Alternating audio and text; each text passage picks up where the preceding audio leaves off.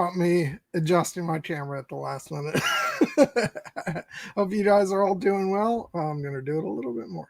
Welcome, everyone, to another episode of Cinematic Realms. I'm your host, Gwen. With me, as always, is Jared, and I'm so excited for today. Today's going to be so much fun. I am on a high after I just finished watching the movie that we are about to talk about. But yeah, I just, like I said, hope you all are doing well. And yeah, no need to bury the lead. We are talking about Star Wars today, specifically the 1977 classic directed by George Lucas that started the whole thing off. And I watched it just a couple hours ago, and I realized that actually with all the new Star Wars stuff that has been over the past couple of years, I think it's actually been a while since I sat down to watch it. And it just, like, on top of just being a rip-roaring, wonderful, fun time, it brought me back, as it usually does, to being a kid. And just the goofy smile that I had on my face when I was a kid, and it was the same today. So I'm really looking forward to not only talking about the movie itself, but like all the memories associated with it. And yeah, speaking of which, like, I just want to point out, I'm wearing a shirt that I got back when like back when the special editions came out in 1997, and it still fits me remarkably. And I was like, I don't know, 13 at the time. So like it must have been oversized back then. And I'm not even like down to the weight that I want to be at right now. So the fact that it fits is like really remarkable. And just real quick, I'll see if I can show you guys on the back. It's got the old school Star Wars logo and art. And yeah, I knew I had to get this out for today. But yeah, I hope you all are doing well. How are you doing, Jared? I am doing well. It's been a very busy week because this was moving week for me. I just got the keys to my new place yesterday, and I'm not there now because it's even though I have moved now officially, it's one of those situations where all of my crap is still in its boxes, and I don't have any of my furniture set up. I don't even have my internet hooked up over there, so not the place to do a stream like this, and I wasn't going to miss this one, so I am here at my parents' house. And of course, life doesn't stop when you move, so I have one of my busiest weeks of work in a while, so it's been a little hectic, which is why it was probably a good reason that this week of all weeks we're picking a movie I could talk about in my sleep, because I know it and I love it so well. But I did get a chance to rewatch it. I love it, obviously, and we will get into it, but there is a reason that even with all the other Star Wars content we've gotten, all the other great stories, from the movies to the TV shows, the animated shows, there is a reason that this movie, the one that started it all, is a movie that changed the world and set the path for everything to follow. It holds up 48 years later. It holds up. And since you did some show and tell, I'm wearing my Rise of Skywalker t-shirt, which I've worn in the past before, but the reason I like to wear it is because on the back here, it's got the release dates of all 11 or all 9 Skywalker Saga films. So that felt like an appropriate commemoration for talking about A New Hope today. Yeah. May 25th, 1977. Yeah, God. It's crazy to me because I was doing the math today, and the only reason I really like to cite the passage of years with Star Wars is because, of course, when the special edition came out, 20 years seemed like such a long time to me when I was a wee little teenager, and now it's been nearing 30 years since that. And it's just, that's just wild to think of. But in a way, it makes going back to the movie just all the more special because, and I've felt this way, like, I think with these kind of timeless classics, it's brought to life, especially when you go back and revisit them. And there's something very peaceful about the fact that they're a constant in your life. And I feel this way about the Lord of the Rings and the Wizard of Oz. And I feel that way about Star Wars. It's something that no matter what else is going on, things change. You enter different points in your life, but you can always return to these things that mean so much to you. And in a way, it's almost like stepping outside of time for a couple hours and just like allowing things to stand still while you're on that journey. And it's a beautiful thing. And yeah, God. And there's so much to talk about in terms of like my journey with Star Wars. And I just should say off the bat that I know I encountered Star Wars when I was really, really, really little. And so much like it's to the point where I don't actually remember when that was. It's just Star Wars was always something that I was aware of. I wouldn't say I became a proper fan though until the special editions came out, because I remember seeing the commercials for it. And at first I was like, knowing what Star Wars was, you know, even if it wasn't super, probably because it wasn't super fresh in my memory, my first instinct was, oh, they're doing new ones. But it was just the classic Star Wars. And my parents had to explain to me that no, actually those are the same ones. And I was like, oh, okay. And of course I didn't know yet that we were going to get more Star Wars films. But so basically when those special editions were coming out, I took it as incentive to really get into it. And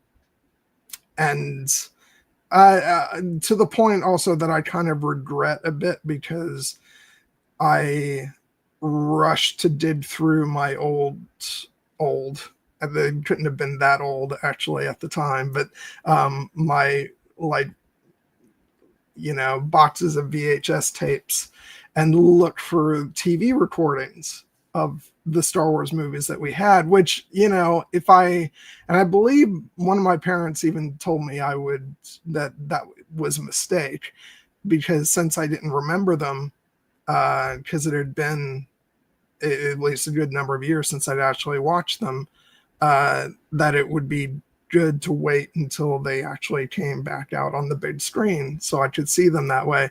I didn't listen. I dug out the tapes and proceeded to watch them right away. So I kind of robbed myself of that experience of getting to see them for the first time. Not really the first time, but like, you know, properly, like seeing them in a way that would have had that kind of impact of seeing them on the big screen, but not being very familiar with the films, having not seen them since I was a wee tiny little thing. And, but of course, when you're a kid, you don't listen, and, you know, but it's fine, because I still went to go see the special editions when they came out, and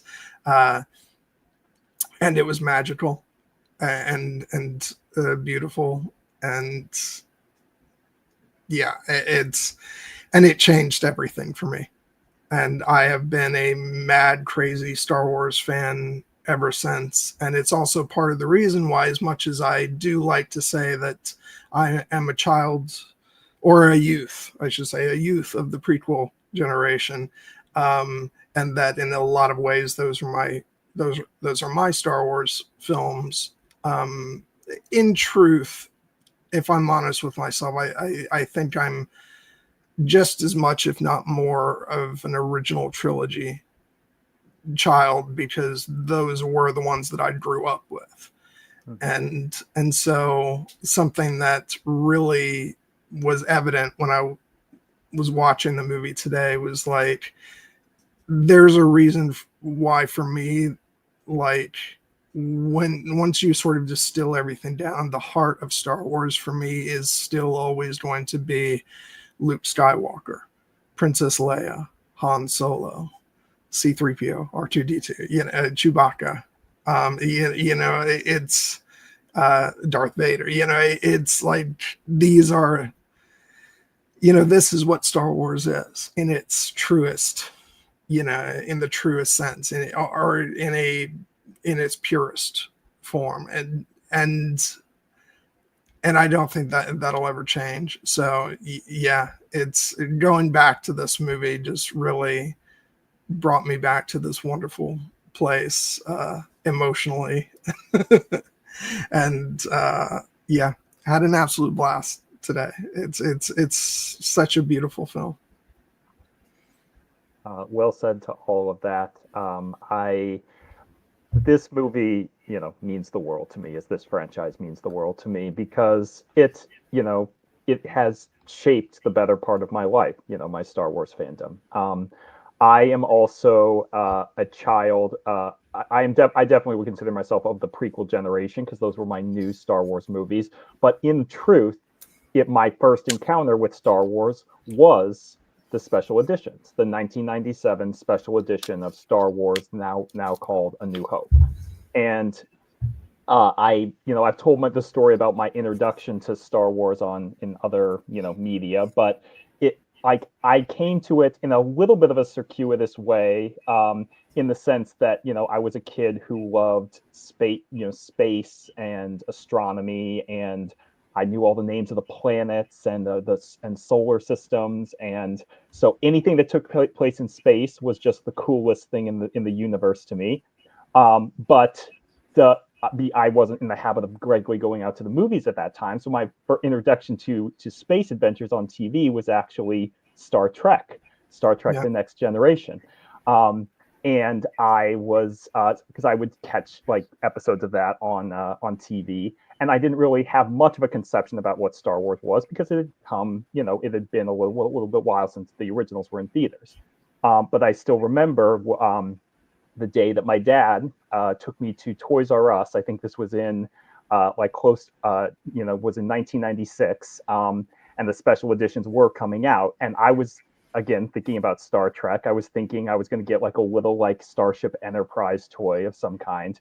And as fate would have it, as destiny would have it, they were completely out of Star Trek Next Generation merchandise. But what they did have front and center in the aisle was a Darth Vader TIE Advanced X1 starfighter, complete with little mini Darth Vader figure. And the moment my eyes lit on that, I was like, what is that? And my dad's like, that's not Star Trek, that's Star Wars. And I looked at him and I pointed at the toy and I'm like, I want that. and I got it. And then a couple months later, my dad took me to see Star Wars A New Hope, the 1997 special edition in theaters. And it was revolutionary. And I fell head over heels, and I couldn't get enough. And so my dad sealed the deal by taking me by buying for me a copy of the Star Wars original trilogy on VHS, and which I do have somewhere tucked away in storage, with many, many boxes. But yes, it's exactly that one. Yep. And I would love to watch it again at some point if I ever can find a working VHS player, because I remember the very first time I popped that in, and there was a little promo for it before the movie started, and it was the voiceover, I believe from Jim Cummings, I believe, for those who remember, for those who will never forget, and for a whole new generation who will experience it for the very first time. And I just that still sends chills up my spine. It has never left my memory for any of those movies, and it's why, even though everything that has come since has been incredibly consequential and has recontextualized this entire movie and enhanced it emotionally, and my relationship with Star Wars is so much deeper now.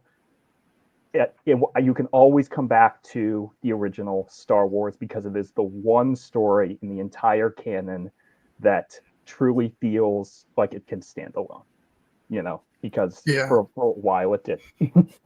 And yeah, it's one of the things that I was thinking about,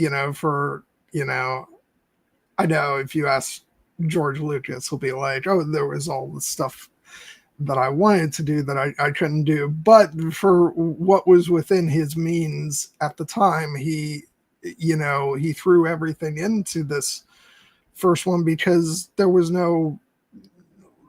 probably no reason, although I don't know, well, who knows what was going on in his head, but there was no reason to expect that this would go beyond just the one film. And so you have to make it work, and you have to say what you want to say, and show people what you want to show them. And yeah, and that's why for me, the original Star Wars is always going to, as I said, be almost the purest expression of what Star Wars is, even though, I know that there's stuff that, Lucas probably thinks is a more pure expression of his imagination in like the prequel stuff. But I've always said, films are a product of the time in which they're made. And so I feel like this movie is everything that it could have been in the time in which it was made. And I especially feel so strongly about that after I finally got to watch the Light and Magic documentary on Disney Plus. And I just have a whole new appreciation for the names that popped up in the credits, like John Dykstra, and and of course people like who we've been very familiar with for years, like Dennis Muren and Ben Burt, and all those wonderful people who were there from the beginning. And but now, like, just it's just amazing to, like, to take that all that accumulated knowledge that we've gotten over the years of like how hard everybody worked on this first film, and how impossible it seemed, and how a lot of people didn't necessarily even like believe in it or know what it was going to be. It's just, yeah, it's just extraordinary to sit back and watch it now. And yeah, I just, like, I can't help but like grin stupidly right now because it was just like, it was just so much fun to watch, as it always is. But yeah, and I should like make note of the fact that that I know you weren't able to do this, Jared, and we talked about this last week, but I did watch the original Star Wars today, and I do think that, like, it gives a very different. I almost feel like if I had been watching the latest iteration of the movie, I would have, like, subconsciously been like watching it as, coming after our Rogue One discussion, and and sort of like, how does it tie in with the whole overarching saga. But getting to watch the original film in preparation for today's stream, it really did feel like stepping back into 1977 and just not forgetting about all that, but putting that off to the side and just enjoying it as a pure expression of what it was, from the beginning. And it was just delightful. And I loved it. Although I never want to I'm also not this is not me naysaying the special editions, although many people do, because as I've discussed, the special editions are why I'm a Star Wars fan, and I have a very nostalgic memory of getting to see the films in theaters in that way. And but yeah, I'm just really glad I got to watch the movie in this way today, because I feel like it prepped me for a special kind of discussion today, which will be far ranging, I'm sure, but it's nice to I feel like that little kid, who fell in love with this, amazing, audacious space opera. And yeah, I just, it was so delightful. I don't know where I'm going with this now. That maybe I'm just searching for a way to begin our discussion proper. But I just, I can't help but want to just, sort of wax nostalgic about, how amazing the movie is and what it meant to me. I mean, I'm very glad that you got to have that experience. I have seen your copy of the original, completely, restored 1977 version of Star Wars when we were all together at Here Be Con in Dallas a few years ago. I do not have easy access to that copy of the movie. Maybe if I ever secure a working VHS player, I'll be able to pop those original VHS tapes back in. But yeah, no, for it has been the special edition for me, and for ever since, and I've made my peace with that one, just because, as you said, this was the version of the movie that I fell in love with. It was my introduction to the galaxy, and also because I definitely had made a conscious effort to distance myself from the discourse around the special editions. I also do have my original special edition box set right here. It's got some wear and tear on it, but it's survived. It has. You should hang on to those VHS copies for as long as you can, because although I do actually have a I'll show that off as well. I do have a pristine, still in plastic copy as well, but I'll never get rid of my original. No. Oh, and because it's me, I also have the widescreen version. Yeah. Yeah, of course. I own a couple versions of this movie on Blu-ray, but I tip my cap to you in terms of always having every. Oh yeah, I'm gonna show the other ones I got here. Here's my DVD box set. Yep. And also here is the tin that they put out the re-release of the DVDs with the bonus feature of the original versions in non-anamorphic widescreen. But which was, it's back then when they released that, quality wasn't great, but it was the best we could do at the time, and I did really like this collector tin, so I shelled out for that without question. Awesome. Yeah, I the only version of the movie that I have access to at the moment, other than the version that's on Disney Plus, is this one. This is the original trilogy, most updated Blu-ray. Updated with one exception. There's one exception that's not been updated, but which we will get to. But yeah, that's the version that I watch most regularly, because as much as I love to put this movie on Disney Plus, as well as anybody, there's nothing quite like being able to pop in the Blu-ray and watch it there. And especially to get those wonderful menus that crop up with the logo and the music and everything. Like, that's always part of my experience too. So, and you don't get that on Disney Plus. So. Yeah, I will say on the version of the original that I watch, there's no fancy menus, so I am missing out on that. but I think it's a fair trade-off. But yeah, no, I do enjoy watching the version of this movie that, is as it originally appeared, goes straight from that Star Wars logo to it is a period of civil war.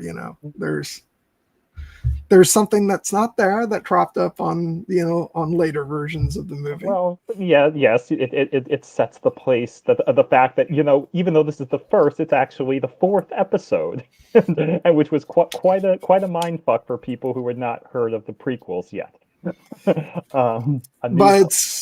But yeah, it's, and I know I know opinion on that is divided.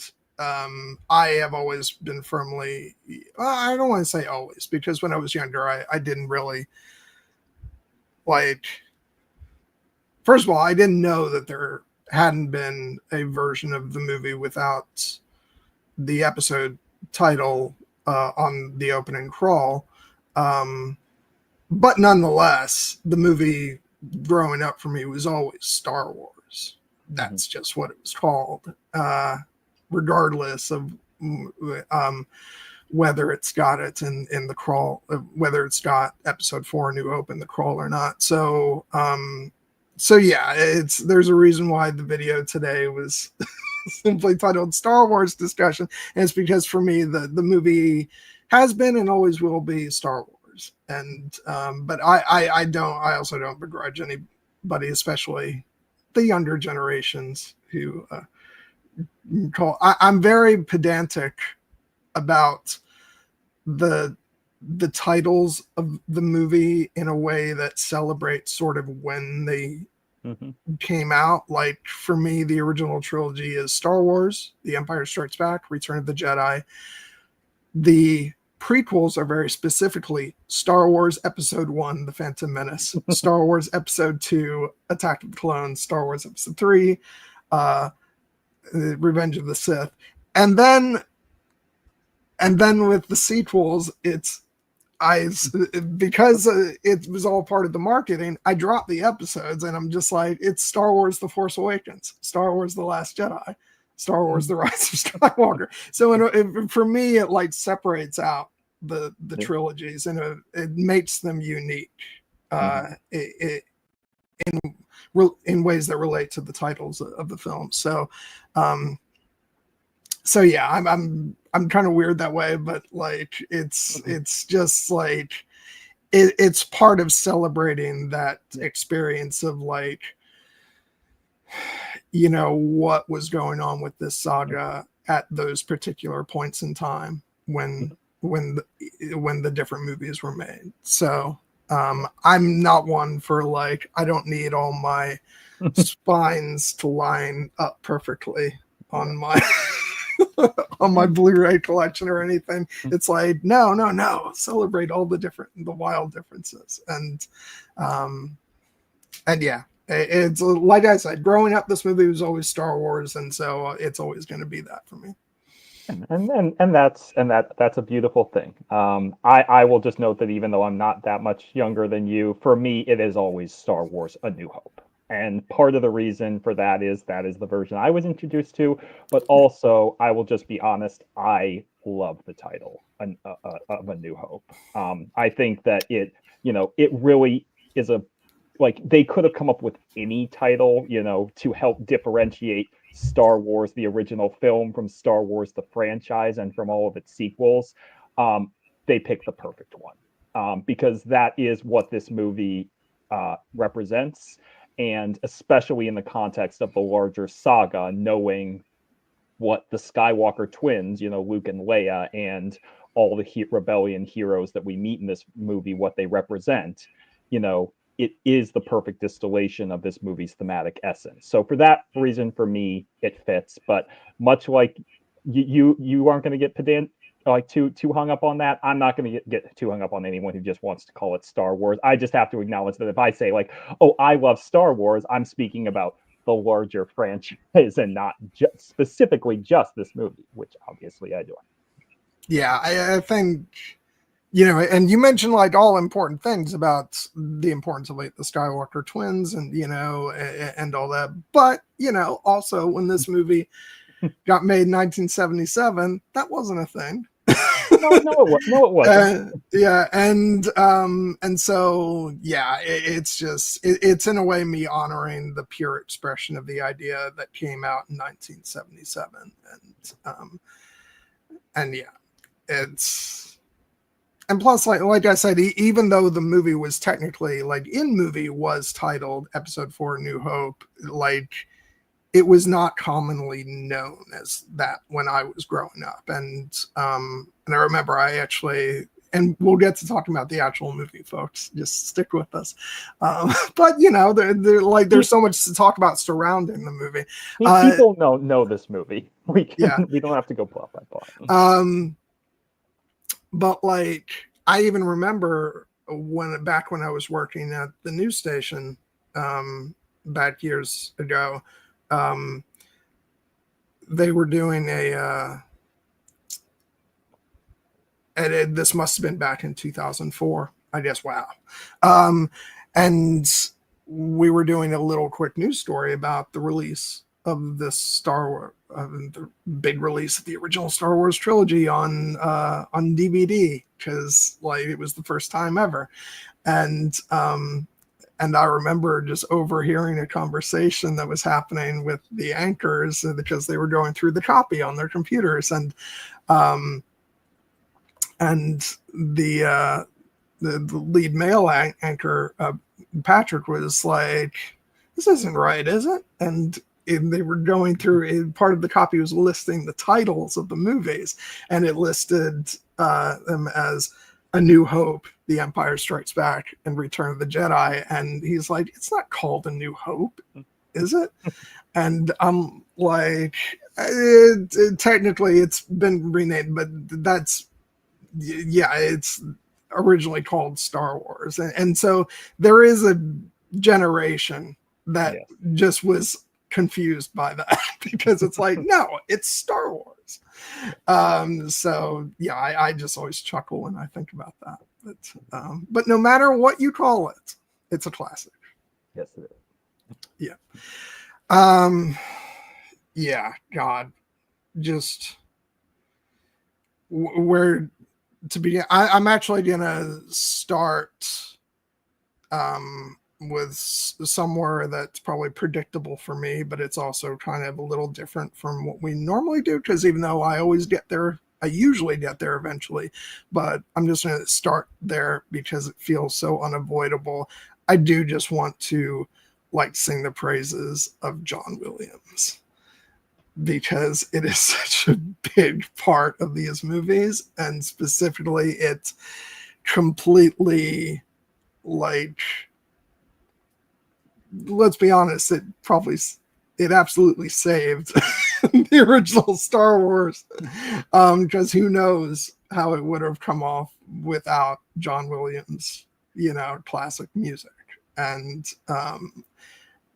it's such a groundbreaking musical score, and it's it brought back culture's love with big sweeping orchestral classical music for films, which had been dying out. But there were a few people lingering at the time who said, not on my watch. Spielberg was one of them, and he recommended John Williams to George Lucas, and the rest is history. Just is there anything more identifiable in cinema history than when this logo, pops open and you get the blasting of the main Star Wars title music? I mean, it's such a shame that we can't everybody knows it, but I'd still love to play it on the stream because it's so freaking amazing. Every time I'm certain that The Lord of the Rings by Howard Shore has overtaken it in my estimation and my personal ranking, I'll listen to John Williams Star Wars music and I'm like, damn it, I don't know. because like, you know, it's just, it's hard to imagine another you know, body of work that is the Star Wars saga, or and even just specifically this opening film that has a bigger impact on film music. No, I just don't think there is. I don't think there is either. I mean, I would make the not definitive for history, but definitive in my personal opinion statement that John Williams' score for Star Wars is the most influential and greatest musical score of all time. You know, you could think about that in terms of just his score for this movie, or in terms of his score across all the movies that he scored for the Skywalker Saga. Because there have definitely been times when I've said I believe that Revenge of the Sith is my personal favorite individual Star Wars score for any Star Wars movie. But none of it exists without this, and none of it exists without like the core themes that were built into the essential DNA of this movie, from the rousing fanfare in the beginning with the title card and the opening crawl, which is, as you said, iconic, one of the most iconic pairings in cinema history, to the achingly beautiful and binary sunset Force theme, to the adventure themes that we get with you know, the attack on the Death Star trench run, and the escape through the Death Star, and then the rousing, you know, celebration music at the end, and so Princess Leia's theme. You know, all of this is just, you know, it's instantly indelible, and it has the influence that it has had not just on all future Star Wars content, but on movie making in general is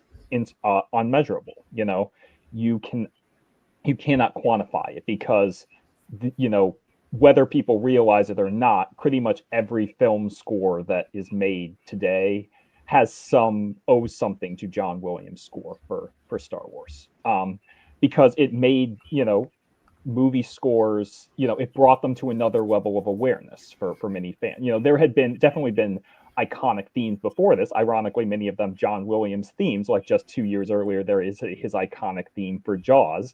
But you know, as a complete suite of music, as you said, sweeping orchestral music for an epic, you know, mythological space fantasy film, you know, it really is, as George Lucas once called it, the secret sauce that made the whole thing work. You know, I think that there are obviously many components that helped this movie, as you said, get saved from being a disaster, whether it's, you know, the strength of George Lucas's original vision for the story, to Marcia Lucas's editing, and Paul Hirsch, who they rightly won an Oscar for this work. Whether or not this movie was saved in the edit, I don't know if we can really say that definitively, but the editing is freaking great. But the music is really what took it from just another, like, you know, cool potential, you know, pulp adventure, serial fantasy, or space saga, into something that has become, you know, inseparable from our conception of popular culture. You know, even if people do not know the Star Wars films, or even if they do not like Star Wars, perish the thought, you play them John Williams' Star Wars theme, and there is a 99.9% chance they're going to know what it is. I like, I can't even, I mean, I'm sure it happens somewhere, especially probably, you know,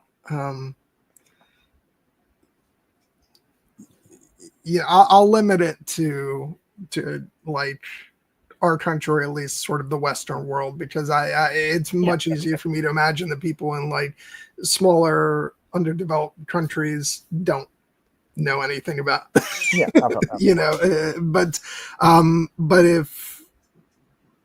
in like, you know, if you stick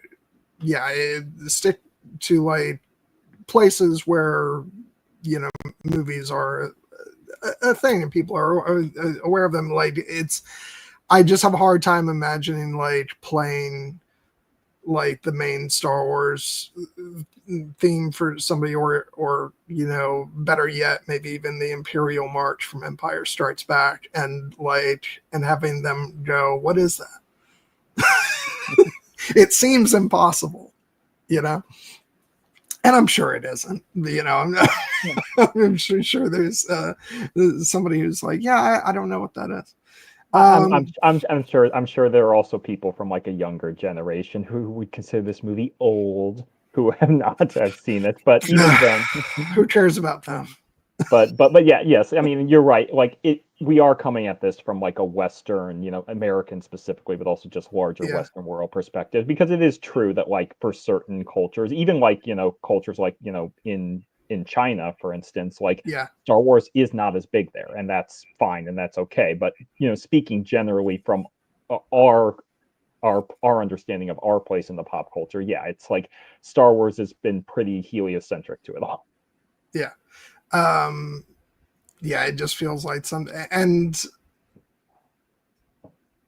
I was really like, I want to be clear, I was not like, I was basically speaking of every sort of Western culture. I may have accidentally insulted parts of the world where they, aren't as familiar with Star Wars. That was not my intention, but I was just trying to get across the notion that in sort of Western culture it's such a big thing, and so for anybody within that sphere, it seems almost impossible for them to not have some kind of awareness of the music of Star Wars or Star Wars itself. And like I said, I'm sure it very much does happen, but just like, I think it's something very like specific also to my experience of Star Wars as well, growing up when the special editions were coming out. And so I was 13 years old when they came out, and so I was still pretty young, and what's amazing is that there was still what was sort of beautiful at the time, and maybe it was, and I'm sure it was just because I didn't have access to the internet at the time, because I would later find out that there were plenty of disgruntled fans with regard to like Return of the Jedi and stuff like that. But I will say that there was this beautiful span of time before the prequels came out, and before I was aware of sort of larger discussions around Star Wars that weren't just me and my classmates at school. Like it did seem like Star Wars was just this universally agreed upon thing that was amazing and great, and how could you not love it, and how could you not know about it? And it's just, I will always look back so fondly on that period in my life. And so anyway, we're just getting off track there, but needless to say, I think John Williams' music for Star Wars is, I think we're both agreed that it may be the most important film music ever written. So having gotten that out of the way for now, because I'm sure we'll come back to the music as we go on. I guess I'll just immediately, like,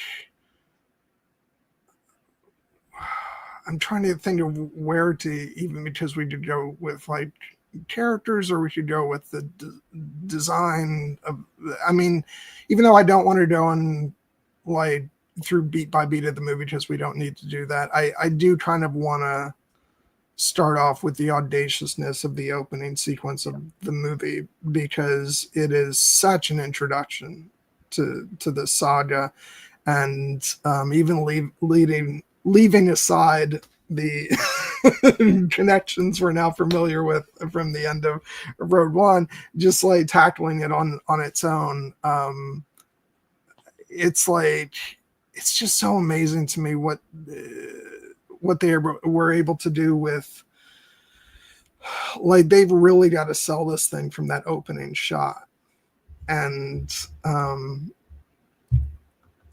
and I was just watching. I'm like, holy shit! Just talk about a great opening where this their cruiser is speeding by the screen, and again got John Williams amazing music, and then you got the Star Destroyer following close behind, and and we're just dropped in the middle of an attack, and it's like, I mean, it really is George Lucas's whole ethos for what the story was going to be, which was just like using special effects in a way that we'd never seen, where it was like, this isn't 2001, like there's an intense chase going on here, and your adrenaline is pumping, and it's just like, and we're dropped right into the middle of an ongoing conflict, and it's just so damn exciting, and on top of that, our first characters that we get introduced are droids. We like that. That's what's so so amazing about this. It's why when I was watching it, I was like, there is something so magical about this movie in a way, to where, and I think that's why it taps into, like, it gets labeled as science fiction, but it's not, it's a fantasy story and science fiction trappings. And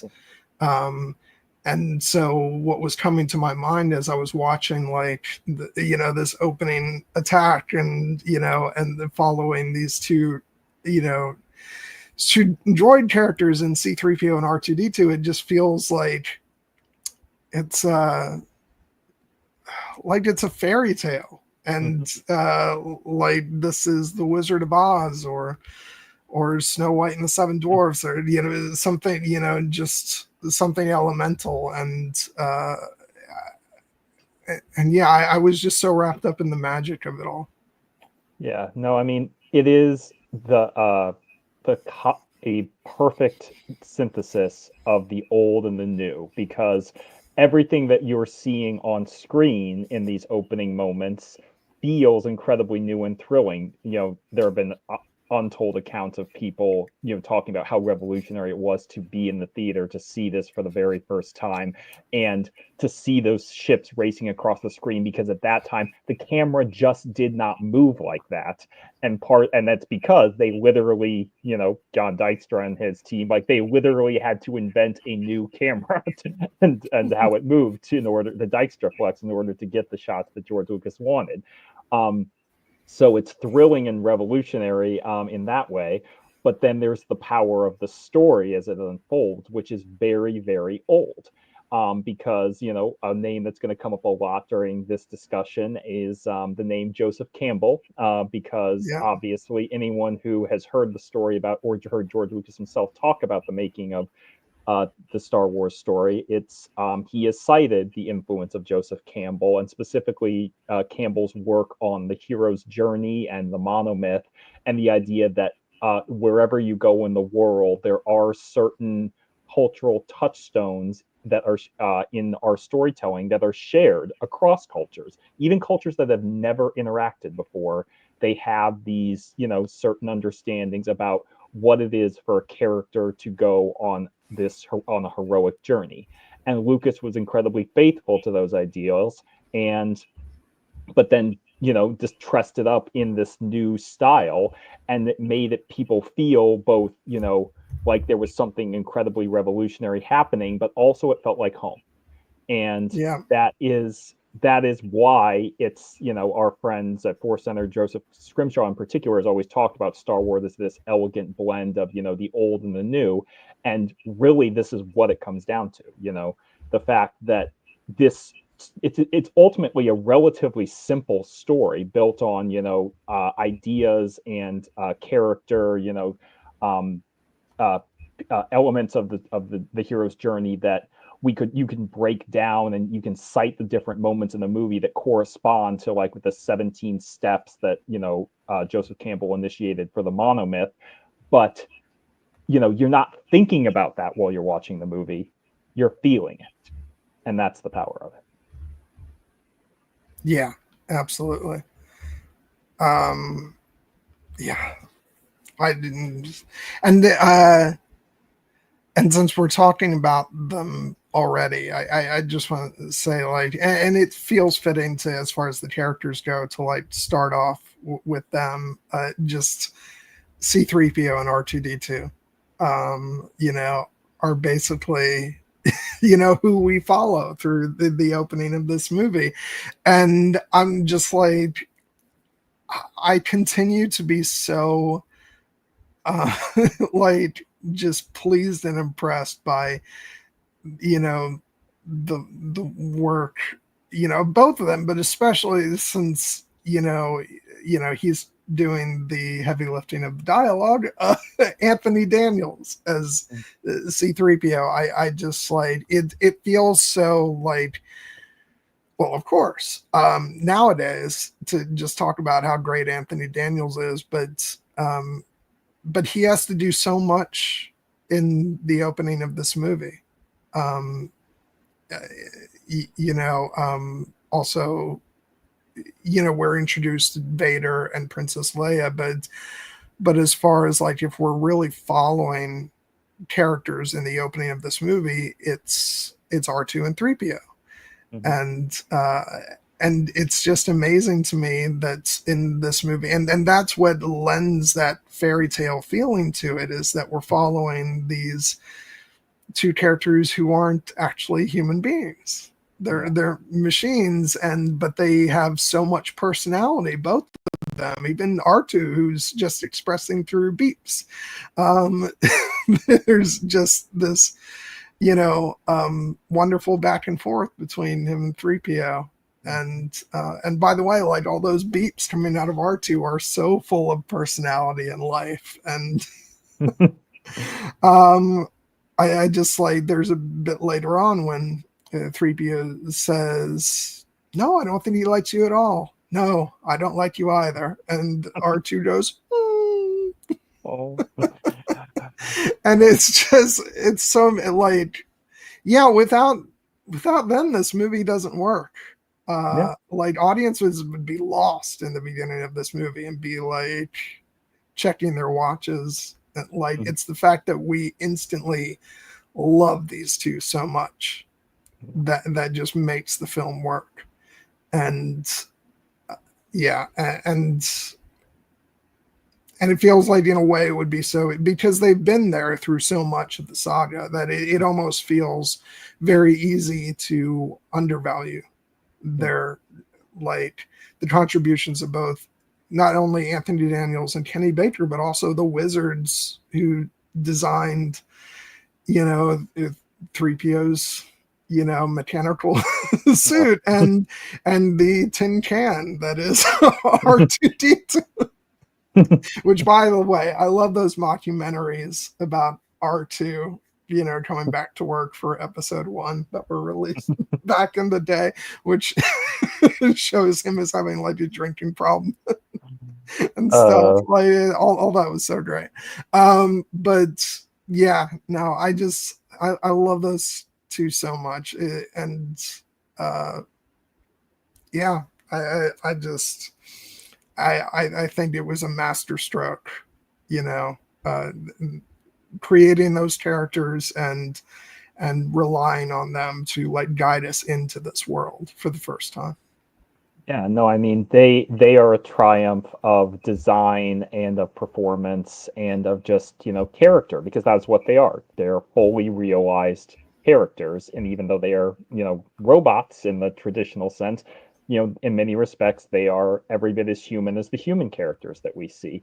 Both, with C3PO's, kind of, anxieties, and R2's kind of, determined bravery, and also a little bit of like harder edge, because like the joke is that R2 is probably saying some words that are this movie's rated PG. R2's probably got a few R-rated phrases.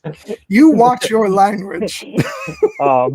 And yes, and to the extent that the droid could have a drinking problem, I don't think R2 does, because R2's probably the most competent character in this entire franchise in many respects. Well, not R2 the character, but R2 the actor. R2 the actor, yeah. I know.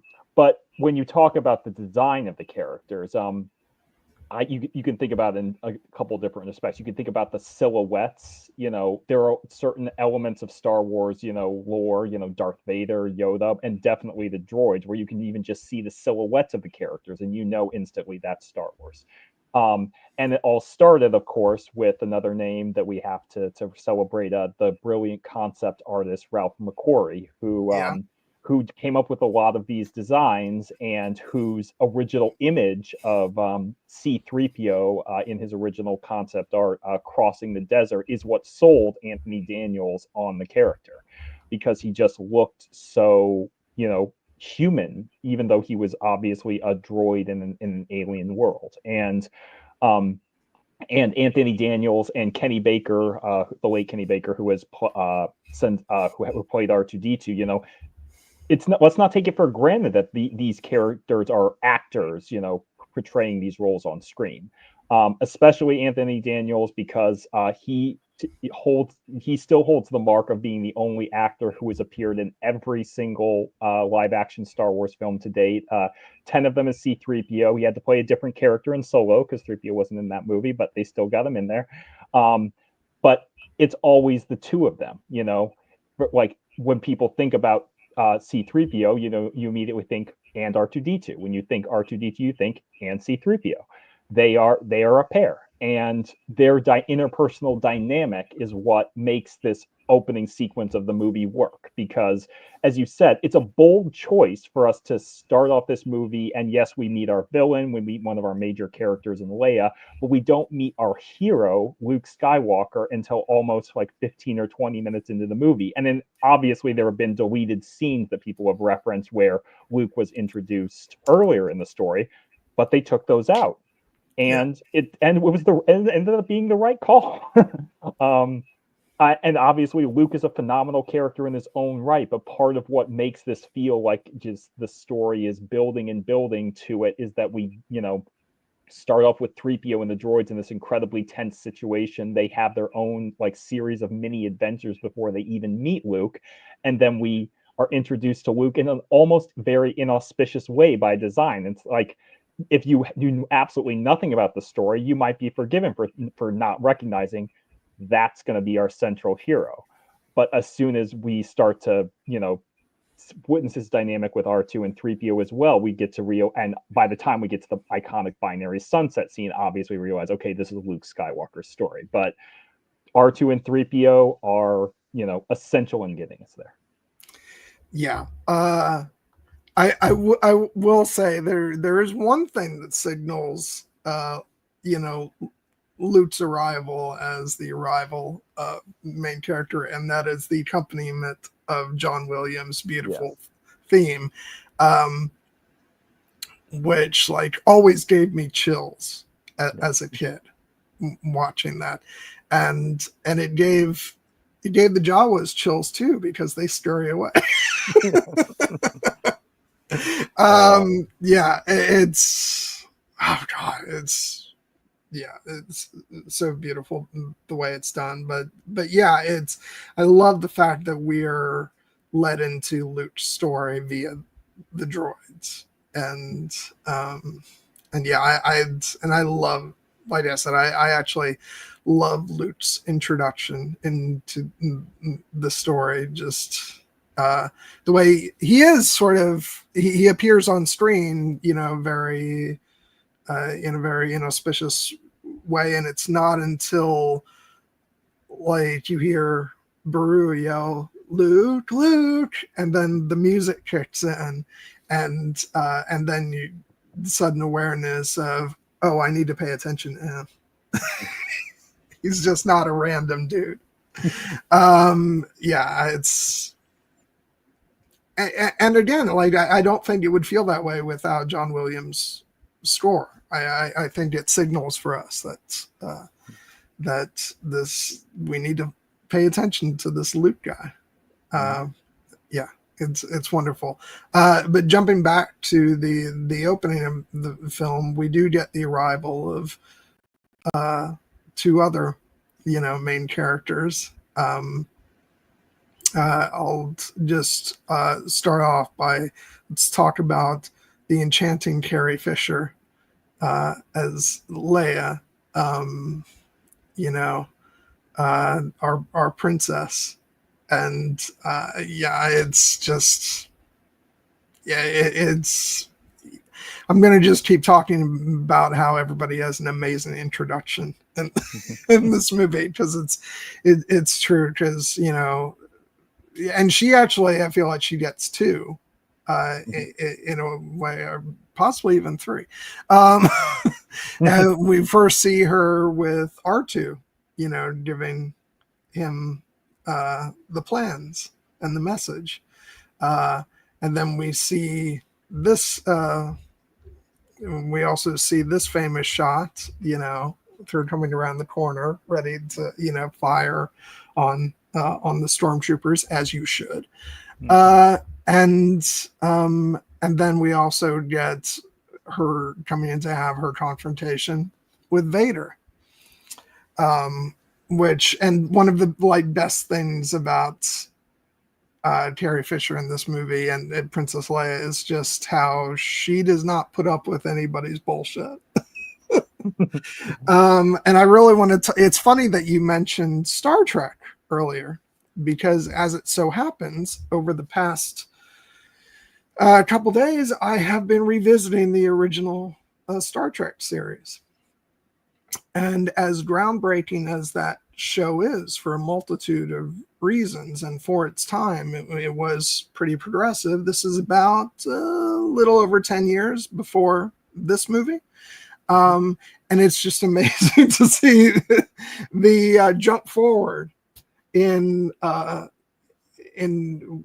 women characters on screen, because this is like I don't want to undersell what an amazing leap forward the character of Uhura is in the Star Trek series, but I would say on the whole that show still has a very 60s view on women and how they contribute to the story and how they're viewed by the men. And this feels like, even though we have, we hope come so much further even from this first film, but this feels like, just a little over 10 years after Star Trek, feels like a huge leap forward in that when Leia's around, she's calling the shots, whether you know that or not, she is. And like I said, she's not putting up with anybody's bullcrap. And I just love that. I love that even when later in the film, when Han is like, yeah, we could avoid taking any more female advice. And she does not put up with that. She's like, look, I don't know who you are, but from now on, you do as I tell you. All right. She's like, somebody get this big walking carpet out of my way. And I love her so much. And and there it will never be another Carrie Fisher. She was one of a kind. Yeah. No, she is a one of one. Both in terms of the brilliant actress who is sadly no longer with us, who portrayed her, and the character herself. Because I think you could make an argument, and in fact, I will make the argument. I will make it now, that Leia, or Princess Leia Organa, is the most revolutionary character in this entire movie. It is there is a version of this story from the original inspirations behind the tale of both classic monomyth and the pulp serials that George Lucas drew an inspiration for, where the character of Princess Leia Organa is what we would think of more conventionally as a princess, and more specifically a damsel in distress. And as Carrie Fisher, I believe, had said about the character, she is playing the damsel role. She is in distress, very serious distress, because she's being part of this rebellion that's being hunted by the Empire. She's taken prisoner. She is tortured.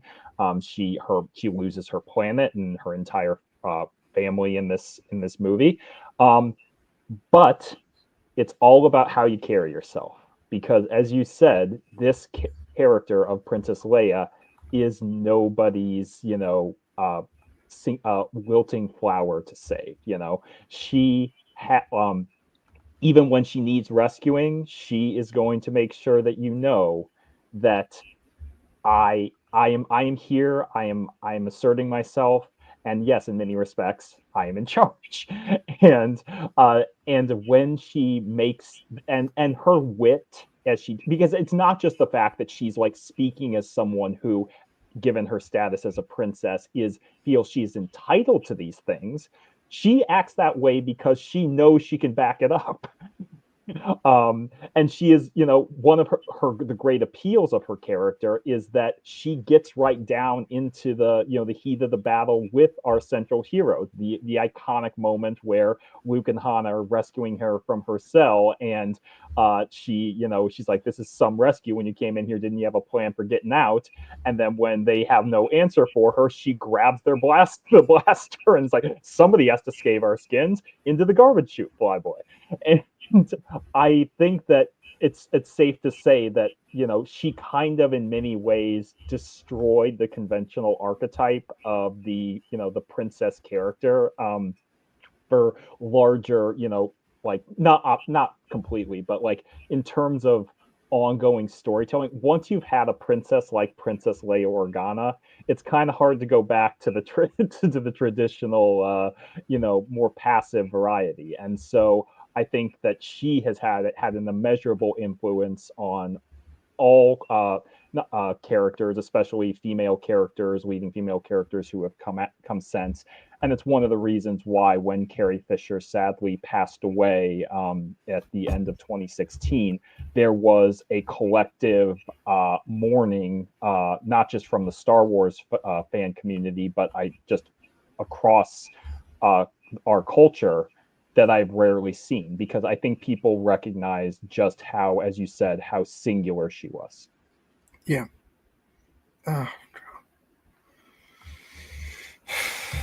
Yeah, and it's funny because it's one of those things that if you grew up in and watching these movies in the late 90s, or even after that, especially after that, I think that it's kind of maybe a little lost on you how groundbreaking she was, especially if you're a kid when you're watching these movies, because you're not aware of those things. And but that makes her an exceptional role model, and if I can say so, it's good for young boys to be seeing her too, and yeah, but like, now knowing as much as I do about history and the not too distant history, unfortunately, and just like about cinema, and like what I was just talking about, how in something like Star Trek, that was very progressive for its day, but was still behind in a number of ways. It's, you see how groundbreaking she was, and it's just, yeah, I was watching today, and it really was like, it just, I'm trying to imagine seeing this in 1977 and how like like she comes off as amazing to us in a present day context, and I think that's probably the most beautiful thing, is that she's, as a character, doesn't feel like she's dated. Mm-hmm. Really, she is, you view this character today and she is still as no nonsense take charge and not putting up with anybody's crap, as she was, back then. And when we see her in present day Star Wars, like in the sequel trilogy and in books and, in comics, and, it just feels like a natural extension of who she's always been since her appearance in 1977. And I just think that's awesome. I aside from maybe Lucas's anecdote about wearing underwear in space, that accepted. But Carrie Fisher turned it into some good comedy in her later years. but character wise, like it's just amazing how ahead of her time she was, and how much the character still stands up, and how like Carrie Fisher is like just based off of this performance that's almost nearly 50 years old, is still like showing audiences today how it's done, and I just think that's amazing. As do I. And the only thing that makes it even better is the fact that this is where one of the things that Star Wars also invented, not invented, but in a sense, like instilled in our popular culture as a trope, because it was so incredibly successful at it, was the idea of the big three. Yes. The fact that there are three central protagonists, and obviously we have our lead hero in Luke Skywalker, as portrayed by Mark Hamill, who we should also gush about at some point because of how amazing his performance is. And then we have the classic swashbuckling rogue in Harrison Ford's Han Solo, who was in many ways also a revolutionary character, and then Carrie Fisher as Princess Leia Organa. And this is a case where like all three of them are iconic characters individually, but together as a three-person unit, there is a reason that they are the standard in cinema. Anytime you have a central, trio like this, or even a central group, anyone who knows their history of cinema is going to be, subconsciously or not, setting them up against the big three of Star Wars: Luke Skywalker, Han Solo, Leia Organa, because they are together stronger than the sum of their parts, and they are the movies, in my mind, like perhaps single greatest strength, because they are what makes, we were invested in all of them. It's Luke Skywalker's story, but we're also rooting for Han to, make the better choice that he ultimately does in the end. We're rooting for Leia to, get back to the rebellion and to, because this is her mission. It's her mission to get the Death Star plans back to the Rebel Alliance, and she succeeds. And Luke is the one who obviously destroys the Death Star, and probably has the biggest, single act of heroism in the movie, but he could not have done it if Han doesn't return to make that final shot and clear the way so that he can blow this thing and they can all go home. This is where the idea of one of the essential tenets of Star Wars that comes in are ideas of hope, choice, and found family. And we get them all here. A new hope is born, by these characters coming together. The choices that they make, Leia's choice to undertake this mission to save the Alliance, Luke's choice to go and rescue her and then to, join the fight, Han's choice to come back and save the day for Luke, and then found family, because these characters become, inseparable. They become a real family. Obviously, Luke and Leia, as we will learn later, are in fact blood family as well, twin brother and sister. But in this movie, it's an act of choice to bring them all together. And let's not forget Chewie and the 3PO and R2. They're a part of the core unit as well. Yeah. And he doesn't make it to the end, but Obi-Wan's and they're Well, to Obi-Wan is eternal, both yeah. in our hearts, but also because He technically does make it to the end because the rules for Jedi are a bit different. yes. Yeah. Which I'll be really excited to talk about because that's another way that this movie celebrates its roots as a fantastical story. That that death is not the end. Or as a hot lady once said, death is only the beginning. See if anybody can catch that reference. Um, but yeah, it's oh god, you're right. And it's funny, like how the idea of the trio has just carried over into so many things. Even Lord of the Rings, which starts off with the Fellowship of Nine, but then we get the trio starting in the Two Towers. We have a couple trios actually because we've got Aragorn, Legolas, and Gimli. We also have Sam, Frodo, and Gollum. Is that their shipping name? I haven't been on the internet. It may be. I don't know. I doubt I'm the first one to stumble across that as an idea. No. And then, of course, I did just make a reference to The Mummy, of course. And I don't know if can you count that as a trio? Because there's many of them, but I don't know. I think the trio in that movie is,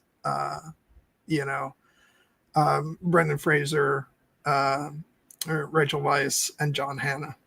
Mm-hmm. I think we can count them as a trio. I would agree. I don't think Benji qualifies for trio status in that movie. And then of course, the Matrix, where, you've got Neo, Trinity, and Morpheus. And the list goes on and on. We love our trios in cinema. Let's not forget Captain Jack Sparrow, Will Turner, and Elizabeth Swann. I was never forget. So yeah, it's had so much influence. So let's move on to talking more about our main character, Luke Skywalker, played by the incomparable Mark Hamill, who, like, by the way, and then this is sort of a larger discussion about his place in all of Star Wars, but I'm old enough to remember when it sort of seemed like the popular consensus was that Mark Hamill had been forgotten and that he was typecast, which is ridiculous. and that, like, oh, look how successful Harrison Ford was. And Carrie Fisher has always been a sort of national icon, but Mark Hamill doesn't seem to have done that much, which was false, of course. You'd have to be a pretty big discounter of animation to forget that if he had nothing else, he had, lent his voice and created the definitive version of the Joker. So yeah. And then he was doing other stuff throughout the years as well, but it's nice that he's now, like, not just with the sequel trilogy, but also just like he's been in like horror films and and he's had all kinds of other appearances in television shows, and it feels like he never really went anywhere, but it does seem like he's surged once again in the sort of popular consciousness, which I'm very happy about, because he always deserved to be as lauded as I think he is being nowadays. And it's like, for me, it all starts right here in the original Star Wars. I think, like, he's been amazing from the get-go, and I think he just got better and better. I love what he does in Empire. He has so much heavy lifting to do in that movie, and then I love him as the more stoic Jedi Knight in Return of the Jedi. But it definitely all starts here, and I liked seeing the younger, more innocent Luke. I think one of my favorite Luke moments ever is when they're on the Death Star and he's trying to convince Han to help him go after the princess. And then he says, she's rich. Han goes, rich, powerful. If you saved her, the reward would be what? Well, more well than you can imagine. I don't know. I can imagine quite a bit. You'll get it. I better. You will. And that you will. It'd be one of my favorite Luke moments. And like, that's the thing. You can say it about the entire cast, but like, people like to criticize sort of the style of acting in Star Wars, but particularly in the original trilogy, I think that there's so much charm amongst all the performers that I think they're all fantastic, and they're all so instantly lovable and and fun, and their chemistry is off the charts. And but I think Mark Hamill just like created a character for the ages, and it only gets better when you see his evolution throughout the other films. But I think he does like a great job of capturing the character's more lighthearted moments in this film, but also the gravitas when he loses Uncle Owen and Aunt Beru, and and when he comes back to Obi-Wan, and it's just that great moment where Obi-Wan says, there's nothing you could have done, Luke. Had you been there, you'd have been killed too. And the droids would now be in the hands of the Empire. And then Luke says, I want to come with you to Alderaan. There's nothing for me here now. I want to learn the ways of the Force and become a Jedi like my father.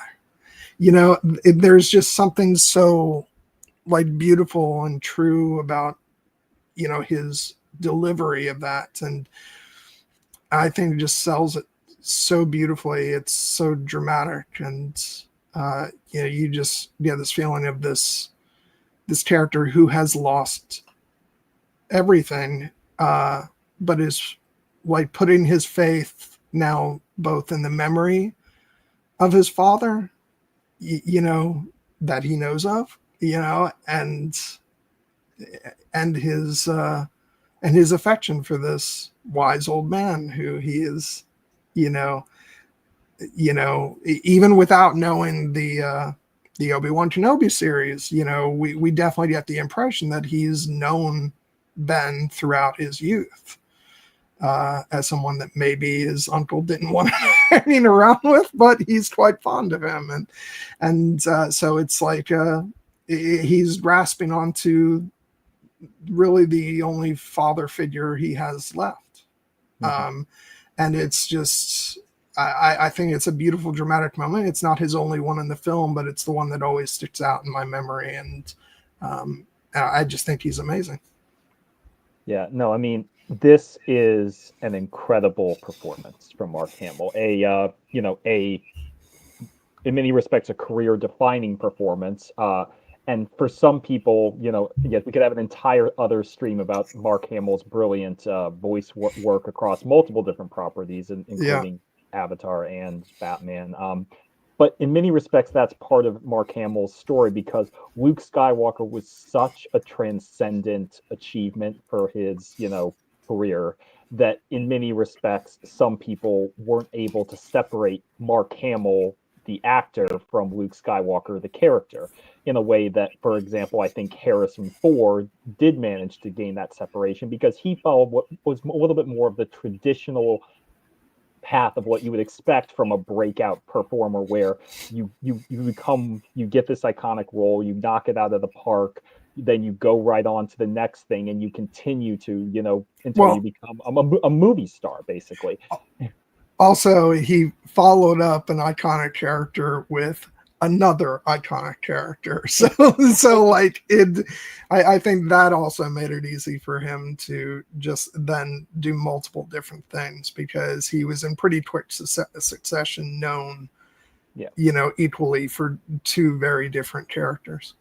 Yeah, and that also, it also helps that he, had like the classic like matinee, Yeah. star good looks and everything. So I mean, we'll get to talking about how brilliant Harrison Ford is in this movie, but the thing about, Mark Hamill is that if you like see him outside of the context of Star Wars, he's kind of, he's a regular guy. He's a little bit, he's goofy. He loves comedy.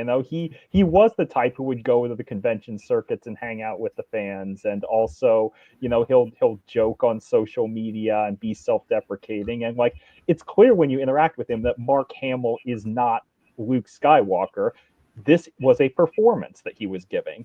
And I think it just took time for people to realize just that because of the way he made it feel so naturalistic.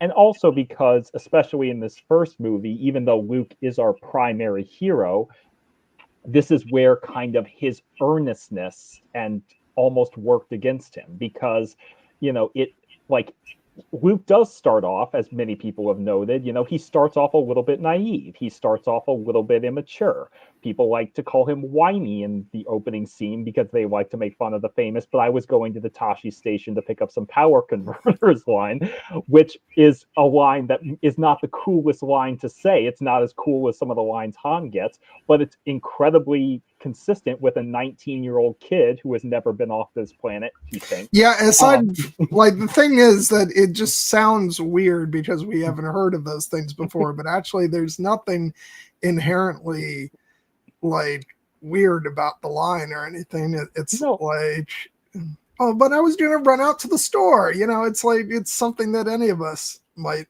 say. It's a space version of the thing. Like, I don't want to do my chores. I want to go hang out with my friends and play and play video games and maybe get a little buzz. But he is. But ultimately, it's that earnestness that endears us to him, because he is the hero we are relatable. The thing about Han, and again, we'll get to Harrison Ford, but like, Han is almost like unattainable in his level of coolness for most of us watching this movie. He is the character we want to be, but Luke is the character we all recognize in ourselves. And for Mark Hamill to do that, I just think is amazing. Yeah, 8984M, this is just spot on point, where I couldn't agree more. And this, but yeah, this, like, Mark, ultimately where I think I come down to is that I think it took people time to recognize that Mark Hamill isn't just being Mark Hamill and doing his Mark Hamill thing in this movie. He is giving a performance as Luke Skywalker, not only in this movie, but across the entire trilogy, across the entire saga. And I think now we finally reached the point where we can acknowledge that this, there is a reason that he is one of the most iconic characters in all of cinema, and it's because we need to see him start here so that we can see him see where he ends up at the end of this movie, and where he ends up at the end of this trilogy, and where he ends up at the end of this saga. And Mark Hamill has been there for it all, and it's fitting that we're talking about this movie in the week where Mark Hamill is kind of, given interviews on the Life of Chuck press circuit, where he's getting great reviews for his work in that movie, saying that he believes that his time as playing the character of Luke Skywalker has passed. Yes, exactly, 8984M. But and whether or not he ever returns to the role, I don't know. But even if he hasn't, like, I think that, it's just an honest to God love fest anytime this man appears in public, because we know how much he has given all of us, not only as Star Wars fans, but just in the world. Yeah, 8984M. Yeah, it's. I think this is part of the reason why earlier in the stream I said that, for me, someone who grew up on these films, it's like I just can't help it. For me, like, the heart of Star Wars is always going to be Luke Skywalker. And I acknowledge that is a generational thing, perhaps, but also it is because Luke is in many ways the everyman character. Having said that, I don't see myself. I didn't grow up to become a Jedi Knight like my father. Um, but he very much starts off like the everyman and swept up in this fantastical journey. And as a kid, that's so like it's wish fulfillment. It's we want to be that person who's we don't want to see our family members burnt to a crisp, but but we are waiting for some the wise old wizard to come and and tell us that we have a destiny and that we're going to embark on a great journey. And so I think that's why so many of us, when we were young, identified with Luke so much, and he was a character to look up to, which is also why a lot of people maybe did not handle his future character journey with the maturity they should have. But it all comes from that place of the fact that we all identified with Luke growing up, and he was our hero. And so for me, that's why for me he's always at the heart of Star Wars, and I can never let that go, no matter how much the story is recontextualized, through the later films and all the TV shows and stuff. So yeah, and like the fact that Mark Hamill is such an amazing person just helps that so much. I love the fact that he's a big goofball. Yeah. It just makes me love him even more. And when I got to, I do want to say, like, I was trying to figure out our time to show these off. I'm actually gonna go and show them off now. When I went to Celebration, the Star Wars Celebration 5 back in, like, I want to say it was 2010 maybe, 2009 or 2010. I don't remember the exact year, but this was back when Celebration was a manageable thing that you could go to and not like have to like shove your way through a crowd every single second of the thing. But when I went, in addition to what I was leading up to saying, was that I got to actually hear him give a panel, and I actually got to sit in the audience and watch that panel.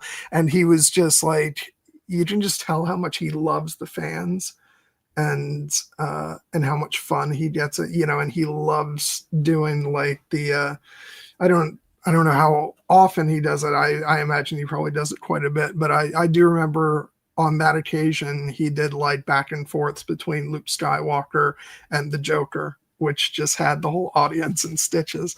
But no, what I was going to say was I did get some autographs when I went to that celebration, and I got out the ones that pertain to the original trilogy. And I got Carrie Fisher's autograph, which I'm very grateful to have. Although, to be honest, she was not super thrilled about sitting there giving autographs, but that's okay. Like, I get it. I was just very appreciative that she was giving the autographs, and at least I have it, and I can cherish that. And also got Mr. Anthony Daniels, which is so great. And yes, and he could not have been nicer, even though the line was moving very fast, but it was everything I would have hoped for it to be. I did get Mr. Mark Hamill's autograph, and I love so much that I was able to get it with this picture, because like this is iconic Luke Skywalker for me. Return of the Jedi with the green saber. Love it so much. But yeah, I will never forget that trip. It was here in Florida, in Orlando, and it's part of why, like, Even though I've talked about going to another Star Wars celebration in the future, I'm not necessarily in a super rush to replace that memory, because I think it was an amazing time, and also probably like will remain the best Star Wars celebration experience I will ever have, even if I go to them in the future, because from my observations outside of them, I can see that the events nowadays are really, really hectic. And and that was not so. Like, the big thing at that celebration that they were promoting was season 3 of the Clone Wars. So that was back when things were a bit quieter.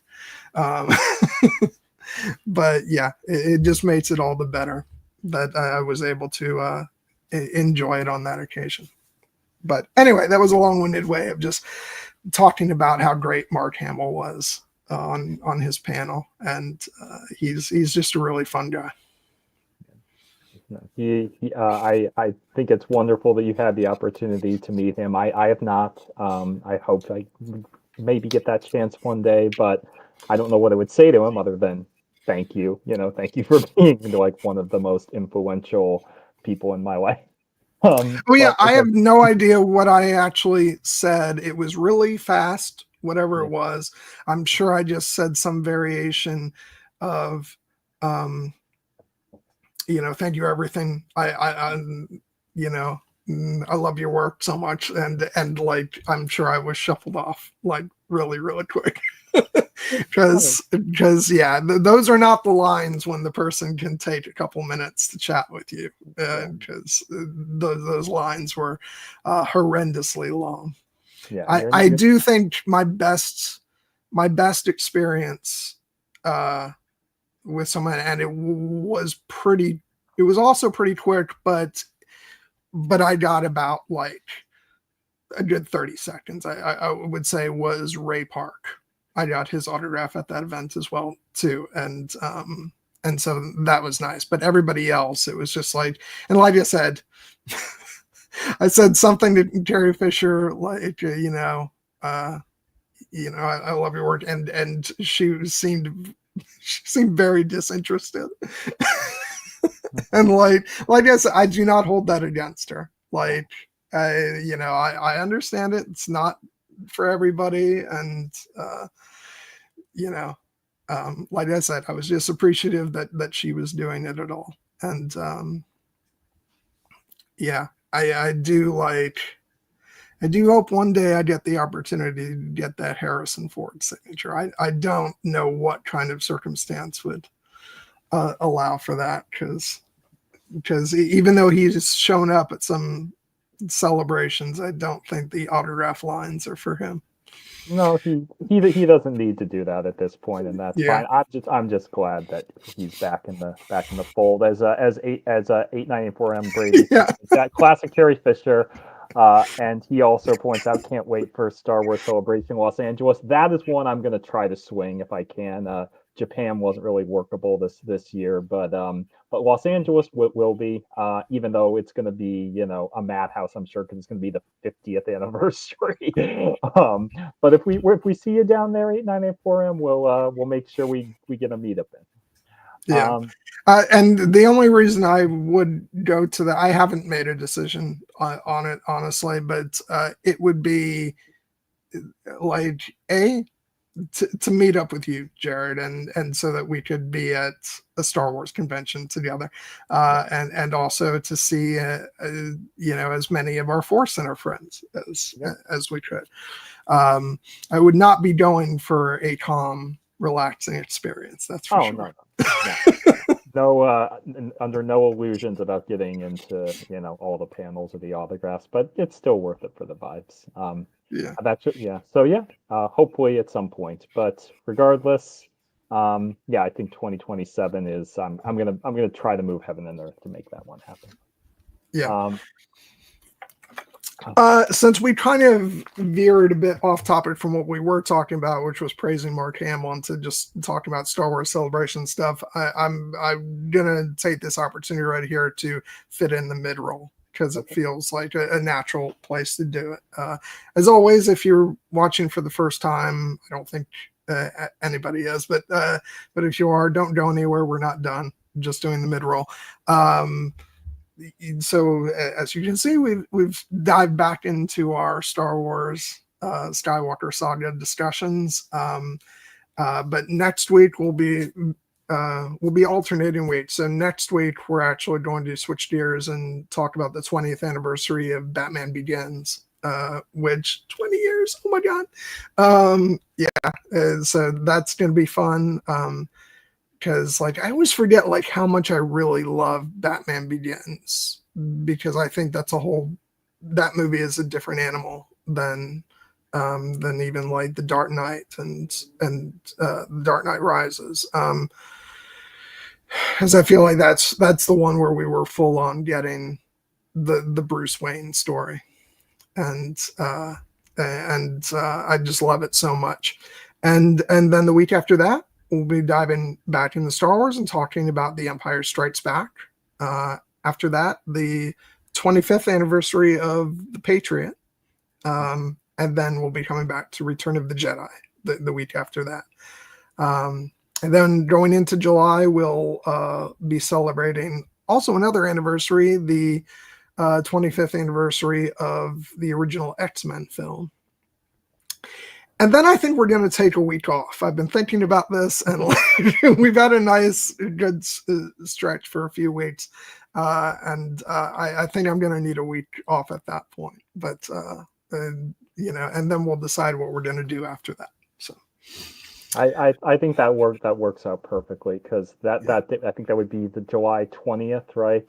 That's actually my mom's birthday. So I think that's as good a week as any to give us a week off. Cool.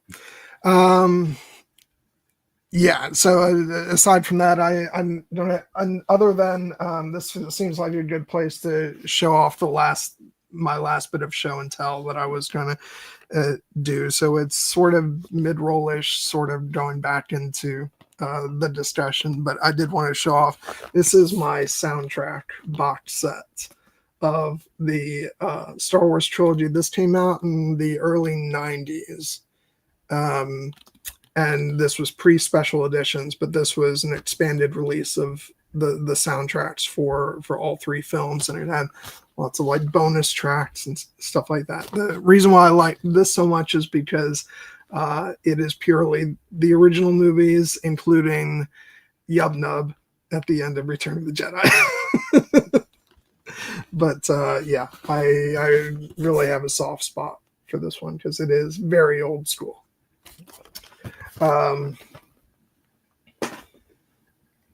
Okay, I think I've pretty much shown off all the stuff I have, but yeah, do you have anything you want to throw in there before we jump back into talking about Star Wars?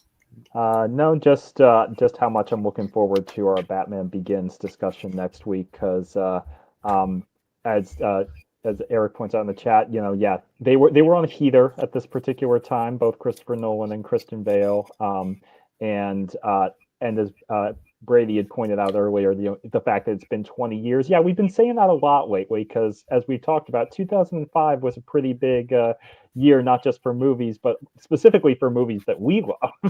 you know.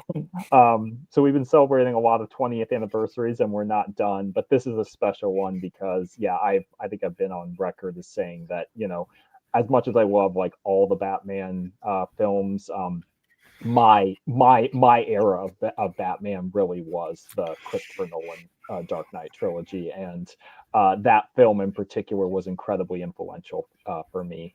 So I can't wait to celebrate it that way.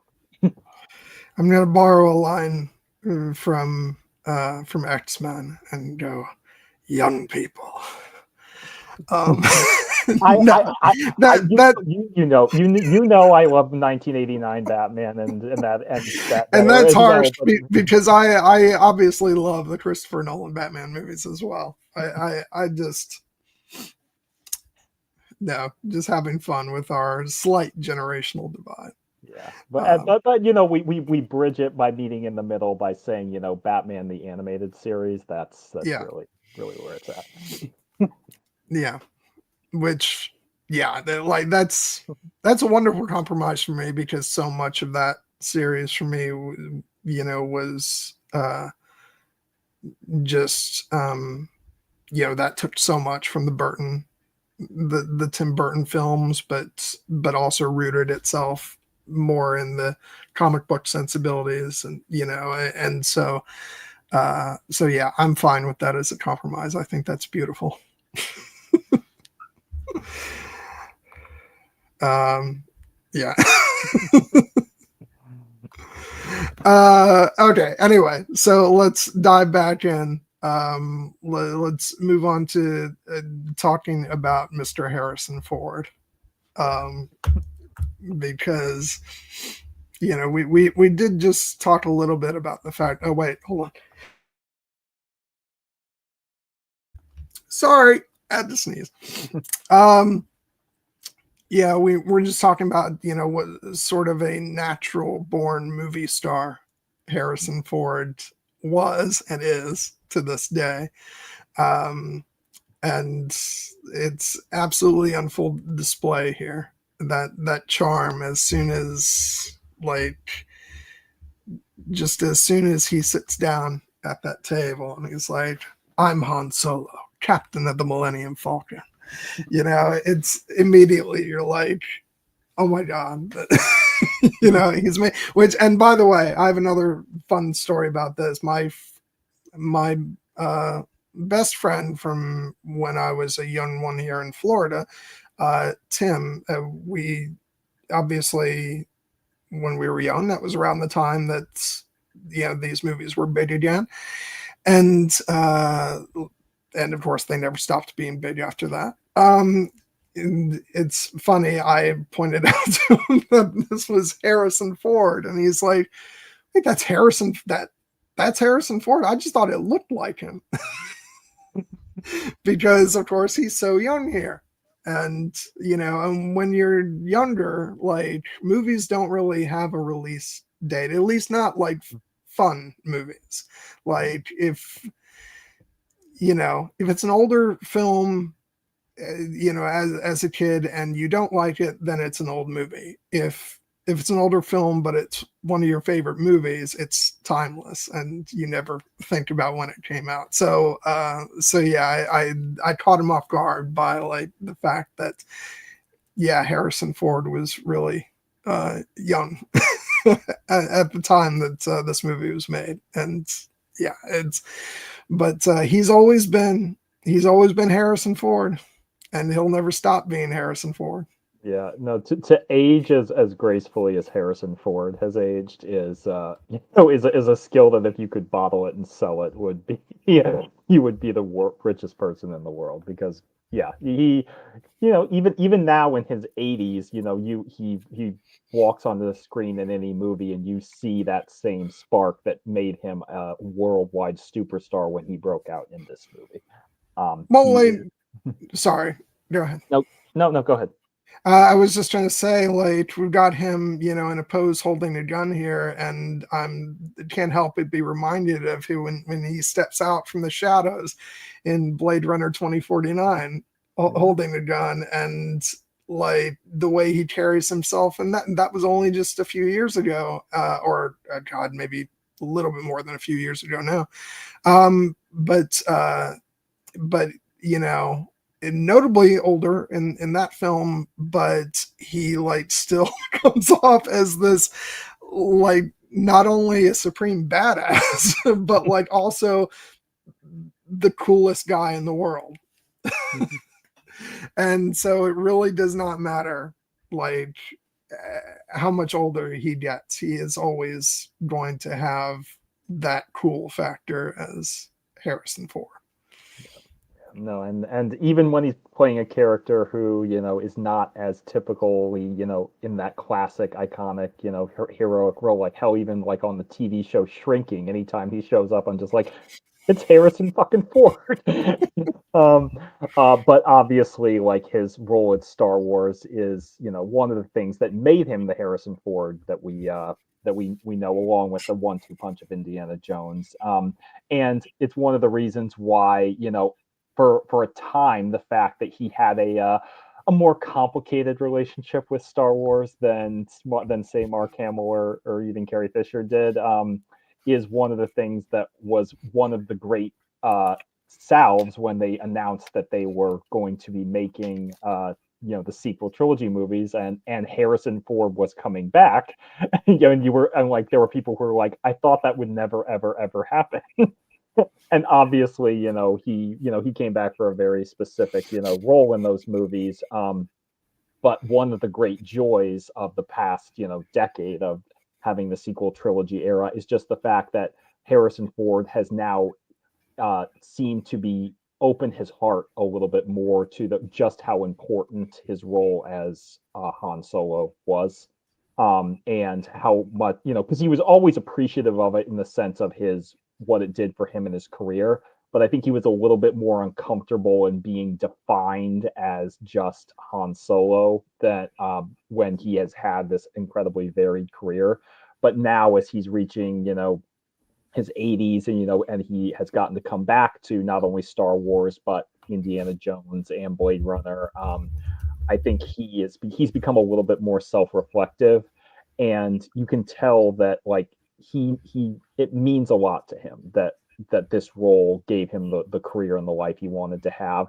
And it's clear that even though he may have struggled with certain aspects of it even at the time, he just everything that he put on screen is timeless, and there's a reason that Harrison Ford in many respects that Han Solo was the character who everyone wanted to be, because again, how could you be this effortlessly cool on screen, where you not only look the part, but you can act the part. You have the right just wry sarcastic line to use in any situation. You're taking yourself seriously, but you're not too seriously, and also the underlying human quality to it, where he can be both incredibly cool and competent and suave, but then he has those little moments of self-doubt where he when he thinks nobody's listening, he's like, I don't know how we're going to get out of this one. And also there's an element of danger about him where at least in the version I watched, where he will shoot first. Yeah. And I think that's been reestablished thanks to Solo. Yeah, I think yeah. And yeah, so there's this sort of, what you mentioned, this sort of lighthearted, suave aspect to him, but then watch your back, because he's also not someone to be tested. And but then that's part of the joy of watching his character arc unfold, throughout this film and the other films of pulling back those layers and seeing that actually at heart he's the good guy. Yes. And it's so fun to see, to see that character go through that journey. And I just love that this movie ends with,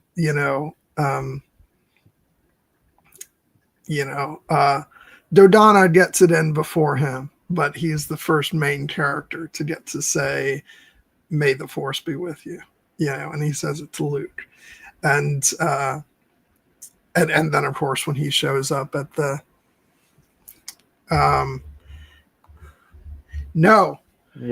Bad Brady. No. I'm with you, Brady. Trust me, we have not gotten to the great McClunky debate that is going to be the most contentious point of the entire stream between Gwen and I, but we will get there. It's coming. Yeah, we're gonna wait and tackle all of the it's not even, we're going to talk about the special edition stuff, but honestly it's not even my grievance is not even wholly with the special edition changes, although that was one of them. The whole Greedo shoots first thing, but I'm really going to get into it about the like DVD and beyond changes, which compounded the issue. But we're going to save that a little bit longer yet. But yeah. Oh, where was I? We were talking about how cool Harrison Ford is. Okay, yeah. How did we ever get off that topic? Yeah, okay. I was talking about how I just love how he comes in at the end, you know, and saves the day with a big old Yahoo! You know? That's not quite how he did it. That took on a life of its own. But but a Yahoo! And yeah, and he's such Han is such a great character, and I just, you know, I love him and Harrison so much. And you know, I was just going through his filmography, and I'm just reminded of the fact that, like, especially like I'm looking at like early 90s in particular, when like you know, he was coming off of like Indiana Jones had just wrapped up with The Last Crusade, at least for the time being. And like that movie in particular was like such a touchstone of my childhood. And then like I remember being aware of movies like Regarding Henry, Patriot Games, The Fugitive, Clear and Present Danger, Sabrina, The Devil's Own, Air Force One, you know, and then that carried on, you know, with like 6 Days, 7 Nights, What Lies Beneath, K-19, The Widowmaker. You know, it just seemed like all throughout the 90s in particular, and it never really stopped, but that's when I was aware of it because I was growing up at the time.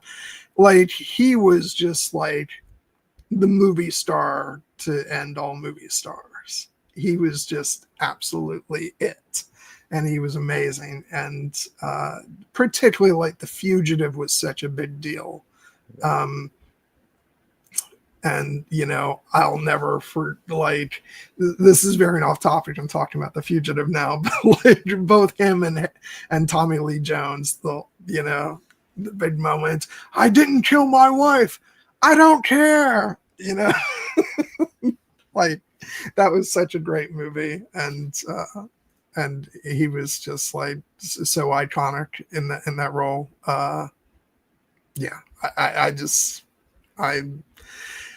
always loved him so much, and so the fact that like he was a big part of these movies, and what made them so fun, and yeah, I love his banter with everybody, you know, especially like his banter with Leia and his banter with Luke, where he's like, why don't you outrun him? I thought you said this thing was fast. Watch your mouth, kid. You're going to find yourself floating home, you know?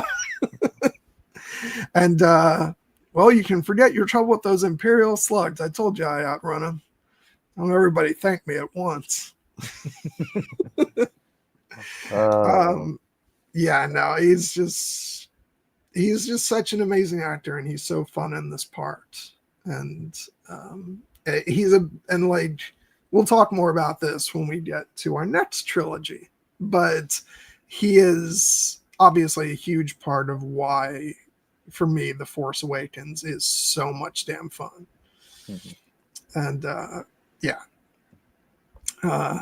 So I cannot say enough good things about Harrison Ford. He is fantastic.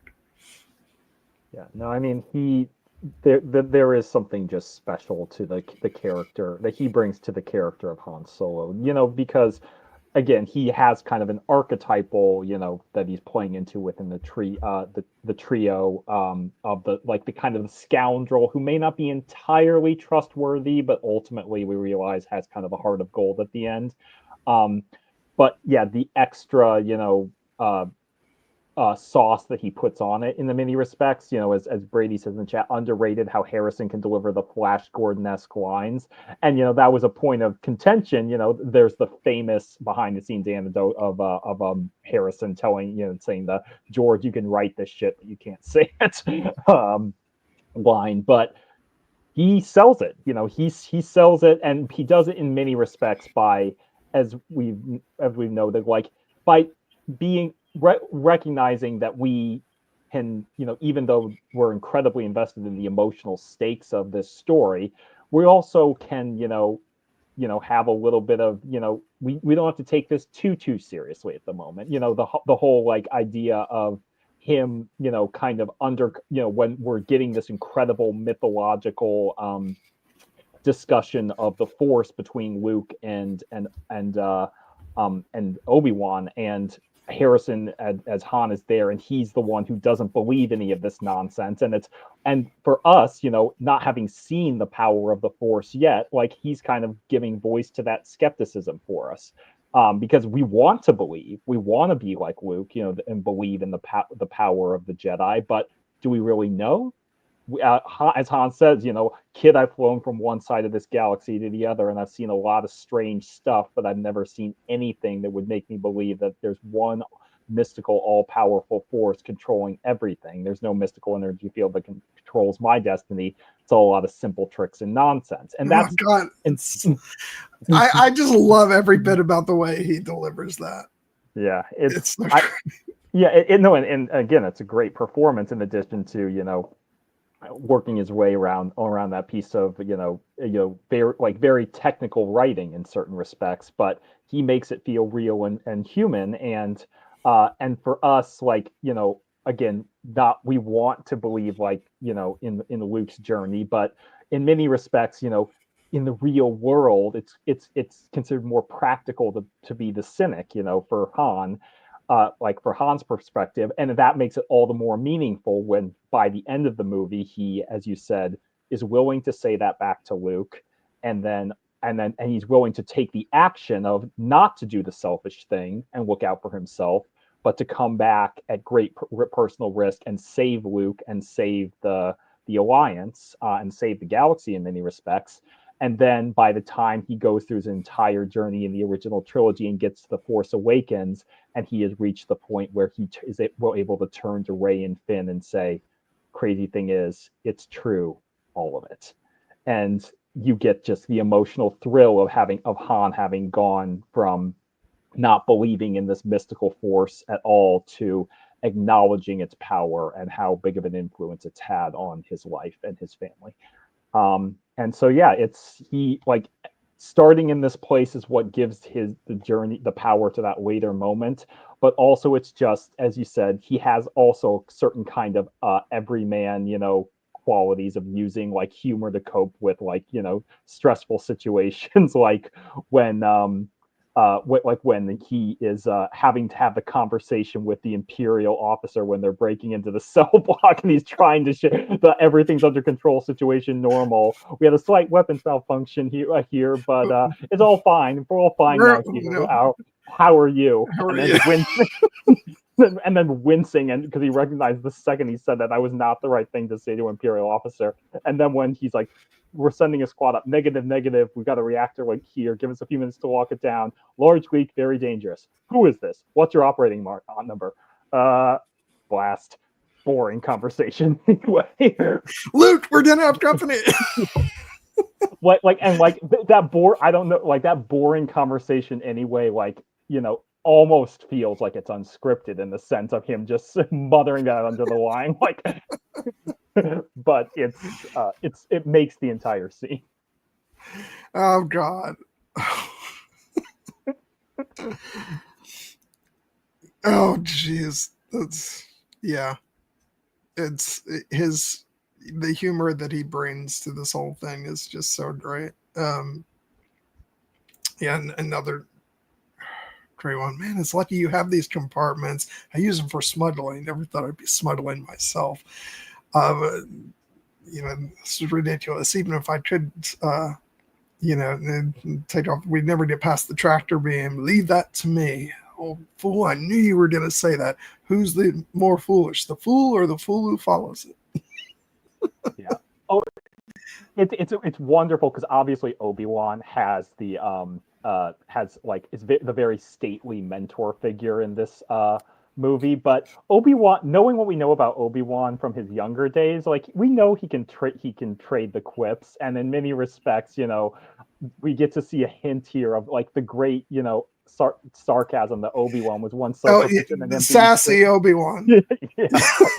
being thrown back at him, and it's like it makes you long for the possibility, like if you could cross eras and get like prequel era Obi-Wan having a conversation with original trilogy era Han, and like just how much fun that is. Oh God. Yeah, no, but yeah, now you've just got me like fantasizing about a version of like, because even like we just said, the old Obi-Wan is like you're seeing a hint of that Obi-Wan sass. So I just can only imagine that more of that might have come out if Obi-Wan had lived past this. But oh well. Before we talk about Obi-Wan, since we're talking about Han, I don't want to neglect to talk about the Chewie in the room, which is Chewbacca, played by the great Peter Mayhew. Like, I don't even know, like, what you can say about Chewie other than the fact that he is Chewie. And and like you could not, like, he's the character is just so iconic and amazing, and just like communicates so much while not not speaking in a way that we understand, but Han understands. Yeah. I love when Luke is talking Han into rescuing Leia, as we talked about earlier, and you see Chewie look at Han and start going, like, and he's trying to talk him out of it, because he knows that's going to get Han to go along with this, both the temptation of money and also a rich girl. Yeah. And yeah, it's just their relationship is just so beautiful and funny and heartwarming. And just for me, knowing how it started makes it even better. But even just based off of this film itself, it's so great. And but also, like, there are, I talked about enjoying this film sort of in its own context today, but there are certain things, like especially with Chewbacca, where I just could not help but think about the expansive storytelling, like when Luke is wanting to pretend like Chewbacca is a prisoner and putting the handcuffs on him, and the way Chewbacca responds to that. And I'm like, oh yeah, that makes a lot of sense in context of what I know about Chewbacca and the Wookiees. And also I looked at this picture right here, Chewbacca with the crossbow, and I think of that moment in The Force Awakens where Han finally gets to try it out, and then he's like, wow. Yeah, Chewbacca is just such an amazing character, and he's another character who's gotten to make an imprint on each of the trilogies. Yep. Which is great. And yeah, and and as much as Jonas has carried on that legacy superbly, and I love his performances, Chewbacca, there is something very unique about Peter Mayhew that you can't quite replace. You can carry on the legacy, but there's can never be another Peter Mayhew. And what he gives to Chewbacca, the way he gives Chewbacca life, is just so amazing. And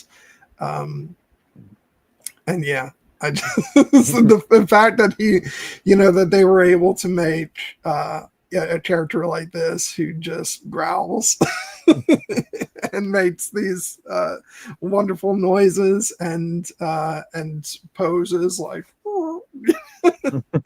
It's just amazing. And yeah, I can't imagine these movies are the character of Han without Chewbacca. Yeah.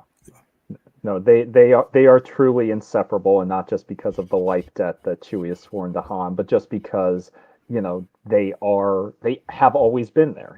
From the as Brady points out in the chat, Chewie is used to introduce Han in the cantina, and that's one of the things that kind of helps really ground that wonderful balance between like the grounded and the kind of the weird mystical pulpy side that Star Wars indulges in. Here we have Han, who is the character who is kind of a little bit more harder edged, perhaps more like in line with the gritty 70 heroes of the time.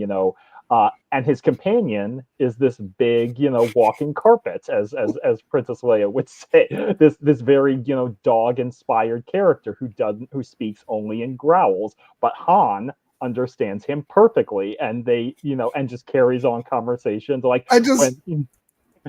it makes sense now, but like but just the fact that you hear Chewie go and Han goes, "Boy, you said it, Chewie."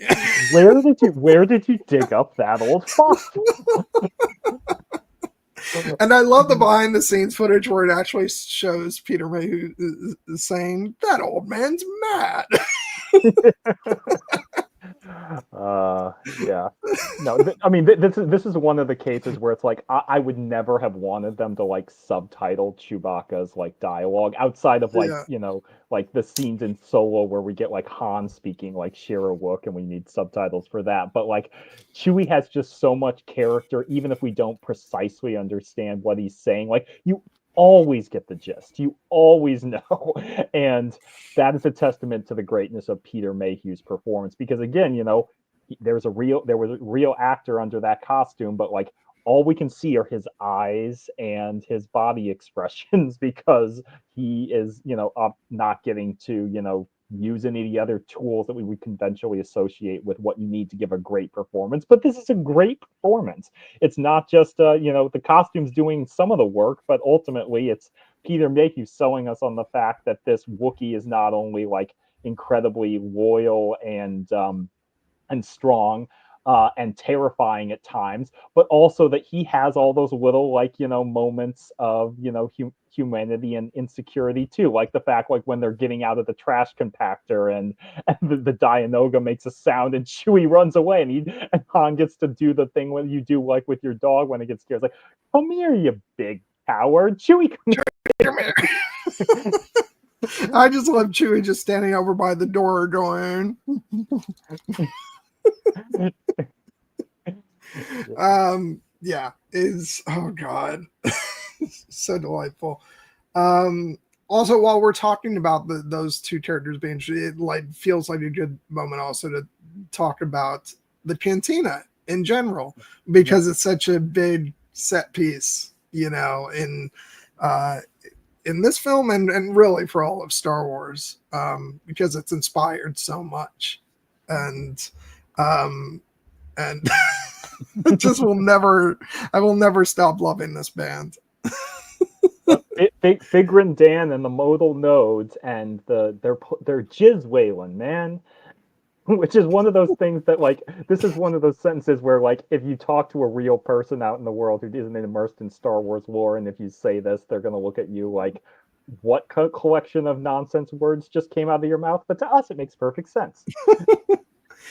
And again, just hats off to the brilliant John Williams and the music he comes up for the cantina, and it's groovy, man. I just, oh my god, it's so great. And I love all the collection of like creatures that we see in the cantina, including the ones cut out in the special edition. We get the Wolfman in the original version, and actually I believe isn't it that same species that pops up in Skeleton Crew as it is. It's a Shistavenin, yeah.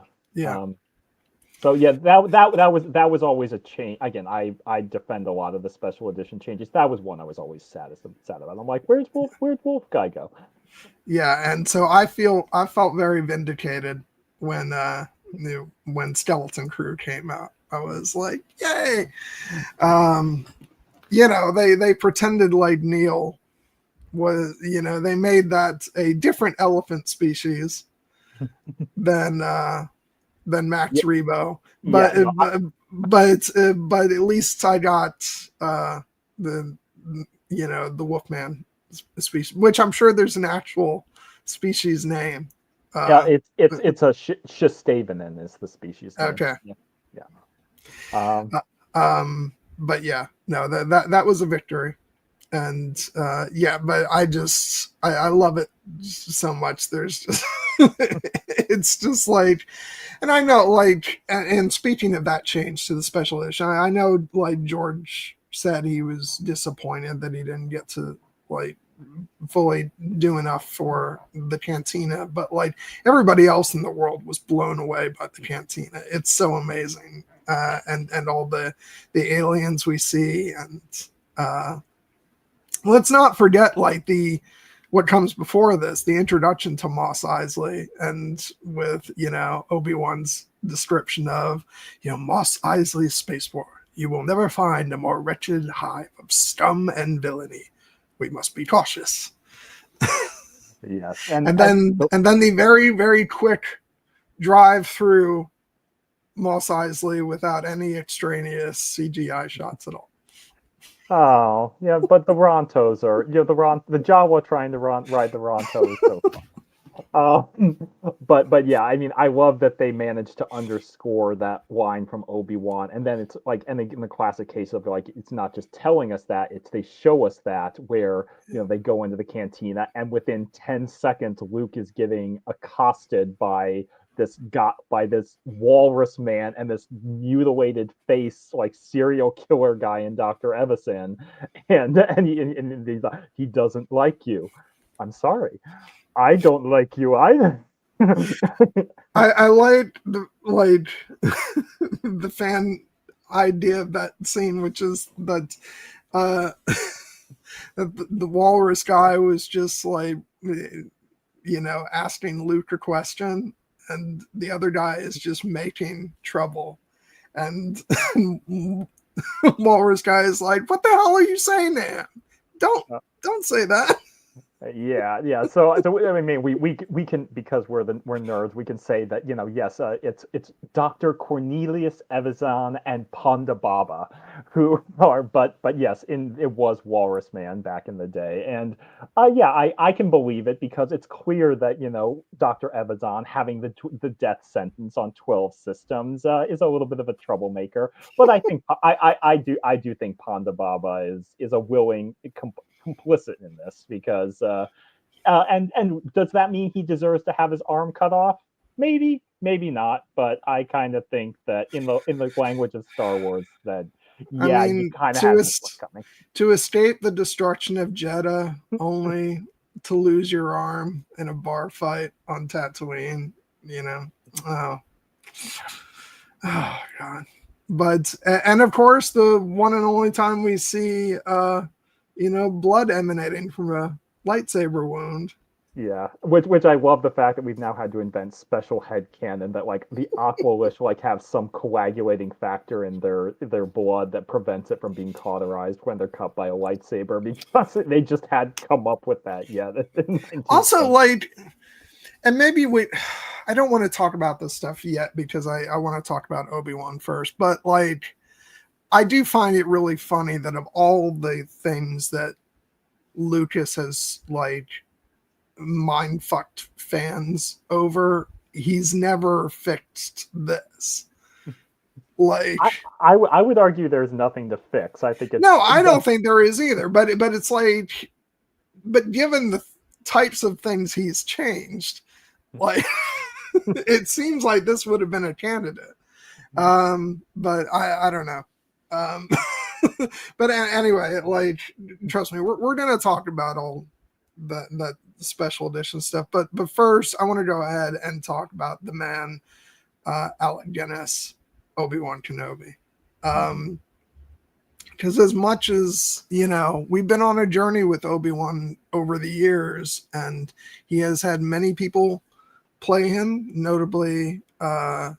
Ewan McGregor, and also I have great fondness for James Arnold Taylor, who lended his voice to him throughout the Clone Wars, and also Stephen Stanton, who voiced him in an episode of Star Wars Rebels. But it all starts with the great Alec Guinness, and for me, just watching this and seeing him pull back his hood and uttering the original "Hello there," I'm like, that's Ben Kenobi. That and like I said, this is no shade to all, but I think it's a different thing, because this is like the original Obi-Wan Kenobi that I grew up with, and for me that's a separation from quippy Jedi Master, Obi-Wan from the prequels and the Clone Wars. I accept that it's I know it's the same character, but I do have a mental separation in my mind. This is the mentor figure of my childhood. Mm-hmm. So it feels really good when he shows up, and it's I know he's not going to make it all the way through the story, but while he's there, it does feel okay, things are okay now. Obi-Wan's here. Yeah. And I cannot gush enough about Alec Guinness as an actor. Obviously, this is the first thing I ever saw him in, but then growing up, I remember seeing The Bridge on the River Kwai for the first time and being oh my God, it's Obi-Wan Kenobi.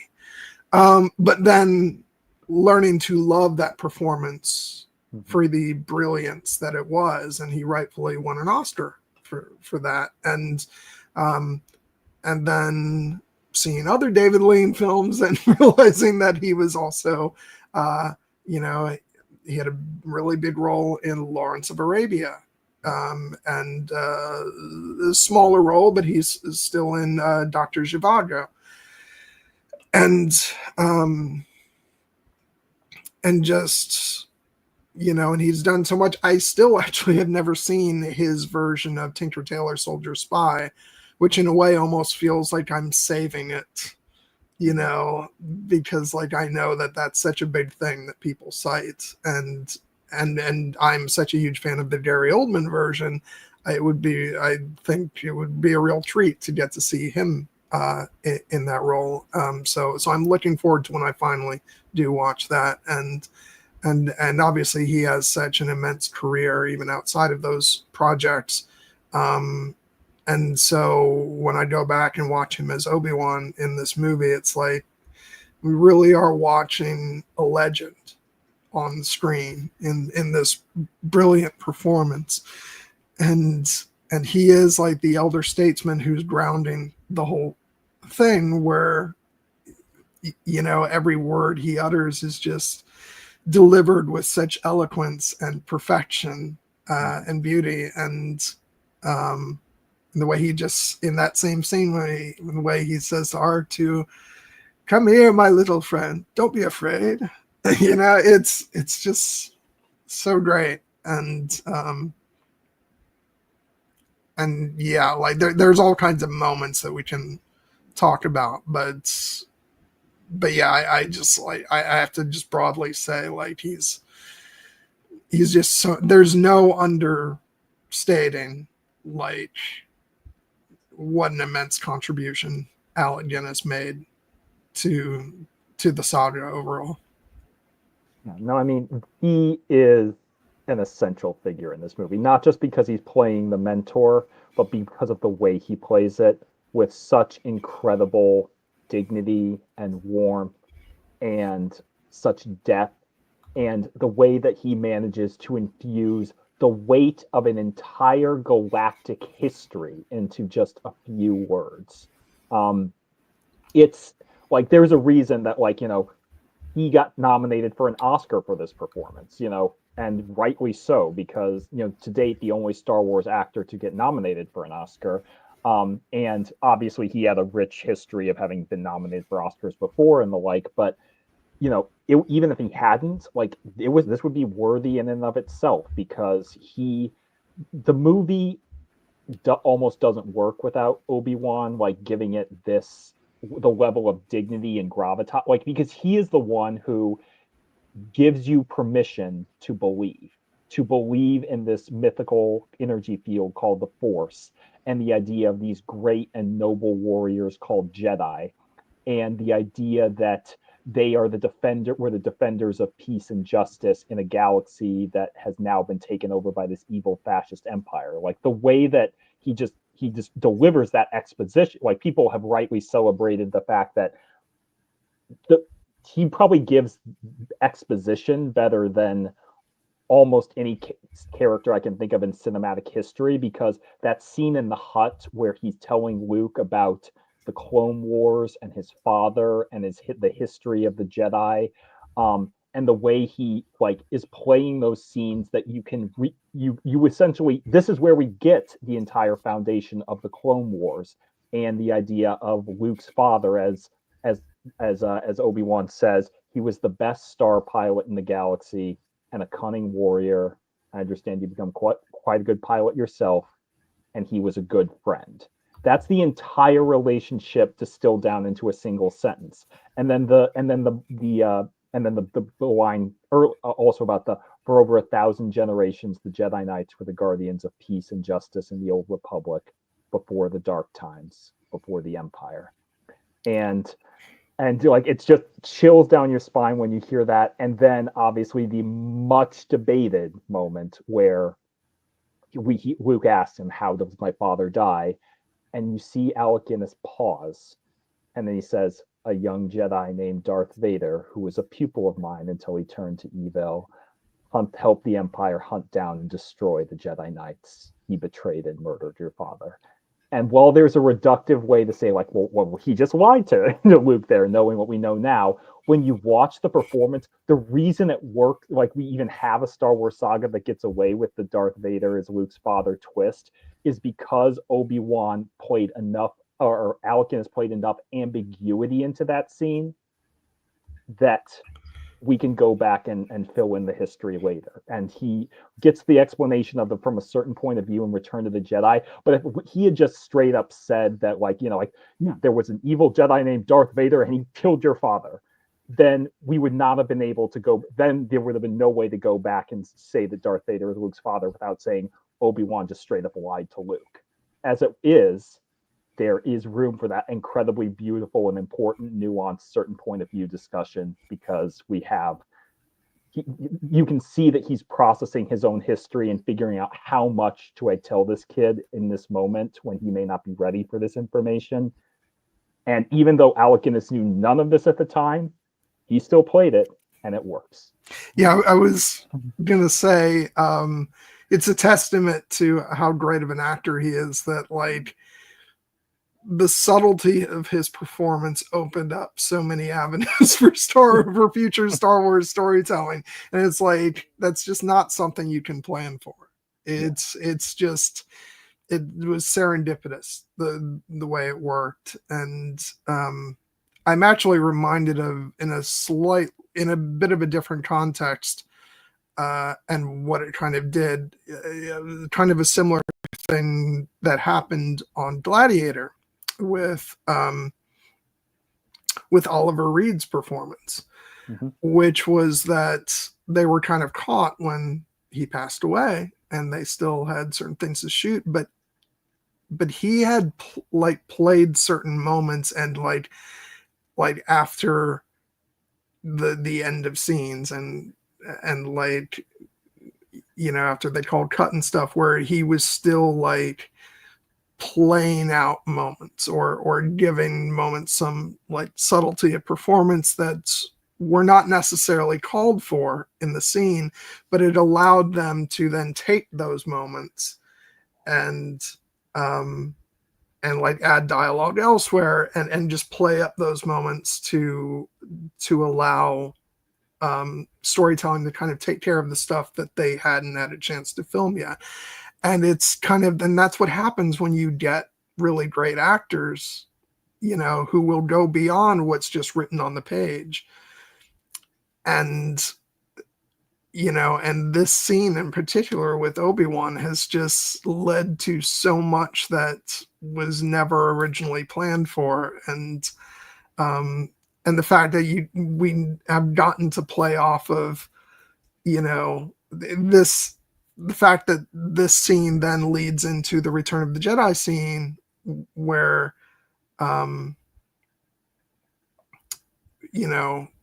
where Obi-Wan says, your father was seduced by the dark side of the Force. He ceased to be Anakin Skywalker and became Darth Vader. But the fact that all of that then plays into the scene at the end of Obi-Wan Kenobi, where Vader says, you didn't kill Anakin Skywalker, I did. And then Obi-Wan says, goodbye, Darth. And, it's like, so that's all, originates from the subtlety of Alec Guinness's performance in the original film. And that's just like, again, it's not something you can plan for. It's, it's just, that's what happens when you get somebody of Alec Guinness's caliber, playing the role. And yeah, it's just, and like, even putting all that aside, it's just great for the movie itself, because even if you're not looking at that stuff from a later context of, oh, that makes sense of this, it's still a phenomenal way to play this unveiling of history to Luke. If we just take it at face value that Luke's father was killed by a pupil of Obi-Wan's named Vader, it's still a fucking beautiful way to play that revelation and that explanation of history, to sort of delicately reveal this to Luke. So no matter how you view it, it's just some freaking great acting. Yeah, and even when he's not needing to use dialogue, he can infuse that in just his reactions. Like, I'm very glad you mentioned Obi-Wan Kenobi and how it has, because this is after Alec Guinness has passed on and was not able to contribute more to the character in that way, but he still is, because like there's the scene when they bring when he sees Leia's hologram and her message to him, where she's talking, General Kenobi, years ago you served my father in the Clone Wars, now he begs you to help him in the struggle against the Empire, and ending with, help me, Obi-Wan Kenobi, you're my only hope. And watching Alec Guinness's facial reactions in time with this, like, you can, again, there's that beautiful ambiguity where, like, is this the first time he's ever seen this young woman? Or if, as we now know from the Obi-Wan Kenobi show, he has a incredibly deep relationship with her that was forged in a very pivotal time in both their lives. And he's recognizing that now this moment has come back where the young woman who always knew him as Ben is here once again at saying, like, help me, Obi-Wan Kenobi. And the fact that later on, her reaction when Luke says, I'm here with Ben Kenobi, and she's like, Ben Kenobi, it's that just wonderfully ties into that show. Or, for me, it's like, it's in this space where it's both. And this is sort of a larger conversation that we can definitely have. And we've talked about a canon episode of the stream. And I feel like that this is something I'd really want to discuss when we get there, where when it comes to a sort of expansive universe and a franchise, for me, there's this in-between place where, sometimes watching a movie can be a very schizophrenic experience for me, because I can be watching this movie, take this movie, for instance, I can be watching it as Star Wars, the 1977 movie, where the story is as I'm receiving it. And I'm just sort of I have my own ideas about the history of the characters, which characters know each other, what's happened in the past. When Obi-Wan is explaining about the Clone Wars, I have a very different, war in mind to what the prequels describe. But then I'm also thinking about the prequels and the Obi-Wan Kenobi show and all kinds of other stuff that has now informed older storytelling in the saga. And I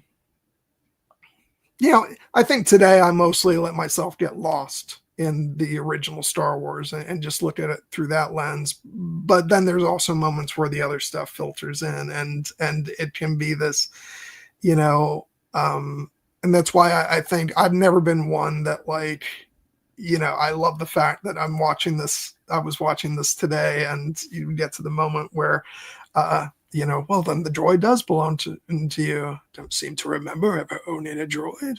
Very interesting. And you've got certain fans who will bend over backwards, explain what's going on behind Obi-Wan's eyes. And I'm like, no, it's 1977, and and they hadn't yet established that that Obi-Wan had known R2. I don't need an explanation for that. That's an instance of where they decided to go in a direction in future storytelling, and there's enough room to where you can make it work continuity wise, but also I'm just like, different times, different storytelling, and it's fine. So but yeah, I do kind of have fun with that, because I always look at storytelling like we've gotten in Star Wars as it's less of a what ties into what perfectly and more of a this is how storytelling evolves. Mm-hmm. And there are things they know now that they didn't know in 1977. And I actually love that. And so I don't know where I was going with it. Where did I even start off? I got lost in my train of thought, and I didn't even. We were talking about Obi-Wan. I know that. We were talking about how I was reading the ambiguity into Obi-Wan reacting to Leia's hologram, and I think this is where the phrase emotional canon has more resonance for me, because it's rather than obsess on the technical details about who knew what when, and did Obi-Wan actually own an R2 unit, or was it the property of the Jedi Temple, or that kind of and how much does he really recognize R2? Because R2, didn't have his memory, or why he should recognize Obi-Wan, even though Obi-Wan aged 40 years and 20, if people have liked to joke. But I don't get swept up in that, because I can hold both of those truths in my mind simultaneously. That when they were originally making this movie, they didn't have that context, but now that this has continued to be part of a larger ongoing story, of which this film, A New Hope, the original Star Wars, is the touchstone from which all else flows, that obviously the larger storytelling has, recontextualized and informed a new understanding of the way that scene is being portrayed. And again, it's in testament to the fact that Alex Guinness left that door open with the way he portrayed that scene. He didn't close a door, he opened one with his portrayal. Yeah. And again, I'll just mention again that moment from Leia when she yells out Ben Kenobi. That was a moment where I was really strongly feeling that emotional connection that was established in the show, and because I was like, oh, and they don't get to see each other. My personal headcanon is that moment when Ben looks over and sees, when he's fighting Darth Vader. You're right. There is, and he gets to see not only Luke, but he gets to see Leia, and he gets to know that the Skywalker twins are reunited, even if they don't know it yet. And then that's part of the reason he turns to. He knows he's on the right path, and he knows that his job is done, and he's able to turn to Darth Vader with a smile, and then allow himself to pass into the Force. So, yeah. And speaking of the confrontation between Obi-Wan and Vader, and we haven't talked about Darth Vader. We haven't talked about the most iconic villain in cinema history yet. Perhaps we should do that. Yeah. Just what can I even say? This is actually something that is really interesting, talking about this conversation about like, what do you carry with you into this movie when you watch it?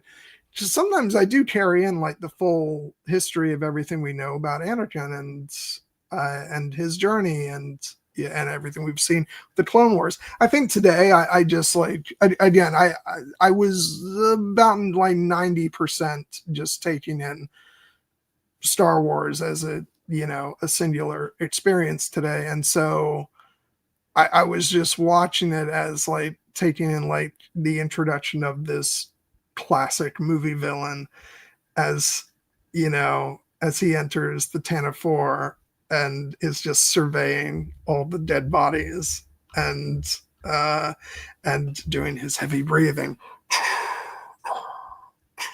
And it's like, what must this have been like for people being introduced to this character for the very first time in 1977? Like, it's impossible for me to even know, because even without, I saw this movie when I was younger, when the Star Wars trilogy was all there was. But even so, like, I always remember being aware of Darth Vader as this classic movie villain. And so I'd never had a moment of like, oh my God, who is this? I've always known who he is. And, and always known that he was associated with the line, Luke, I am your father, even though he never actually says that exact line.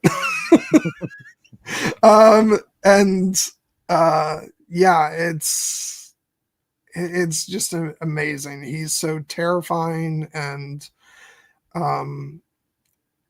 just his presence is so like overbearing and intimidating, and like he doesn't even have the Imperial March yet in this movie, and yet that doesn't diminish his presence at all. And obviously he's got so many like iconic lines throughout the movie. I find your lack of faith disturbing. Yeah, we meet again, Obi-Wan. When I left you, I was but the learner. Now I am the master. It's just like so much, and like, yeah, I don't even know what to say, because everything I can say about the character feels like it's not doing him full justice. But it's freaking Darth Vader. and yeah, I just like everything about him, from the way David Prowse, physically performs the character, to the design of the character, the costume, the voice by James Earl Jones, the breathing, the way other characters respond to him.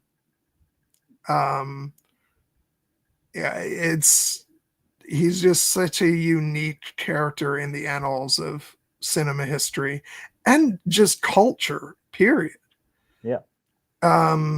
There is nobody like Darth Vader, except for Dark Helmet. Yes. who owes a fair debt to Darth Vader.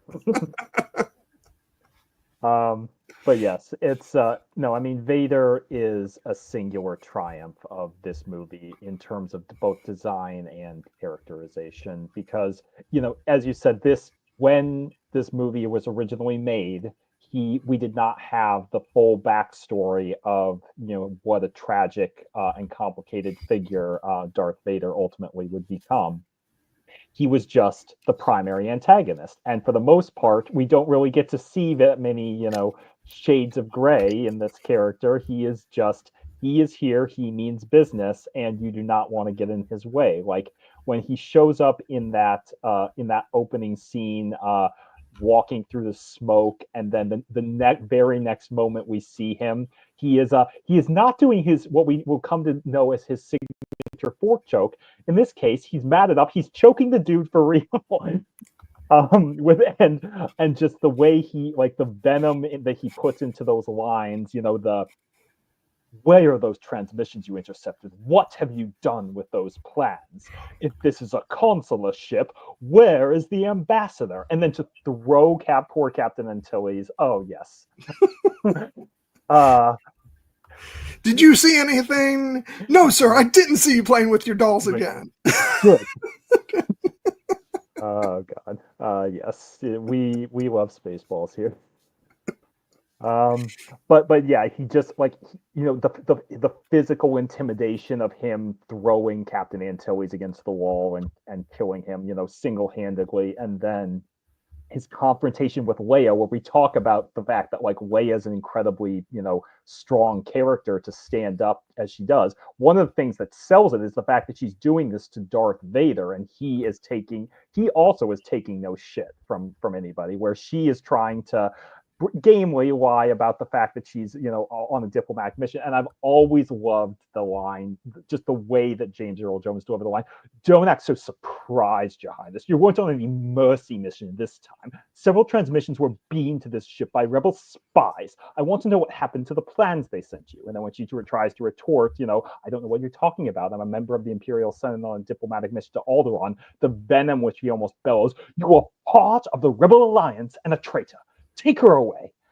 And you can just tell that, like, this guy is not someone who you can fool. He's not someone you can cross. He is not someone you can stand up to unless you have incredible strength of will, as we will come to see from characters like Leia Organa, like Obi-Wan in the climactic duel, and like eventually Luke, because the presence that he has is just, it almost devours the screen. And in the other scenes where, again, we get to see him, like, wield his power, like in the meeting where he gets to choke out, Admiral Mahdi in just a delicious moment where it's, again, it's like, it's fascist on fascist violence, so we feel okay. And yeah, I was when I was growing up, I was always like, it's funny how I sort of subconsciously recognized that, like, Mahdi's delivery, like, reminded me of an Indiana Jones villain, and I'm like, oh, that's why, because they're Nazis. Yeah.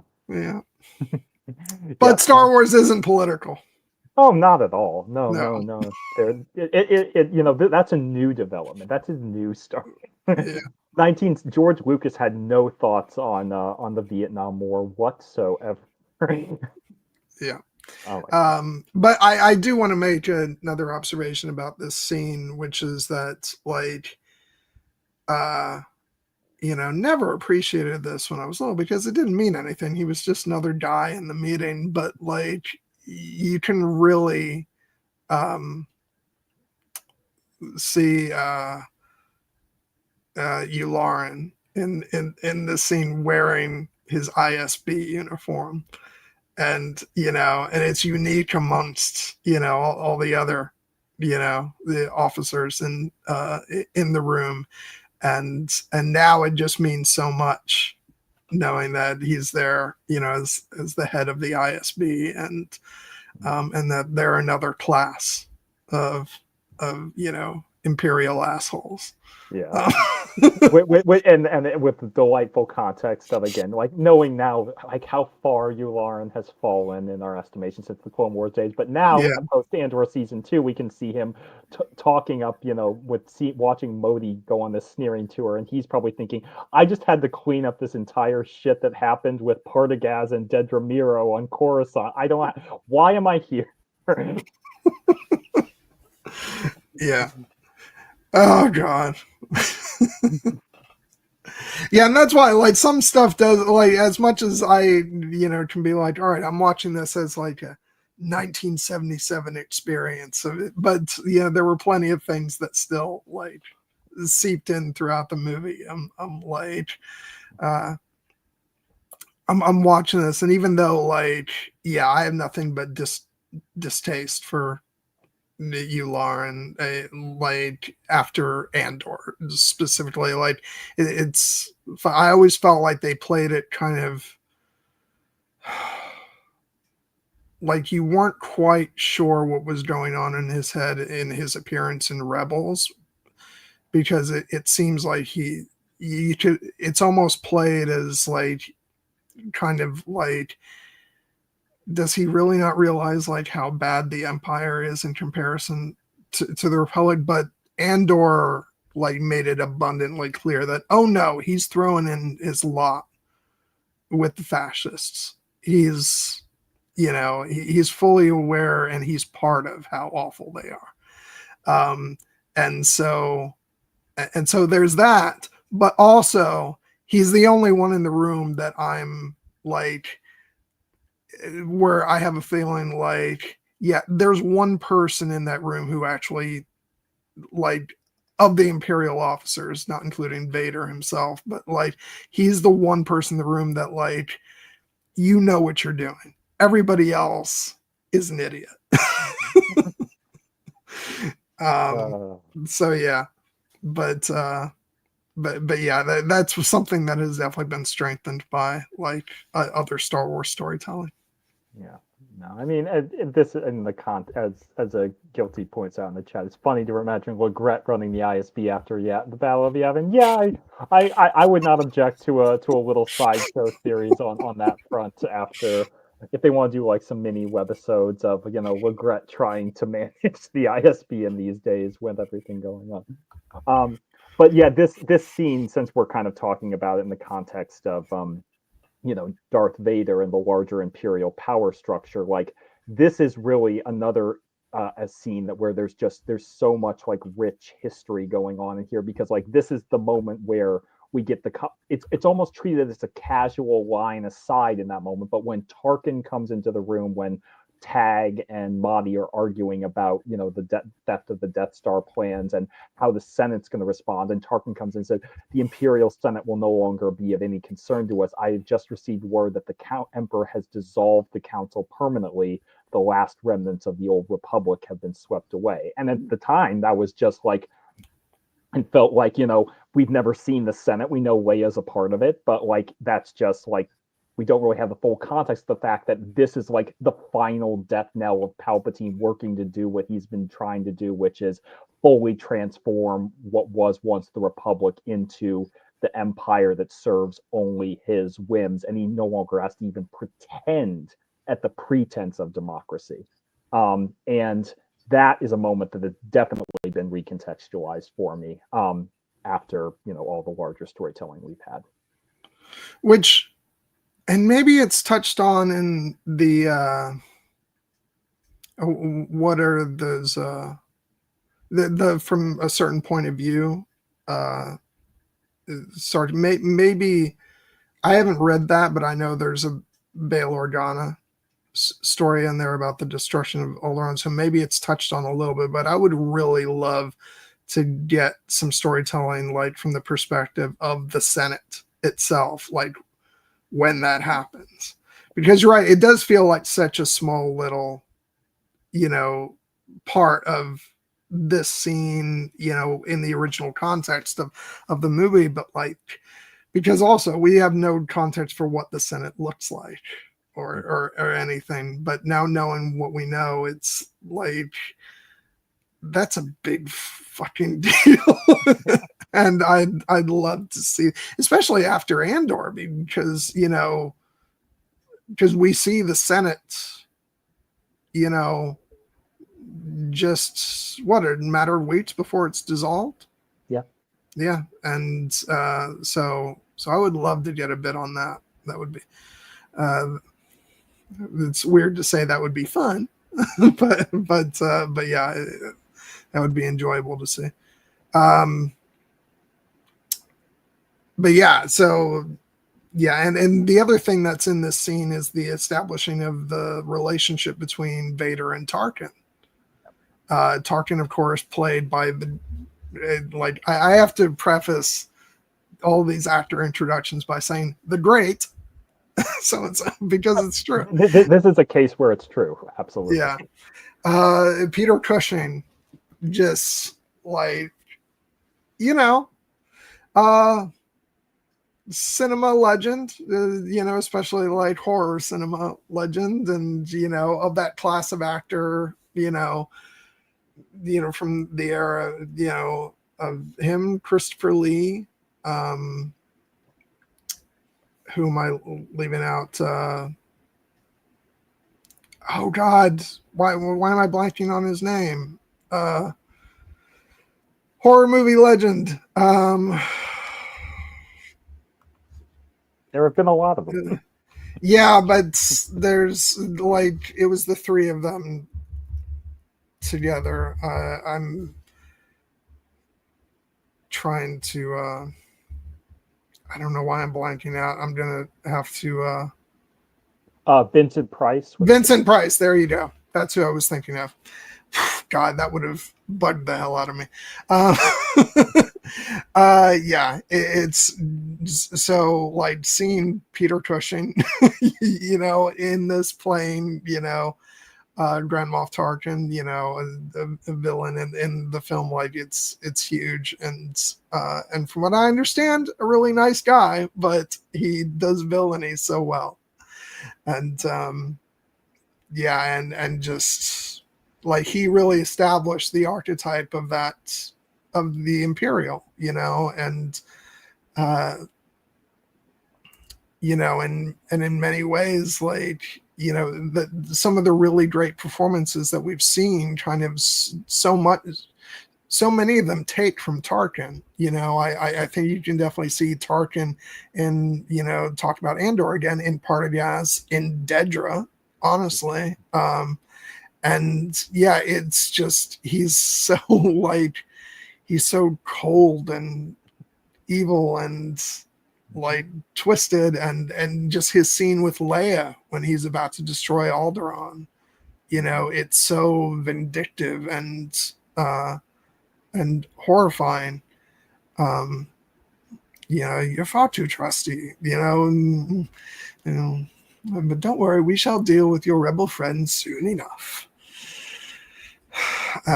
Yeah, it's a absolutely mesmerizing performance, and like and it says something that like he's our like top, really, like, okay, everybody knows like the villain of Star Wars is Darth Vader, but he's like the top ranking villain of the film, or at least within the organized structure of everything. Vader is very much obviously the Emperor's right hand man, but we don't have a context for that yet.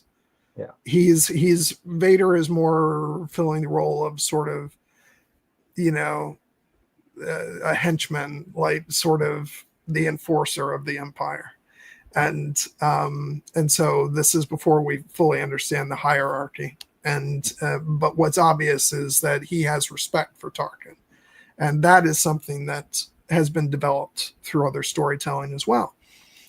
And but I love that, like I said, he has respect for Tarkin. So when Tarkin says, "Enough of this, Vader, release him," he says, "As you wish,"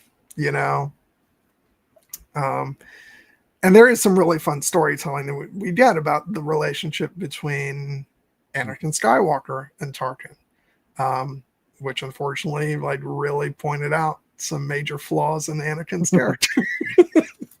yeah. But yeah, it's Tarkin is such a great character, and we've gotten lots. I, for one, absolutely love the contributions to that character we've gotten across animation from Stephen Stanton, and obviously Tarkin is also in Rogue One. That's we talked about that a couple weeks ago. That's a bit more of a contentious subject, but his presence in the movie was very effective. And but like actually seeing Peter Cushing, you know, in the role, delivering this performance in the original film. It's just so great. And I think you mentioned it in probably while we were having the Rogue One discussion, talking about Tarkin, that moment at the end of this film when, the other officer is like, we've analyzed their attacks, sir, and there is a danger. Should I have your ship standing by? He goes, evacuate in a moment of triumph? I think you underestimate their chances. Yeah, he regrets that. He regrets it. He hopefully he had a moment to recognize just how badly he had screwed up before he was atomized. Because ultimately, this is a case where when I was younger, I don't think I fully appreciated just what an incredible performance Peter Cushing was giving, and just how chilling of an effective of a villain Tarkin was. Because obviously, Vader's right there, and Vader catches your eye, and Vader is the most iconic villain in cinematic history for a reason. And and Tarkin, he's the military guy. But as you said, they really are kind of on equal footing in this movie. Whether or not Tarkin has formal authority over Vader, but I think it's more just like, as you said, they have mutual respect based on their past relationship. But ultimately, what defines Tarkin is a very chilling combination of hyper-competence, but also arrogance and ruthlessness, and the fact that he, he's in charge for a reason. He is a true believer in the Empire. Yeah. And there's a reason he has risen so high. There is a reason that Palpatine is, in many respects, he's the left hand of Palpatine at this point, if Vader is the right hand. And it's because he has been very effective at implementing Palpatine's agenda of cracking down on the galaxy. And now that he's ascended to this position where he does effectively have ultimate power at his fingertips in the Death Star, he's going to wield it in an incredibly dangerous and effective way. Like when he has the line where he says, the regional direct governors will now have direct control over their territories. Fear will keep the local systems in line. Fear of this battle station. And then this has been expanded out in the larger canon storytelling as what's known as the Tarkin Doctrine, which is basically rule through fear. But fear has to be backed up by demonstrations of your power if it's going to carry weight. And Tarkin knows that, which is why, the fact that he decides to test the Death Star on Alderaan, and he brings Leia to witness this, and he gives her the illusion of choice, and try and get her to reveal the location of the rebel base after she's been resistant to the mind probe. And if she cracks for real, great. But even if she doesn't, as ultimately happens, he was always going to destroy her home planet right in front of her, because this is his, way of asserting his power and twisting the knife in a very, in his very calculated and cruel way, because he knows how important Leia is to the rebellion. And I think he underestimates how strong her spirit is. But obviously, it's an incredibly painful act for him to, he's wiping out an entire planet with a rich history, like millions of people, to make a point. And this is the type of evil that we are seeing. It's a more relatable evil than the type represented by Vader, who's almost this unstoppable killing machine. This is a man there are men like Tarkin in the real world. And yeah, we very much recognize him, from the time it probably seemed our history, but honestly, we recognize him from our current times as well.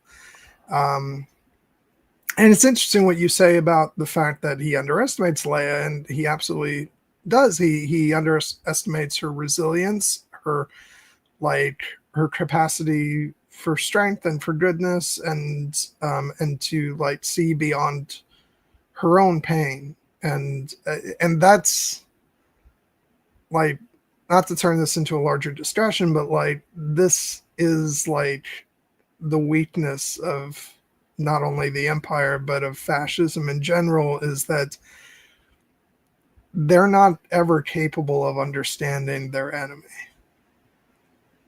because it's not something they can grasp. They don't understand like caring and the capacity for good and compassion and the kind of inner strength to fight against darkness, because it's foreign to them. And and we see this again and again with with a lot of Imperial characters, and we see it in our real world. And it's why I like to think that in the end, good does always eventually triumph over evil, because evil is not capable of understanding the motives of good. And then that is Tarkin's weakness. Yeah, and Leia tells him, she tells him right in that scene, the more you tighten your grip, Tarkin, the more star systems will slip through your fingers. Like, this is the proto idea of, the line we were celebrating with our Andor discussion, where part of it was listening to Nemec's manifesto about freedom being a pure idea, and the tyranny being, requiring constant effort. It breaks, it leaks. Oppression is the mask of fear, and the recognition that it's just going to keep spreading. Tarkin has no recourse for that other than to try to stamp it out wherever possible, because, as you said, he doesn't recognize the value of things like empathy and compassion and togetherness and willingness to sacrifice for a greater good, because he is a true believer in this this totalitarian structure of, I am part, like, he basically has ascended almost to the peak of it. The only person who is unquestionably higher than him on the totem pole at this point is the Emperor. And so Tarkin, is desperate, even though he's not openly acknowledging it, to preserve that structure, to inflict his order upon the galaxy. And it blinds him, as we pointed out, to the danger that the rebellion could be a threat. And so I think that's ultimately makes, yes. And this is another great moment from Leia, and Tarkin's response of charming to the last is just a great Peter Cushing flair. Because again, this all comes from the brilliance of Peter Cushing's performance, and how he, again, a very nice gentleman in real life, apparently, embodying an absolute monster. And one of my absolute favorite behind the scenes anecdotes, by the way, which doesn't break the immersion, but it always makes me happy to think about, is the fact that Peter Cushing apparently didn't like the boots that they had for Tarkin, so he wore slippers on set. So he's delivering all these incredibly iconic, cool speeches, and just below the camera, he's got his fuzzy little bunny slippers. That also reminds me of Sean Astin counting the days, that, like, keeping a running tally of the days in which he had to put on Hobbit feet, and they only shot them from like the waist up. He was really incensed about that, as he should have been.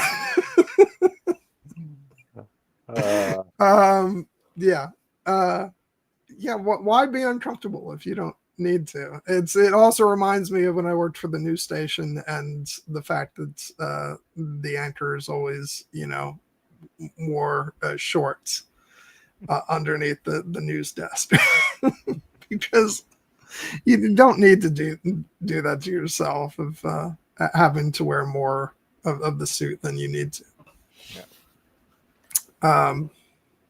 But it's also something interesting about that line also, when Tarkin says charming to the last. It's like, that's also another thing about fascists, where they always expect their, like, they always take their enemies to task for not not being courteous and proper. It's like, sorry, we demand, propriety you know, while we're, destroying society and enslaving you. Yeah, this is one of those ideas that I really love, and well, not love because it's a terrible thing, but like in storytelling, the archetype of the gentleman monster, Yeah. which is I think what Christopher Lee had really perfected both with his roles as Dracula and Count Dooku. The idea that like these are vicious, horrible people that will kill you without a second thought in if it will cement their power, but they're going to make goddamn sure that everything's in its proper place at the dinner table. And if you use the wrong fork, that is a sin worse than wiping out an entire planet in a single blast, or that like the idea that you would insult them, is like how like he basically is like he brought Leia here to tell her that he's going to kill her. That you don't know how hard I found it signing the order to terminate your life. But when the fact that she's giving any resistance back to him, he's basically just like, well, that's rude. Yeah. Oh God. Yeah. Let's not dwell on this too much. It's just gonna get me angry about real world things and moving targets that we have to deal with. Oh God. But anyway. Where's the civility, John? Where's the civility in our politics? Yeah. Oh God. Yeah. Let's like continue on talking about Vader. Specifically, I want to talk about the confrontation between Vader and Obi-Wan. Which feels like impossible to like talk about without bringing in other stuff, because like when Vader said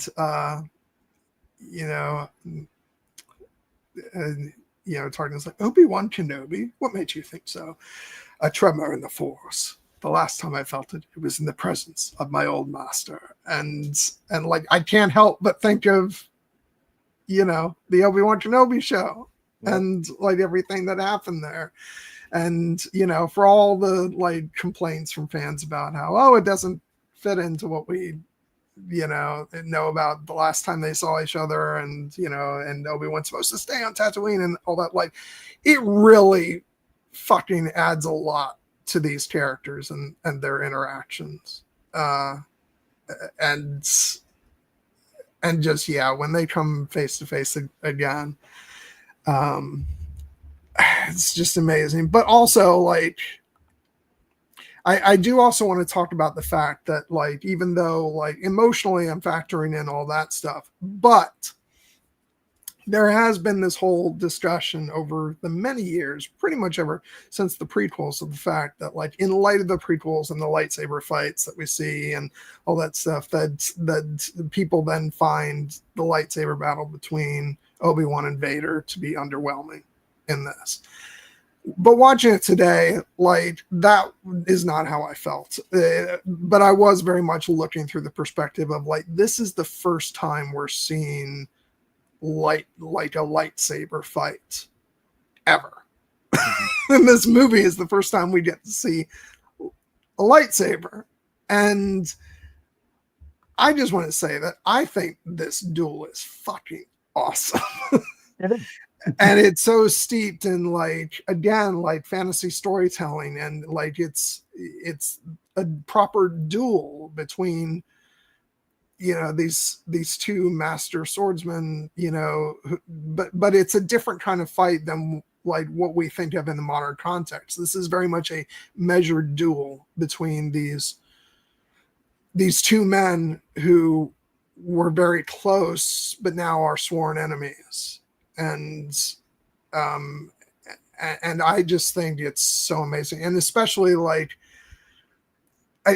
talking about things we take for granted now. We take for granted seeing lightsabers and lightsabers clashing, and like this was a freaking incredible the first time people were seeing this. And even when I was younger, even though I didn't get to see this movie when it first came out, but just like I mean, lightsabers today are still really fucking cool. But when I was young, to see a lightsaber light up, it was like, oh my God, that's so incredible. That's so amazing. And like, you know, and moving outside of this movie by itself, like I was freaking obsessed with Luke's green saber from Return of the Jedi, and like I had a toy version of it, and I ran around outside playing with it and swinging it all over the place, and so yeah, I think that this fight, like it really, like it's an amazing first lightsaber battle, and I love Alec Guinness's performance throughout it. And oh god, when he says, "You can't win, Darth. If you strike me down, I shall become more powerful than you can possibly imagine." It's just so great. It's so great. Yeah. And to me, this is why that lightsaber duel holds up, because, you know, obviously, yes, it was the first ever lightsaber duel, that, you know, the first time they had ever tried something like this. They didn't have the technical know-how that they would go on to develop later, not even just compared to the prequels, but even like the later duels between Luke and Vader and The Empire Strikes Back and Return of the Jedi. You know, Yeah. It's a one environment duel. They're in a narrow hallway with not much room to maneuver. It's And much plus Alec Guinness. Yeah, exactly. He's older. Yeah, no, but it's ultimately the idea that it's the emotion driving it, and the actual lightsaber battle that we're watching and being thrilled by is almost secondary to the hidden battle that's going on here, the emotional battle, the spiritual battle between this great avatar of the light side in Obi-Wan Kenobi and um this vastly intimidating avatar of the dark side in Darth Vader, and they're intermixed with their personal relationship, which and how it's essentially not just a duel to see who will win physically, but who will win spiritually, emotionally. Like when Vader's line of, you know, when I left you, I was but the learner. Now I am the master. And Obi-Wan's retort of only a master of evil, Darth.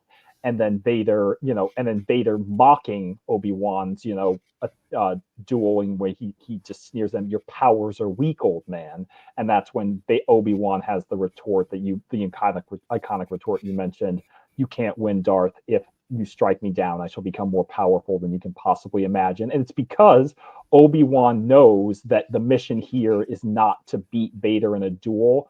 It's to preserve the spark, you know, it's to preserve the new hope, and, you know, allow Luke and Leia and the rest of the Alliance to become the symbols for the next generation that will ultimately overthrow this empire.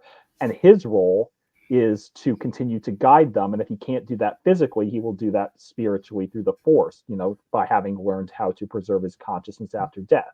And it's why ultimately the brilliance of the duel is that Vader technically wins by cutting Obi-Wan down. By any like grounded reality metric, you know, Vader, you know, kills Obi-Wan here. But in the grand scheme, in the spiritual philosophical realm where this duel actually is carrying its greatest emotional weight, by striking Obi-Wan down, Vader loses and Obi-Wan wins. And that's what makes it so brilliant to me. You know, it's like, and that is something that will never be taken away, even if, yes, the choreography is not, and you know me, like, I fucking love the elaborate choreography of the prequels, you know, the prequel duels. I'm not one of those people who is always like, I like the original lightsaber duels where it's much more stripped down and there's no flipping around. I'm like, no, give me all the flips and spins. But it will never, ever, ever want to devalue like the importance of this duel, because it is a philosophical touchstone for the saga. Yeah, no, I mean, I'm not gonna lie. My favorite Star Wars duel of all time is Duel of the Fates. Like, I'm just like, so I'm not gonna sit here and say that like I don't absolutely love all that stuff. I do, but it's also like there's just something else going on here. It's not about all that, and also it was the first time, and so like I am always a proponent of like, and you know I've said this throughout the stream today that I was for the most part viewing this film as an experience of like, watching the movie that came out in 1977 and watching it through the lens of that, of when it came out. And so that also rings true for the lightsaber battle. And so you have to factor in all that stuff. But even so, even if you take that out, I think it still works. Like, Vader and Obi-Wan have done the big flashy duels. They did a really flashy one in Revenge of the Sith. and then they did a really aggressive fight with, like, using the Force in showy ways, but more like, but a sort of more grounded, more driven way in Obi-Wan Kenobi. And this is very much a battle of wills and feeling each other out, and they don't need to do all that other stuff. And so for that reason, I still think it works beautifully, even in the context of all those other lightsaber battles. But while we're talking about lightsabers, I mentioned, like, how cool it is just to see lightsabers. That was really brought home for me in the earlier scene in the movie when Obi-Wan presents Luke with Anakin's lightsaber. Mm-hmm. And I was just reminded of, like, again, like the chills I got the first time I saw, a lightsaber, and the simple act of Luke turning it on, and this, and this light shooting forth, from the handle, and the humming of the, and that's, I think, something that is unique for me personally with the original movies. And the only explanation for this is just nostalgia.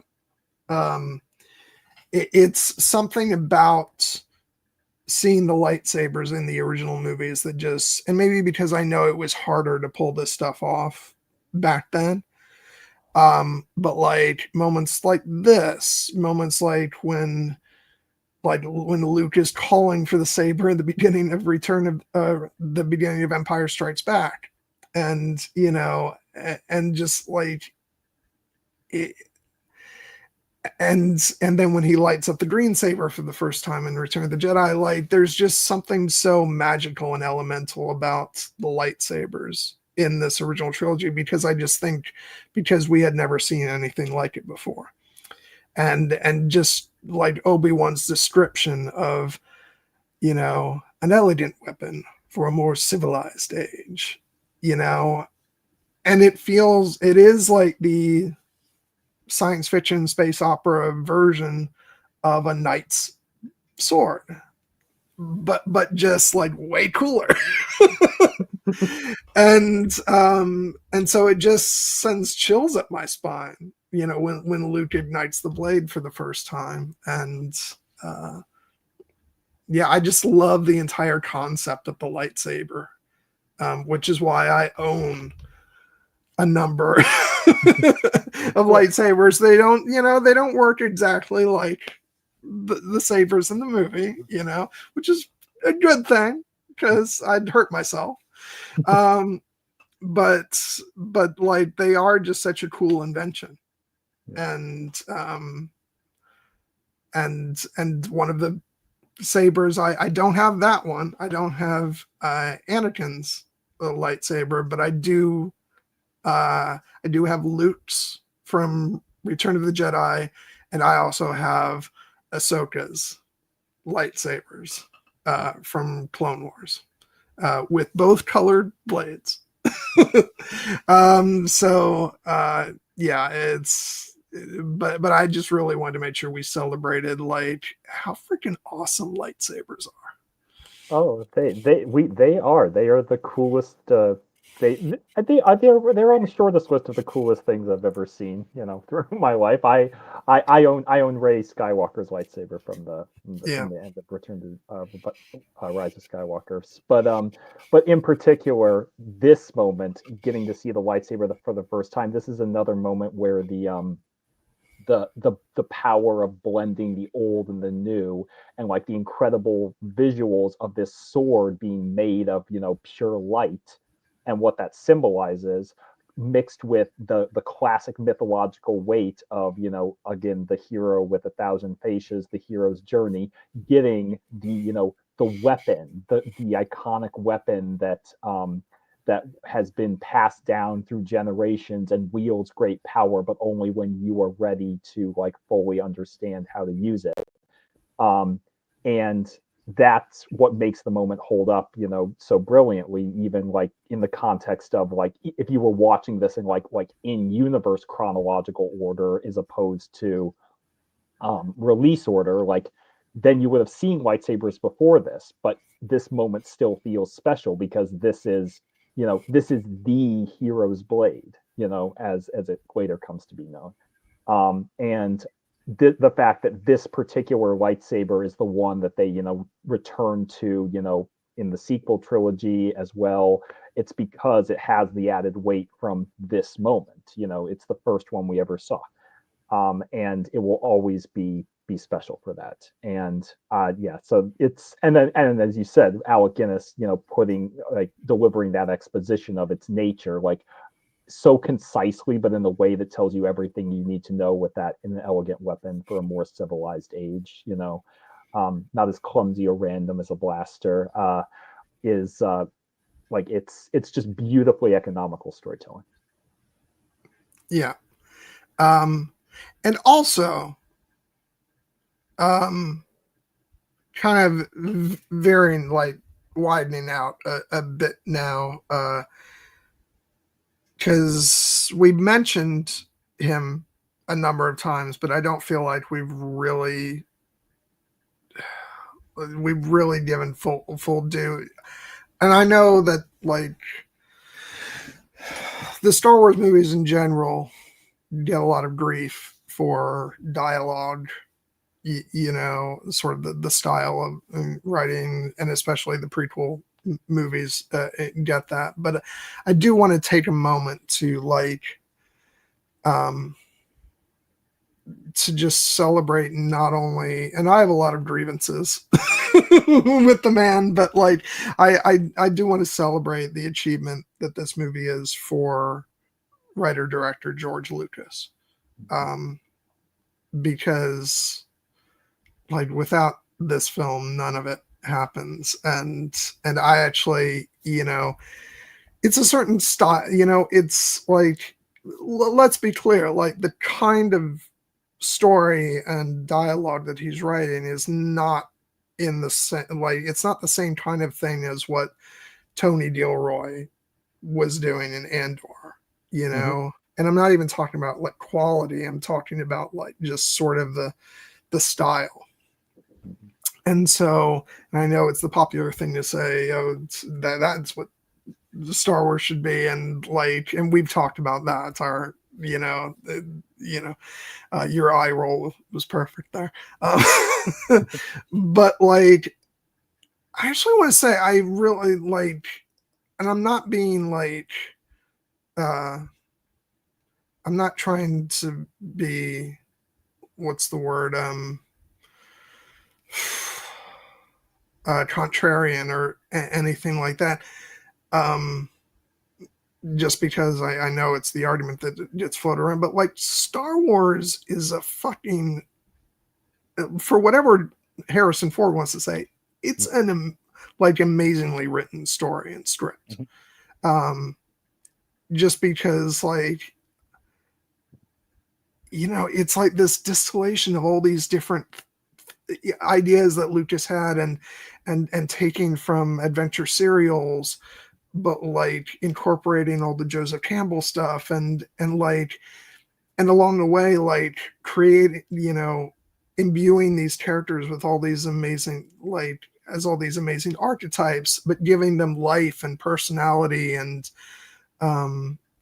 you know, and making them fun. Because yeah, we've rightfully praised all the actors' performances, and there's a bit, that's definitely a big part of why it all works, but also like the dialogue is fun too. Like, you know, it's become popular to roast Star Wars dialogue, but like so much of it is like fun and yeah, some of it is hokey, but it works, and it's like, yeah, I pointed out, we've been talking about like all the characters' great lines and stuff like that, and so much of that is like, it is the dialogue, and so I don't know, maybe it's not the popular thing to do nowadays to praise Star Wars dialogue and the writing in general, but like I actually think that he did a phenomenal job writing Star Wars, and as far as directing, it's just one of, like,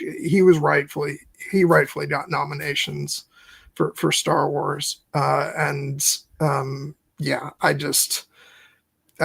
really want to tip my cap to George Lucas for creating one of the most like classic and just thrilling and amazing pieces of cinema that's ever graced the silver screen. Because whatever gripes I may have with him about other things, it's none of it is related to like his abilities as a storyteller, particularly on this first outing, because it could have not worked.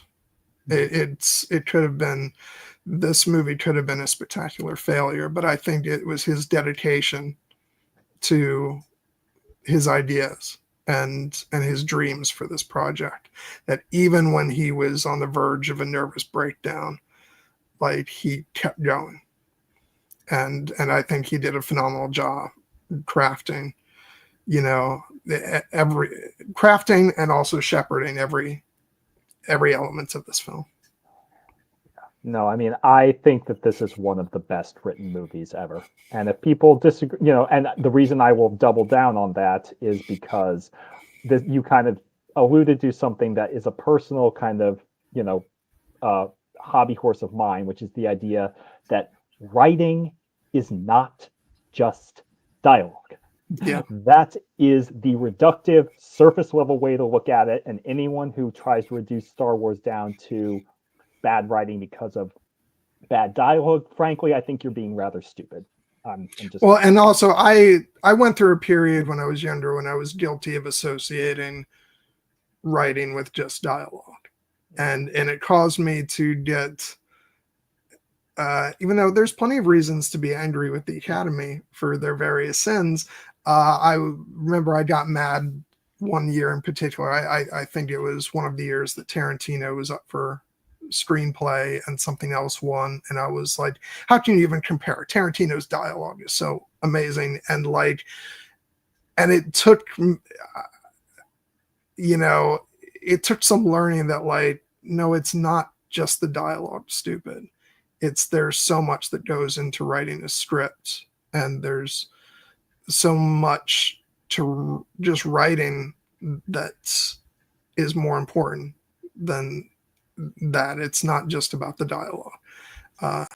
It's about the story itself and the structure and the way things unfold and any number of things. And so, yeah, I had to be cured of that narrow-mindedness.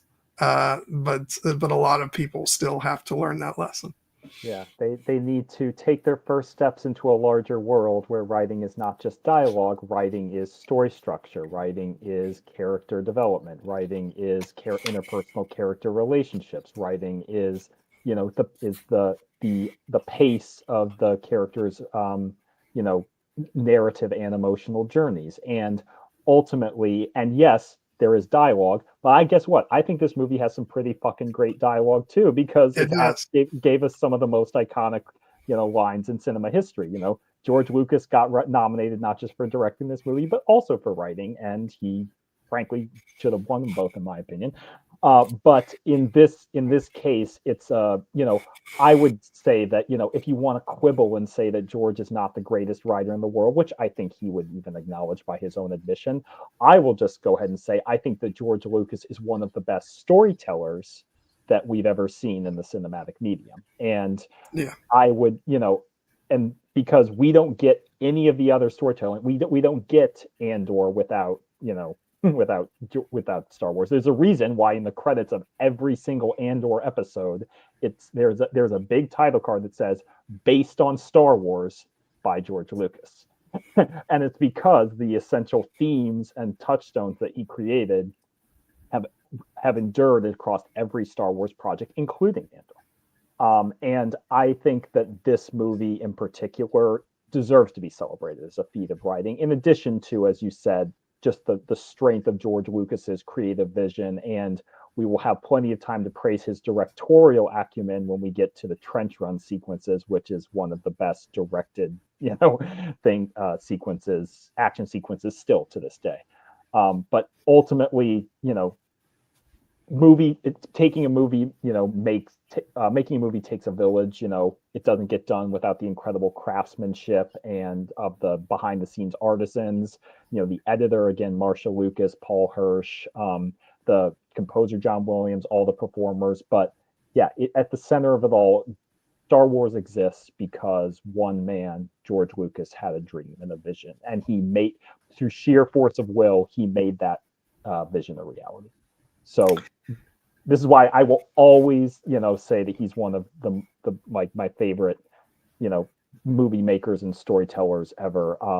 And I don't share some of the same frustrations that you have with him. I would have feelings probably a little bit closer to reverence, but it's not perfect. He has issues, but this is why, like, when we were going through the everybody hates George Lucas phase of like the in the prequels and things, I was like, I still think that this man is fucking brilliant.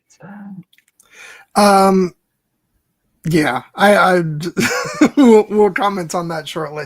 But since you brought up the trench run, I want to proceed to talking about two sequences in particular. One is the escape from the Death Star, which we don't have to spend that long on, and then also the trench run. And then, provided we can get through that without taking too long, we'll comment on the special edition of it all.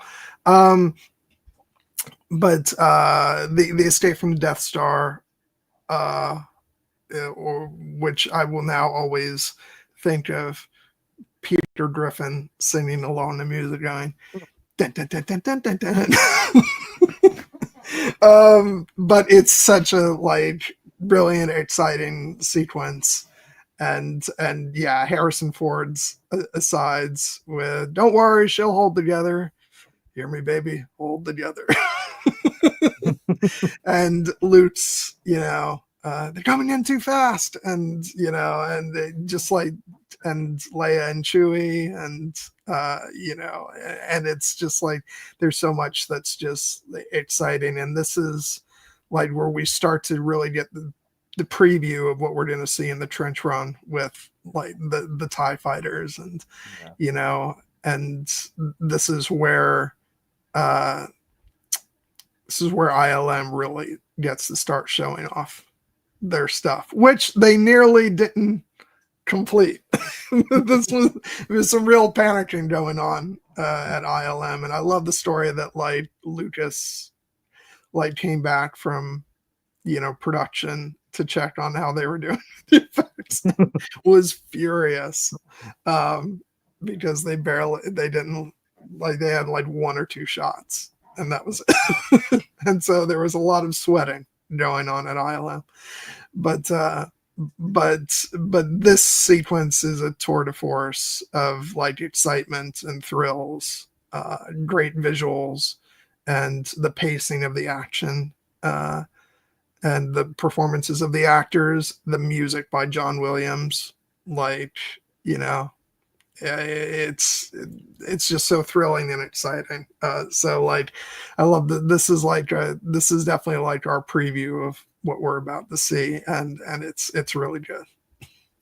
No, I mean, this was one of the most fun sequences to reenact on the playground. The Death Star, or the escape from the Death Star with the with the turret guns, and both for like the incredible visuals of it, but also just the interplay of like Luke with the "I got one, great kid, don't get cocky," or as Peter Griffin said, "Great kid, don't get penisy." Yeah, it's like, but yeah, as you said, it's like this would have been like groundbreaking enough at that era, and then but the fact that it's merely like an appetizer to what we're going to be getting in the trench run is like all the more impressive. And even though ultimately, as we kind of learn, the Empire does kind of let them go. It's they have a homing beacon on the ship. They're going to track them back to the Rebel base. It still feels like so incredibly cathartic when they destroy that last TIE fighter, and we get to actually like exhale and say like, yes, our heroes did it. They did this impossible thing. They escaped the Death Star with Princess Leia and the Death Star plans. And it allows us to kind of take a breath and reset before we go into the movie's like big action climax. And then they get to properly set up the love triangle before we know. In Return of the Jedi, what we find out. I'm glad you mentioned that, because this is where we get two absolutely beautiful moments where, again, they, as you said, they didn't know it at the time that Luke and Leia were going to be siblings, but now the fact that like when we get the much celebrated when Leia getting frustrated with Han stormed out, like, I wonder if he really cares about anything or anybody, and Luke calls after, I care. and then the moment when he's sitting in the cockpit, and he's like, so what do you think of her, Han? And he's like, I'm trying not to, kid. And Luke's like, good.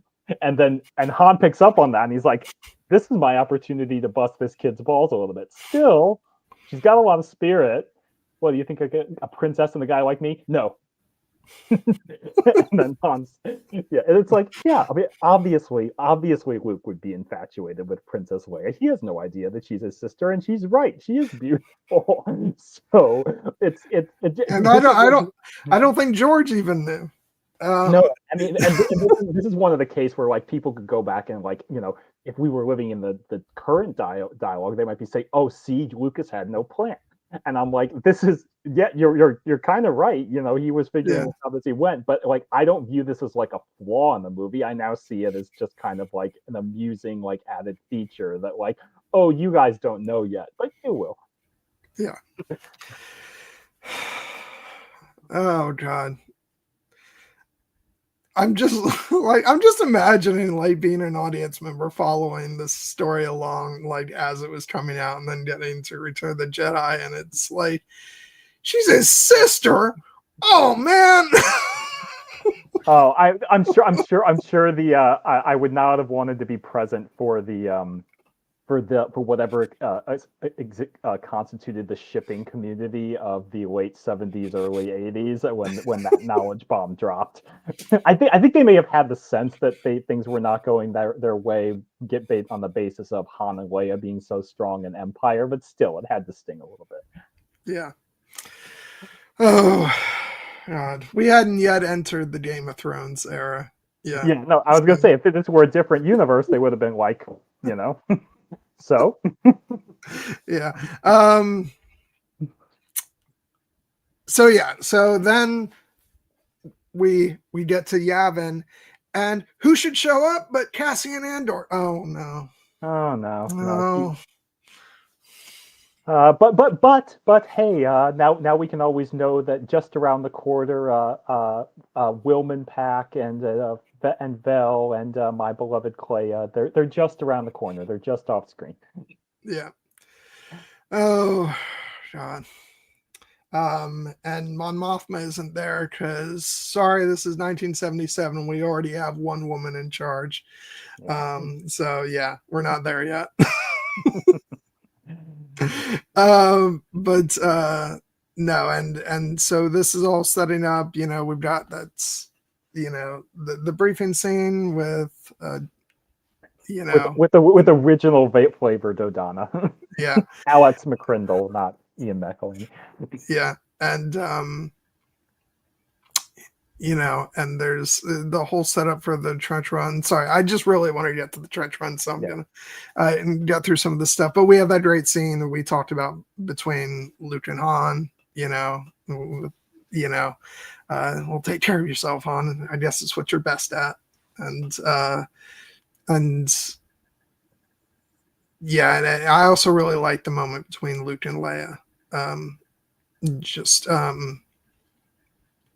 Which, by the way, I don't want to we can't take the time right now to like go in depth about it, but I also want to shout out the earlier scene on the Death Star when they're swinging across the bridge and, firing back and forth. That's one of Leia's like real badass scenes where like,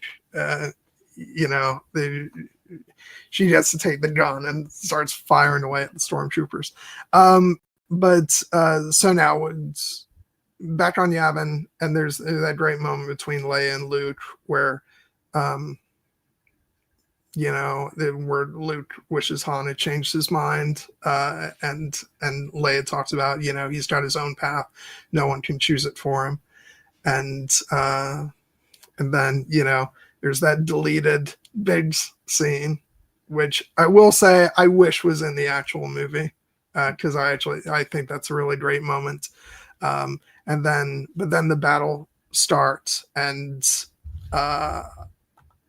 like, oh wait, hold on, I'm just checking the comments. Hold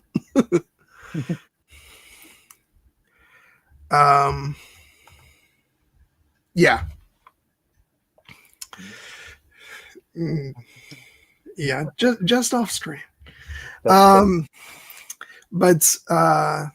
yeah, no, like the whole trench run is just like a masterpiece of, it's, I obviously a lot of the stuff got a major facelift in the special edition, but I want to make sure we're highlighting like what a amazing achievement the visual effects were for the trench run in the original version of Star Wars. This is like sort of philosophically, this is one of my bigger issues with the replacement of the original version of Star Wars, is because these original effects were so groundbreaking and important to the history of cinema, and I kind of hate that. Like, I don't mind that the special edition changes were made, because obviously, they improved it a lot, but I hate the fact that the original version is, officially at least, not not widely available. And so I just don't think that piece of cinema history should be erased.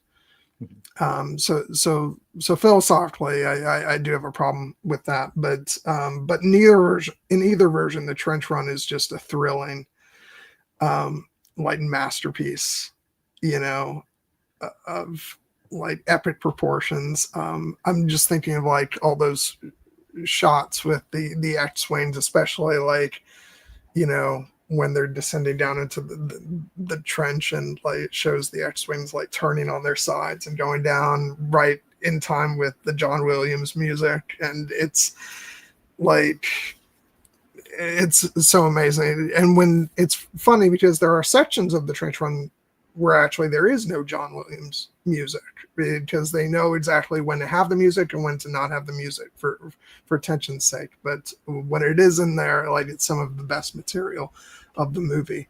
And I love that this whole sequence is almost like its own little mini movie, where we get all of these characters as, as the X-Wing pilots, and we kind of follow all these stories with all these characters.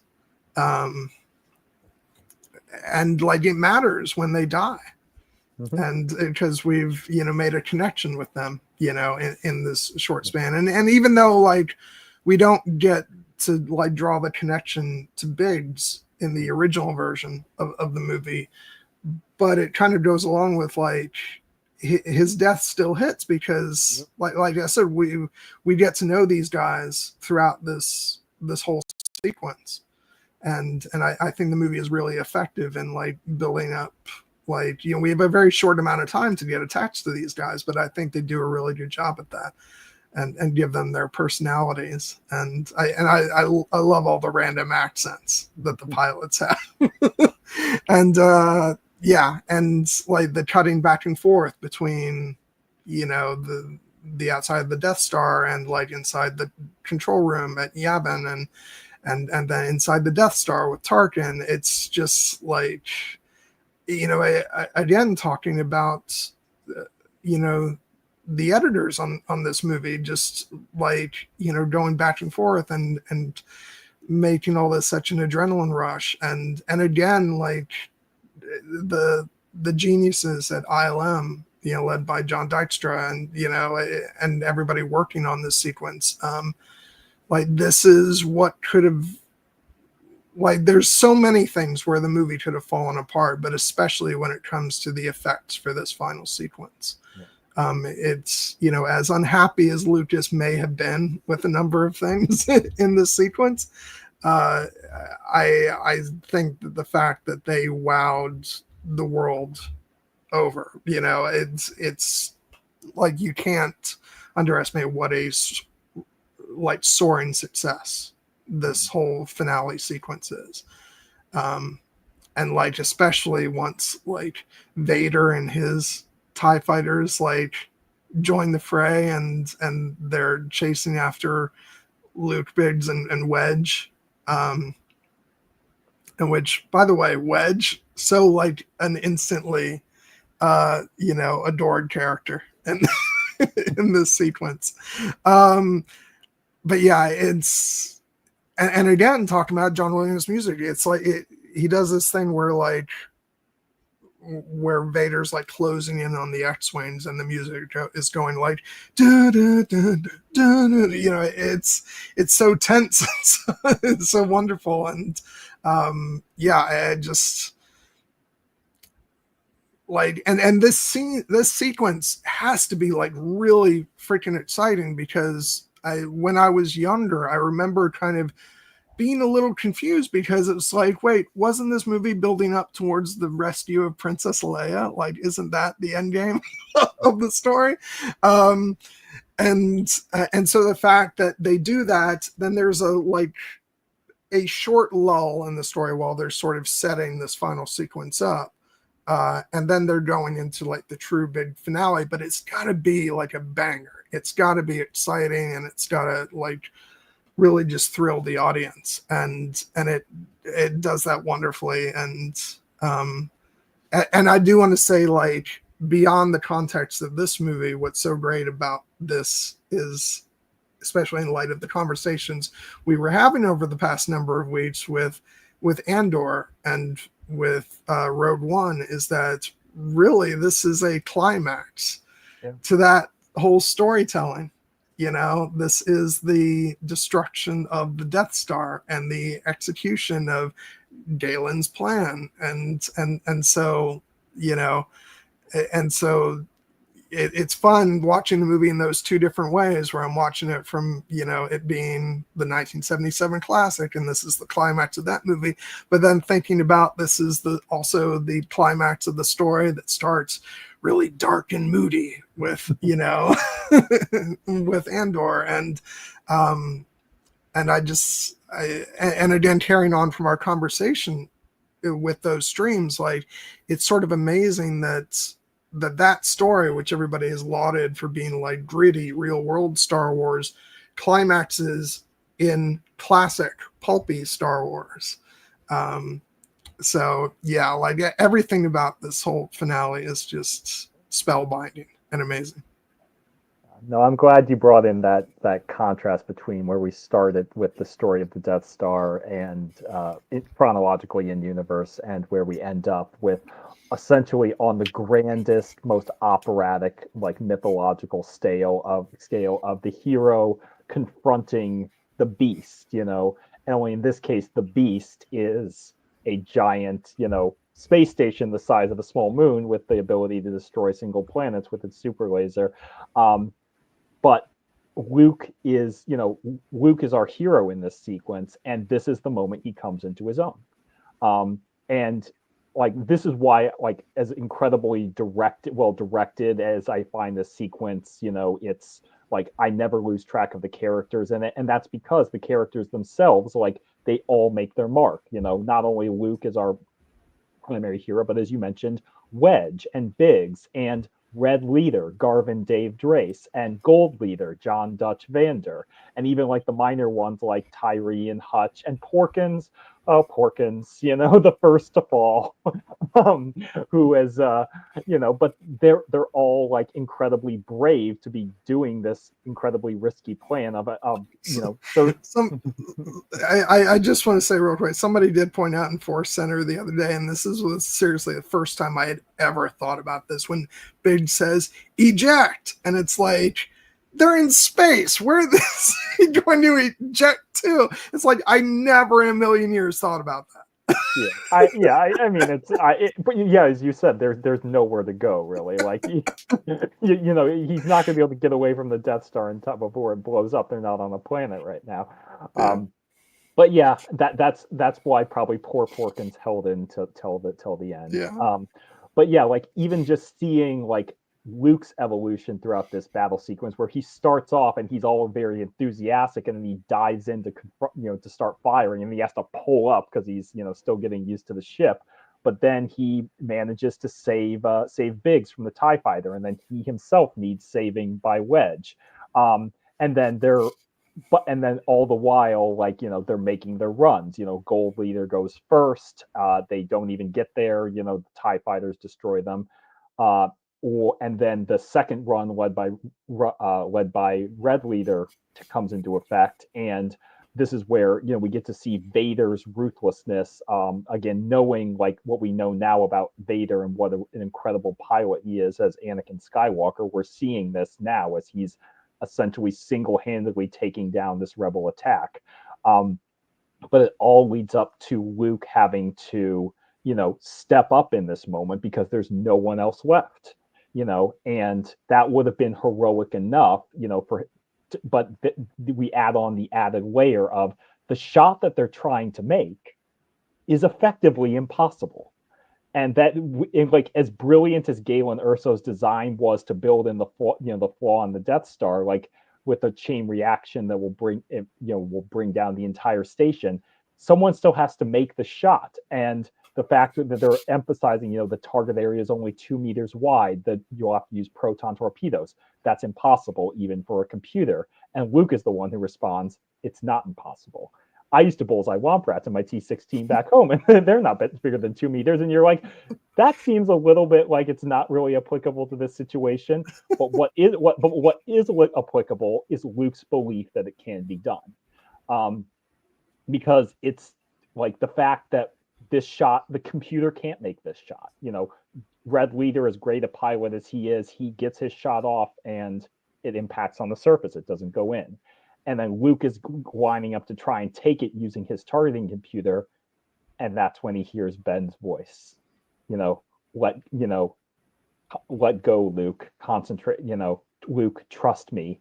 And that moment where Luke turns off his targeting computer, like, that's always a chill-inducing moment for me whenever I watch this movie, because that's the moment where we're truly getting into the mythic aspect of this story, where Luke is believing in the Force, he's trusting in himself, he's trusting his instincts, and even though the people down on the ground on Yavin don't understand what's happening, Luke knows that this is the only way.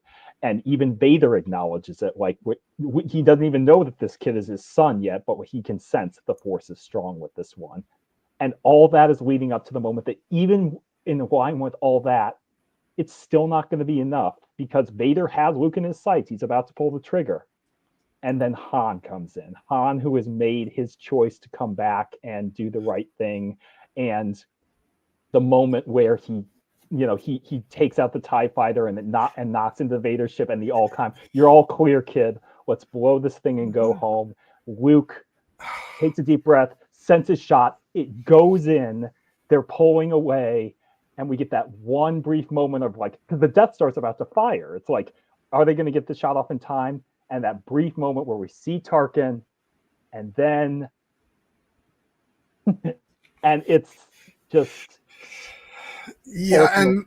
and that's the thing, like, even on to the last, like, Tarkin is just determined to destroy his enemy. There's multiple ways you can read that moment, but for me, it's like he's still in the midst of that utter belief that he's going to win. Yeah. And yeah, I don't think there's a moment for him where it's like, what's his name?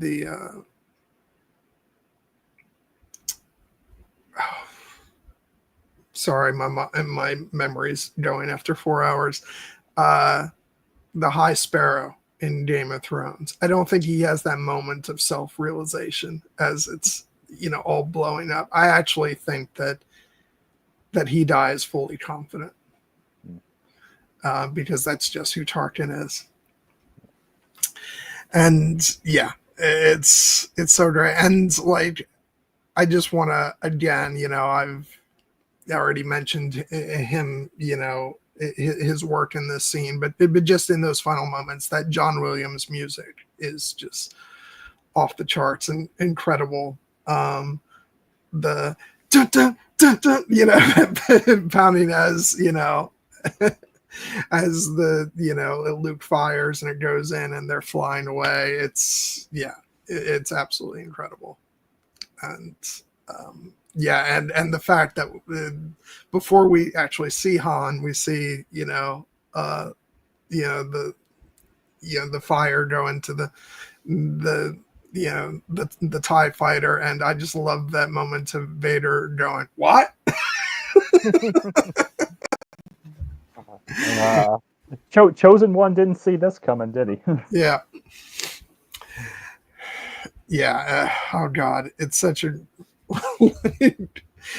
talk about your all-time great movie climaxes. Yeah, and so then they get back, and of course R2 was damaged during the fight, and there's that that heart-stopping moment where he gets fired upon, and we hear Luke say, "I lost R2," and also remember, like, this is not, like, as we've talked about, this is not like, people watching this movie are not like, oh, he'll be okay. He's got to be okay for the sequel. Like, as far as anybody knows, Star Wars is a singular event. And so it does feel like, R2 gets it and he's the sacrifice in the final battle. But luckily they get back, and, Luke seems confident that they'll be able to fix him. Yeah, and it's another little heartbreaking touch, again, within the context of the larger Star Wars saga, that, like, knowing how close Anakin and R2 were, that it's Vader firing on R2 and almost destroying him, and almost killing his son without realizing it's his son. But obviously, for the purposes of this movie, Vader is just kind of the prime antagonist, and he is the one who in the classic, even if this movie had never gotten a sequel, the fact that Vader, gets to escape and fly off it lets you know that this was a great victory. But I'm sorry, but I am always going to think of that Robot Chicken skit when Vader calls Palpatine. and then the scene opens up with Palpatine going, "Yeah, and then I threw the Senate at him," talking about his duel with Yoda. And what are you going to start whining about? Padamame or Panda Bear or whatever her name was? Oh God, memories. Yeah, and so then of course we get the big victory celebration. And a more hopeful, beautiful movie ending. I don't know if there is, although it's recency bias. I have other movies where I find the endings of those films completely euphoric too. So who knows? But it's a pretty damn great ending. Yeah. And ending once again on the triumphant music of John Williams, one of my favorite pieces of his score. And it's, and then of course we get that that look between Han and Leia. So there is something going on. Yeah, no. At least in Han's mind. No, I think that Leia, we see enough hints that Leia is, feeling a little something, for Han throughout this movie. The whole when when he goes and runs after all the stormtroopers and yelling like crazily, like in the great moment of underrated comedy, and she's staring at him. He's like, he certainly has courage. Yeah. And the fact that he does come back. You came in that thing. You're braver than I thought. which has been turned into all kinds of double entendres, rightly so. but yeah, it's but yeah, ultimately it's the fact that he did come back. She recognizes that he is a good man and that he's gonna be here with them now. And again, this family unit has now kind of been solidified at the heart of a larger rebellion. Yeah. Oh god. And never noticed it when I was a kid, but yeah, Chewie gets robbed of metal, and so for that matter, so do R2 and 3PO. Yeah, I mean they've gone back and done some retroactive storytelling that yes, Chewie did get a medal, we just didn't see it, and Wookiees don't really care much for medals anyway, and it's but yeah, it's one of those things you probably could have avoided all of this. He looked he looked like it meant a lot to him at the end of Rise of Skywalker. Well, I mean, I will just note that for that reason, that is specifically Han's medal that he's getting, and it's meant to be but yes, it is not them trying to fix a canon hole. It's meant to be an emotional moment. But yeah, it's you could have just shown Chewie with a medal in the original movie. But yeah. That's okay. They weren't thinking about angry fans back in 1977. Oh god. But yeah, no, and I mentioned the music, and then it goes right into that Star Wars end title music, and I've been going on and on about John Williams music, but of course, you can't talk about these movies without gushing about John Williams. He's just the work, in this film and in the whole saga is just absolutely incredible. And even though I am on record saying I think that the prequel trilogy is his best work in the saga, that doesn't change, the groundbreaking nature of his scores for this film in particular, and for the original trilogy. And when we get to Return of the Jedi, man, am I going to go on about the final duel music in that film. But yeah, just God, yeah, absolutely amazing. Yeah, no, John Williams is the reason I always sit through the movie credits, because Star Wars instilled that love in me that you do not leave while the maestro is playing his music. You sit there and you appreciate and you revel in the story you've just been given. So I there may be a movie or two where I haven't always lived up to that, but when it comes to a Star Wars movie, no, I will never ever leave before the credits have finished rolling. That's why it always makes me angry when a movie will cut the credits and immediately go into some random ass pop song that has no association with the rest of the movie. If it's woven in to the music and used as a theme from the film or something like that, that's fine, but there's been some random stuff. When we talked about The Prestige, I remember I mentioned it's my one sore point with the movie, that I do not like the end credits song for that film.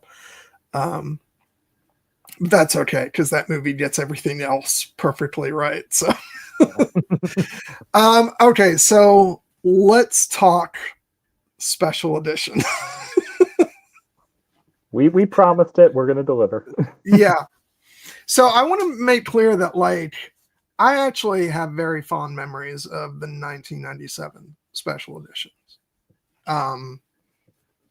Those were the versions of the movies that I first saw. And if the films had remained as they did in 1997, I actually probably would not be as defensive for the original versions as I am. I probably would just be perfectly happy with the movies as they are, even with Greedo shooting first. My issue has always been with what came after, because the changes seem to get more and more ridiculous. I remember the big thing for me that I lost my cool over was Vader yelling no at the end of Return of the Jedi, because that seemed like it was done to basically shove it in the faces of fans who didn't like the no at the end of Revenge of the Sith. And likewise, the most recent change, McClunky, is the stupidest thing imaginable, and it could only have been done to piss off the fans. This is where we're going to have our disagreements, because I want to make it clear, like, when it comes to the special editions, I get why people are upset with all the changes George Lucas made, and what I will always say is that I do wish that there was a case where the original versions of the movie were still available for people, because, as you said, it's a piece of cinema history. George Lucas did have ownership of it. Before he sold it, he did have the right to go back and update it. But yeah, trying to erase the entire version of the original version, like that, I get why people are upset, and I would have been too. Again, coming to the movie from the special edition generation, I always felt like, this was the version of the movie that I spent a lot of time with. So I didn't have quite the same level of emotional attachment to the original. It was always kind of just always there. And there are certain changes that I don't think are as effective, even though there are some that I like. Like, I think one of our commenters earlier in the chat was talking about the addition of the Jabba the Hutt scene in Mos Eisley, which I agree, that scene is a little bit redundant. It even features like some redundant dialogue from the confrontation with Greedo. Even though I was always happy to see that scene in the original but yeah, like, this was a case where and the CGI from Jabba in this version was obviously not the greatest. And this is where I get into my hypocritical stage. Like, I will complain about the changes made from the DVD onward, but as far as the 1990, like, I have fondness for the original CGI because it's what I was exposed to, when I saw the movie. And yes, it's not great, and the redone version that they did for the DVD onward was definitely better. But like, this just screams 1997 to me. So I have fondness for it. I really do wish that along with the original versions, that these cuts of the films plural were also made available. I would like to have all the versions widely available. It's according to all the marketing for the special editions, like this was the definitive version of Star Wars until apparently a couple years later. Yeah. I mean, so yeah, it's I don't know. I have fondness for this, but also the scene should not have been put back in the movie because, like, I don't have as much of an issue with the repeated dialogue. It's just one line, and I didn't even notice it for a while. Um, but what I do I have an issue with two things, which is one, introducing Jabba here instead of Return of the Jedi, um, and also showing the Falcon before its big reveal, like a scene later. Yeah. Which is clearly meant to be our first look at the Falcon. Yeah. So yeah, I think whatever you think of the CGI and whatever version, I think that this is clearly a good cut to remove. But I still like seeing it. Yeah. And so having an alternate version of the movie with this scene in it is cool. But also, the original cut should be widely available. Yeah, and I agree with that. Both for all versions, as you said, not just the original 1977, but also the 1997 special editions. And I've made my peace with the Jabba scene. I ultimately think it still works once they've cleaned up the CGI a little bit. There are other scenes later in the trilogy where I also understand people's frustrations. Like I'm sure we will talk about the Great Lofty Neck versus Jedi Rocks issue when we get to Return of the Jedi, because that is definitely a case where I'm like, no, you shouldn't have gone and done that. And I actually enjoyed that when I was a kid, but that's one of those things that as you grow up, you're like, yeah, that's not good. Yeah. But just because you mentioned it, I have to defend McClunky. No, you can't. I can defend McClunky. Well, no. I can't. You may not accept my reasoning, but I will tell you why I actually kind of love it. And it's because this is where the special edition discourse really kind of comes in. It is really kind of impossible for me to differentiate the fact that this era, when people were getting so upset about the Greedo shoots first and Han shoots first era, was also coinciding with the backlash to the prequels. And it just got to the point where it felt like it was an excuse to tear down George Lucas in the most vicious and meanest and personal terms, calling him like, this is where the George Lucas, my childhood crap came from. That just made me viscerally furious that there were people out there who were treating this man this way and, being so cavalier with all this, their cruelty, basically. Not like there were people who had honest responses to the changes. Like, I agree, I think it works better for the scene when Han shoots first, but like it got out of hand. It really got out of hand. And I don't think it's a stretch to say it's one of the things that drove George Lucas to sell this company to Disney, because he was just tired of dealing with it. And this was a case where, like, I understand that no, not everyone bears responsibility for this. There were good faith arguments mixed in with the bad actors who, like, frankly, needed to take a look in the mirror and recognize how immature and hateful they were being.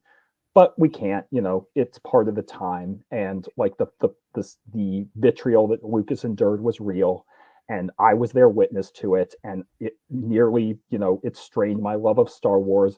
So I always developed a certain, resentment towards it. There were people who were like, Han shot first, and I'm like, yes, I know, I don't care, you're being a fucking asshole about it.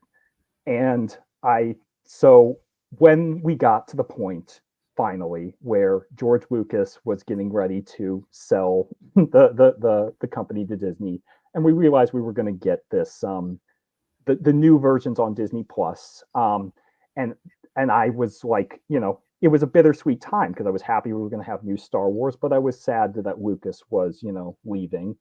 And then I remember hearing back in when Disney Plus launched, there was this moment where people were starting to watch the movies in addition to the Mandalorian that were up on the service, and I started seeing a reaction that, like, oh, there's a new moment. There's a new moment in the Disney Plus version that's not been available anywhere else. And eventually it leaked out. It was part of that scene. And when we got to the scene, when I was watching it, I ended up seeing like the fact that it's just this little added touch, and it worked for me on two levels. On the one hand, I won't deny it, and you can feel differently about this.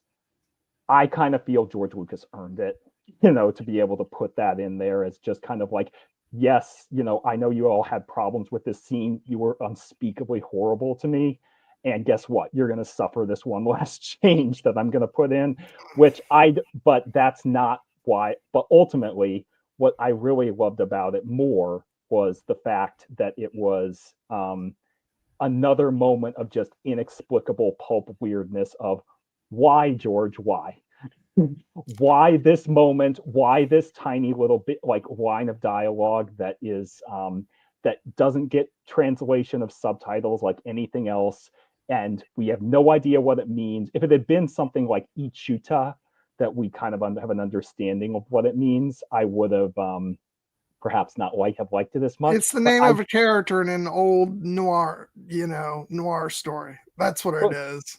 Detective McClunky. but guess what? It's a weird moment. Who knows why George wanted to put that back in? And I kind of love that he got to make that one last statement, and it's inexplicable.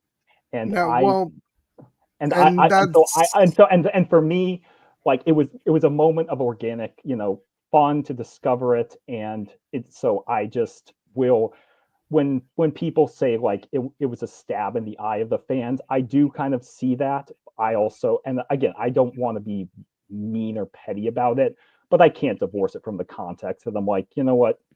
George is going to make his movie. He's going to make that statement, and I just love that he was going to do it. He did it in this way. So it is a moment that I enjoy personally, and perhaps it's not the greatest thing, but I don't care. But see, everything that you just said is why I despise it. That's fair.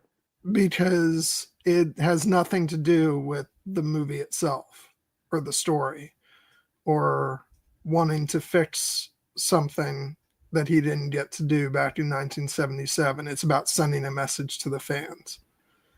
And that's just like marring your own work just to spite people who don't like you. And that's not art. That's not artistic. That's taking what's outside of the film and putting it into the film. Like it's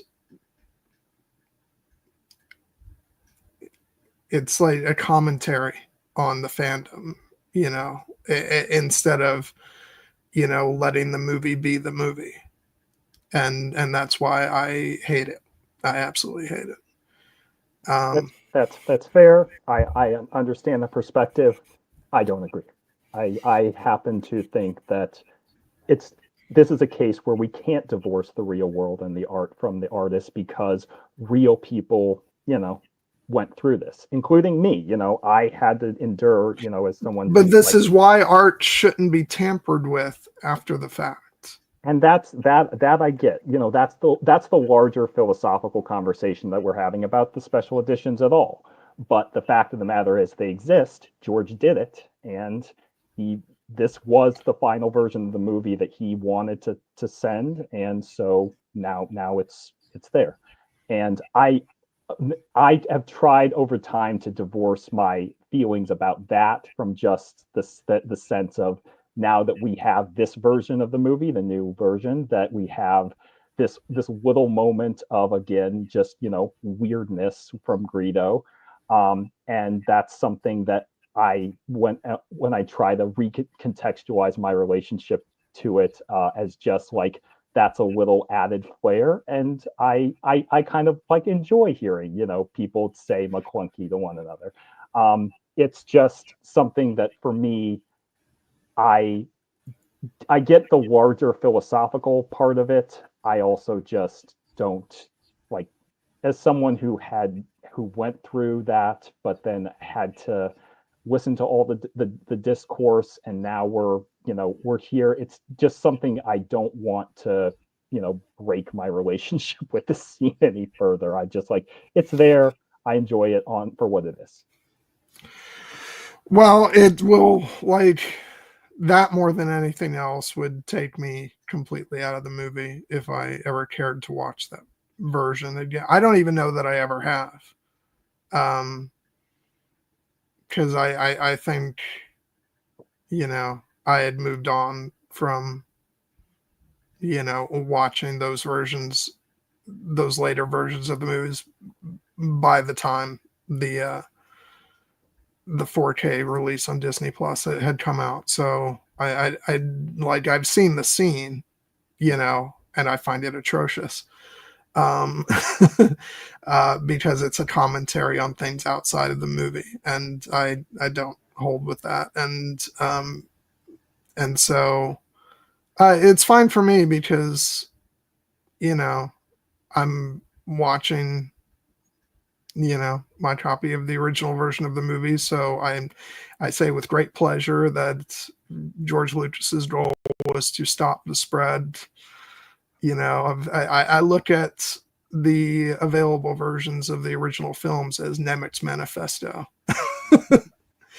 and and maybe George is going, just keep spreading, doesn't it? Yeah.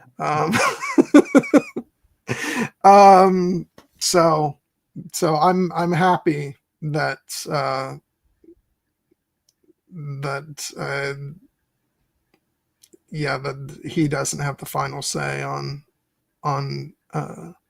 thanks to numerous fans around the internet who care about film preservation. I'm very happy that the original version of these movies survive, because I definitely have major issues with the cultural erasure that has been going on with these films. And I'd be fine with any changes he wanted to make if the original versions, were still made available. Or honestly, I think the best thing would have been to do what Ridley Scott did with Blade Runner, which was to release, a big edition with every cut of the movie he ever made. And I think that would have made everybody happy, and he could have done whatever he wanted with his final versions of the movie. But I think part of why that hasn't happened, that kind of thing hasn't happened, is because he got angry with the subsection of the fans. And so, but I just don't think that should have found its way into the actual film. I think that shows a lack of credibility on the part of the artist. And I love George. He's given me one of my favorite stories of all time. I've enjoyed all the other films, that he created. But I do have a lot of issue with how he's treated the films and his opinions on, he's a very big proponent of film preservation when it's other people's films, but when it's his movies, he is the be all end all. And I'm saying these things, but I'm not as angry as I used to be about it, because I now have, versions of the original films to watch, but yeah, I think it's a real big shame that there's multiple generations of fans who have never seen the original version of Star Wars. And like, that's absolutely shameful. Yeah. No, and I would agree on that. I mean, I wish the original versions were available, while also acknowledging that the artist does retain ownership of the work right up until the moment that they choose to sign that away.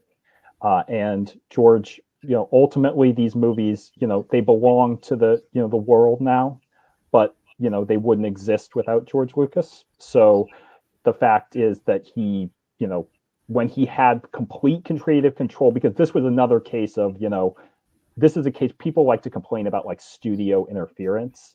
Studios do this to movies all the time, butcher the artist's creative work. This was a case George Lucas specifically went outside the studio system and made an independent film in Star Wars, and then mutilated his own work. Yes, but that was his right, because he owned it, and now he doesn't own it anymore. And I'm sure there's something in the contract that says the original versions of the films can't be released, which again, I wish that were not the case.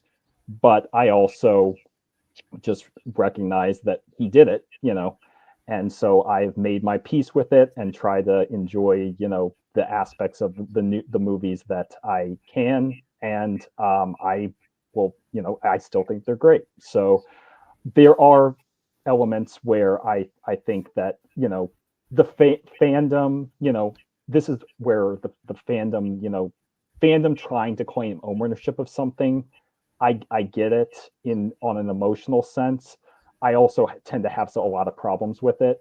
In particular, you mentioned like the despecialized editions. That is a case where I actually think that, as you said, it's a case of film preservation. They're trying to restore what was. There are other cases where fans will take a film, an author's film, and try to make changes to it when I think they have absolutely no right to do that. Like this is like the Phantom edit. Like I think a lot of my issues go back to like people trying to butcher the Phantom Menace and things like that. I'm not a fan of fan edits of things in general. But with the case of these Star Wars projects that have found their ways around over the years, I'm also speaking specifically of like their full-blown restorations of film prints of the original, like film prints that have found their ways around, into collectors' possessions and then are used to create the original versions of the films. And so I look at those less as, although I guess they are technically edits because they nobody has a complete perfect film print copy of Star Wars, so there is some editing that has to go on with different prints and stuff, but it's as close to just a full-blown restoration of the original film as is possible. And so I'm glad those kind of projects are circulating and getting around, and that's why I'm saying it's good that those versions of the films will continue to exist. And that's a conversation outside of the legality of all of it, but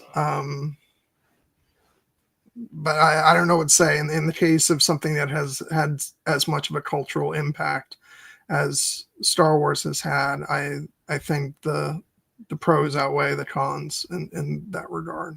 I think Star Wars, as a piece of cultural history, grew beyond George Lucas. So I understand and respect all the legal arguments of, he retains ownership over the film, but, it's, but like when Star Wars got inducted into the, like the National Film Archive or, some such thing, they required an original film print of the 1977 version. And there's a reason for that, because it's film history. And so, I just, I would definitely place myself more in the column of like, there's people who can be more concerned with the legality of like ownership the films. I'm more in line with being a film preservationist. And so that's of the utmost importance to me. And so I just hope that all the people in the world who are in possession of actual like film prints of the original Star Wars know what an important responsibility they have to hold on to those and to protect them and to safeguard them for the future. Because I think it's important for the history of cinema that that those versions of these films continue to exist in some form, even if it's only in the hands of, you know, a small amount of collectors. Because if the worst thing would be if George Lucas had actually gotten his wish, which was to basically destroy, you know, all trace of what he calls works in progress. You know, you can have your different opinions on that, but that is my position. And again, I don't want to like, George is going to do what he's going to do, you know, and he did make the film, so he can do that. But it's just, I just have a difference of opinion. I think that Star Wars is bigger than George now. And yeah. So, but to make sure we end this on a positive note, I do want to say that there's a number of changes he made to the movies, which I think are improvements, and I'm specifically citing those moments in the final battle on the Death Star. Even though I maintain that the original version should continue to be made available, there's no doubt that like the upgraded visual effect shots for the battle like are absolutely gorgeous and beautiful. And actually, if we're just looking at specific sequences of the film, like the special edition version of the Death Star battle is my favorite version of the scene. And again, it's a big reason why, like, give me the option of watching the 1997 special edition, and I will probably choose that, even with some of the stuff that I'm not super crazy about. I think it's got more positives than negatives. And, you know, and yeah, it's just, it was so obvious that they had upped their game in the 20 years since the original Star Wars with the stuff they were able to do. Yeah.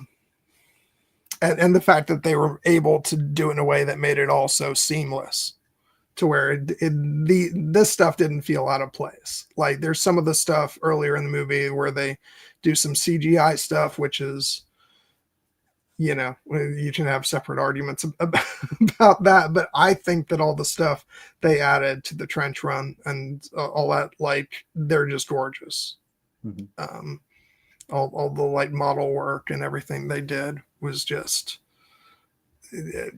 breathtaking. So yeah, it's not all negative from me. I think there's a lot of great stuff in the special editions, and you know, and also like we're not there yet. I'll talk about it more when we get to Return of the Jedi, but actually love the victory celebration music that ends that film. You know, I talked earlier about my fondness for Yub Nub, and that's true. I do have fondness for that, but I do think that Victory Celebration is a more appropriate music for the finale of the Star Wars trilogy.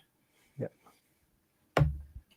So yeah, I mean, I agree. I think that there's good changes. There are changes that are a little bit more questionable. It is kind of the reality that we're living with these films, and yes, the original version should be available for film history. But you know, we don't live in a perfect world for that with that kind of thing. So I think yeah, and that's evident in many more things than just the treatment of the Star Wars trilogy. Yes, but that is, you know, even in just the context of cinema, you know, unfortunately, you know, there are many things we wish were the case that are not, and you can either be angry about it, or you can, accept it. And sometimes it's worth fighting for, and sometimes it's not. In this case, I agree that the original versions are worth fighting for, but not to the extent that they destroy somebody's life. So we just have to. No, but yeah, like I'll just say that for those who, you know, for whom the original versions of the trilogy mean that much, go browse the internet. They're That's all I'll available. say. There, They're there's available. it's not as difficult as you might think. So yeah, there's avenues. And at the end of the day, that's why, like, I know maybe things got a little tense there for a minute, but at the end of the day, I really don't care that much about like the different positions on it all, because at the end of the day, I think if for those who want to look hard enough, you can get your hands on the original films in really good quality. So this argument at the end of the day is kind of moot. Um, so yeah, it is what it is, and like I said, there's avenues, so no reason to get too upset. Um, and as far as like personal grievances with George, I have much fewer grievances with him than another George. Um, so, but we won't get into that yet. But yeah, and then like I did not think I was going to get that sort of moody about it in our discussion. I hope you didn't take any offense from any of that. No, no. I mean, I knew it was going to be a point of disagreement between us. It's fitting that like probably one of the most intense disagreements we've ever had on this channel was about the word McClunky, but because it's ultimately such a minor and relatively inconsequential thing in the midst of all the other great love that we share for these movies in multiple different. But it also really does like. That encapsulates Star Wars fandom so well, though, doesn't it? That like the most fervent disagreements are going to happen over McClunky. God, so silly. Yeah. Where did McClunky end up in one of the shows? I feel like it did. I think it did. I don't remember exactly which one, because again, now that it's out there, it's gonna. Because there's a behind the scenes bit where Jon Favreau wants to throw it in to a scene, and Dave is like, no. But I think it still ended up in there somewhere. Yeah. Well, I mean that tells you that even Dave Filoni, George's protege, has his own mind about certain things. Oh God, and that also sums up some of my issues with Johnny Fabs too. But that's all right. That's also another conversation. But yeah, so aside from like we got a little dark there towards the end with our McClunky conversation, but thank you, because for the most part, like, this was just a deliriously fun conversation about a really great movie that I love so much. Mm-hmm. And yeah, had a blast revisiting it today and talking about it with you. Just yeah, I will say the one thing I forgot to dig out to show off was I mean, it's pretty much like it's the same art as this VHS copy, but I do have like the Laserdisc copies of the movies. I can't play them, but I do own them. Hey. But yeah, I don't know. Anything else you want to mention? No, I mean that just. Oh, I mean, there obviously, even for talking for almost 5 hours as we're wont to do on these Star Wars discussions, and there are things that we missed, like, we could obviously have celebrated a lot of the other little, character beats, or just kind of the glorious, like pulp weirdness of a lot of the world building, like, the job. The Dianoga, is that Yeah, what it's called? Like, that's beautifully weird the way it yeah, just pops up for a second, and yeah. I Yeah, love no, that. yeah, the Dianoga, the Jawas, the Tusken Raiders, all the Oh characters. God, yeah, God, yeah, maybe we should have spent time on them instead of McClunky. Yeah, I would have taken that trade off, but we you know Yeah. we can talk about the Tusken Raiders and other in other medias as well, and I'm sure we'll get back to circling to some of the weirdos in Star Wars when we talk about Return of the Jedi and the Jabba's Palace sequence. I do want to say, because I don't want to miss mentioning this about the Jawas. One of my favorite moments of this movie absolutely is when R2 is just going through the the canyon, and he's kind of freaked out. He's like, and then the Jawa jumps out and goes, "What are you at?" and fires at him, and R2 just falls over, going, "Oh, and then the Jawa beckons his friends over with the now like a Houdini." Yeah, I love that so much. Yeah, there was a lot of beats that we probably missed out on, but yeah, I hope we communicated our love of this movie sufficiently, and yeah, and yeah. Let's not talk about our like. We can touch on the differences, on the next on the other streams, but let's not get into my disgruntled feelings on the special editions again. I didn't like going there. I know we promised to talk it out, but I can do without that on the future streams, because it can be more of a passing reference, because there yeah, are times, like, for instance, I for instance, just to give you a little preview, like, I mean, I like the change to have Ian McDermott as the Emperor in the Empire Strikes Back, just because I'm never going to say no to more Ian McDermott. But the larger philosophical discussions, yeah, we've said our piece here. yeah. No, I'll save that for then. There's no anger there. That'll just be a simple difference of opinion. So yeah. But yeah. So yeah, I don't have anything else to add. Let's wrap this up before we get to the 5 hour mark. I thought my light structure for the stream was going to help us out, but it really didn't. Um,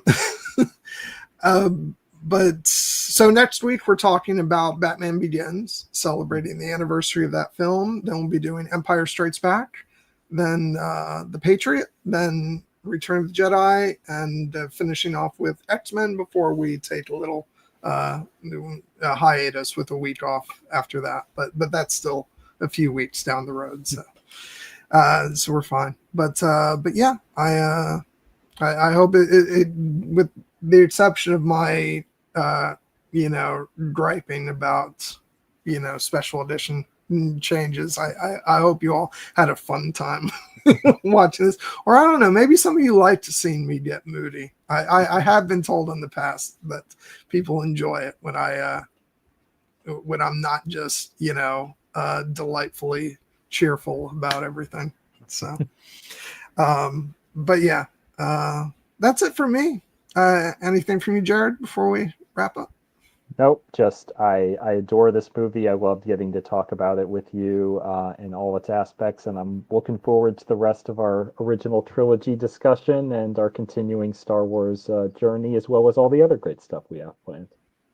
So this is, again, it's always fun to have these conversations with you, Gwen, but especially when we talk about Star Wars, I feel like this is where we really get to have our bliss. Yeah, and the fact that we could have like expanded this out so much more is kind of ridiculous because just going on nearly 5 hours, and there's still a lot that I feel like we didn't properly delve into, but that's okay. We got we got more Star Wars to come, so we'll definitely have our fill by the time this is over. But yeah, thank you everybody who tuned in tonight. And yeah, we'll see you next week for Batman Begins. And until then, may the Force be with you. And always remember, if you happen to be playing Dejarik with one, let the Wookiee win.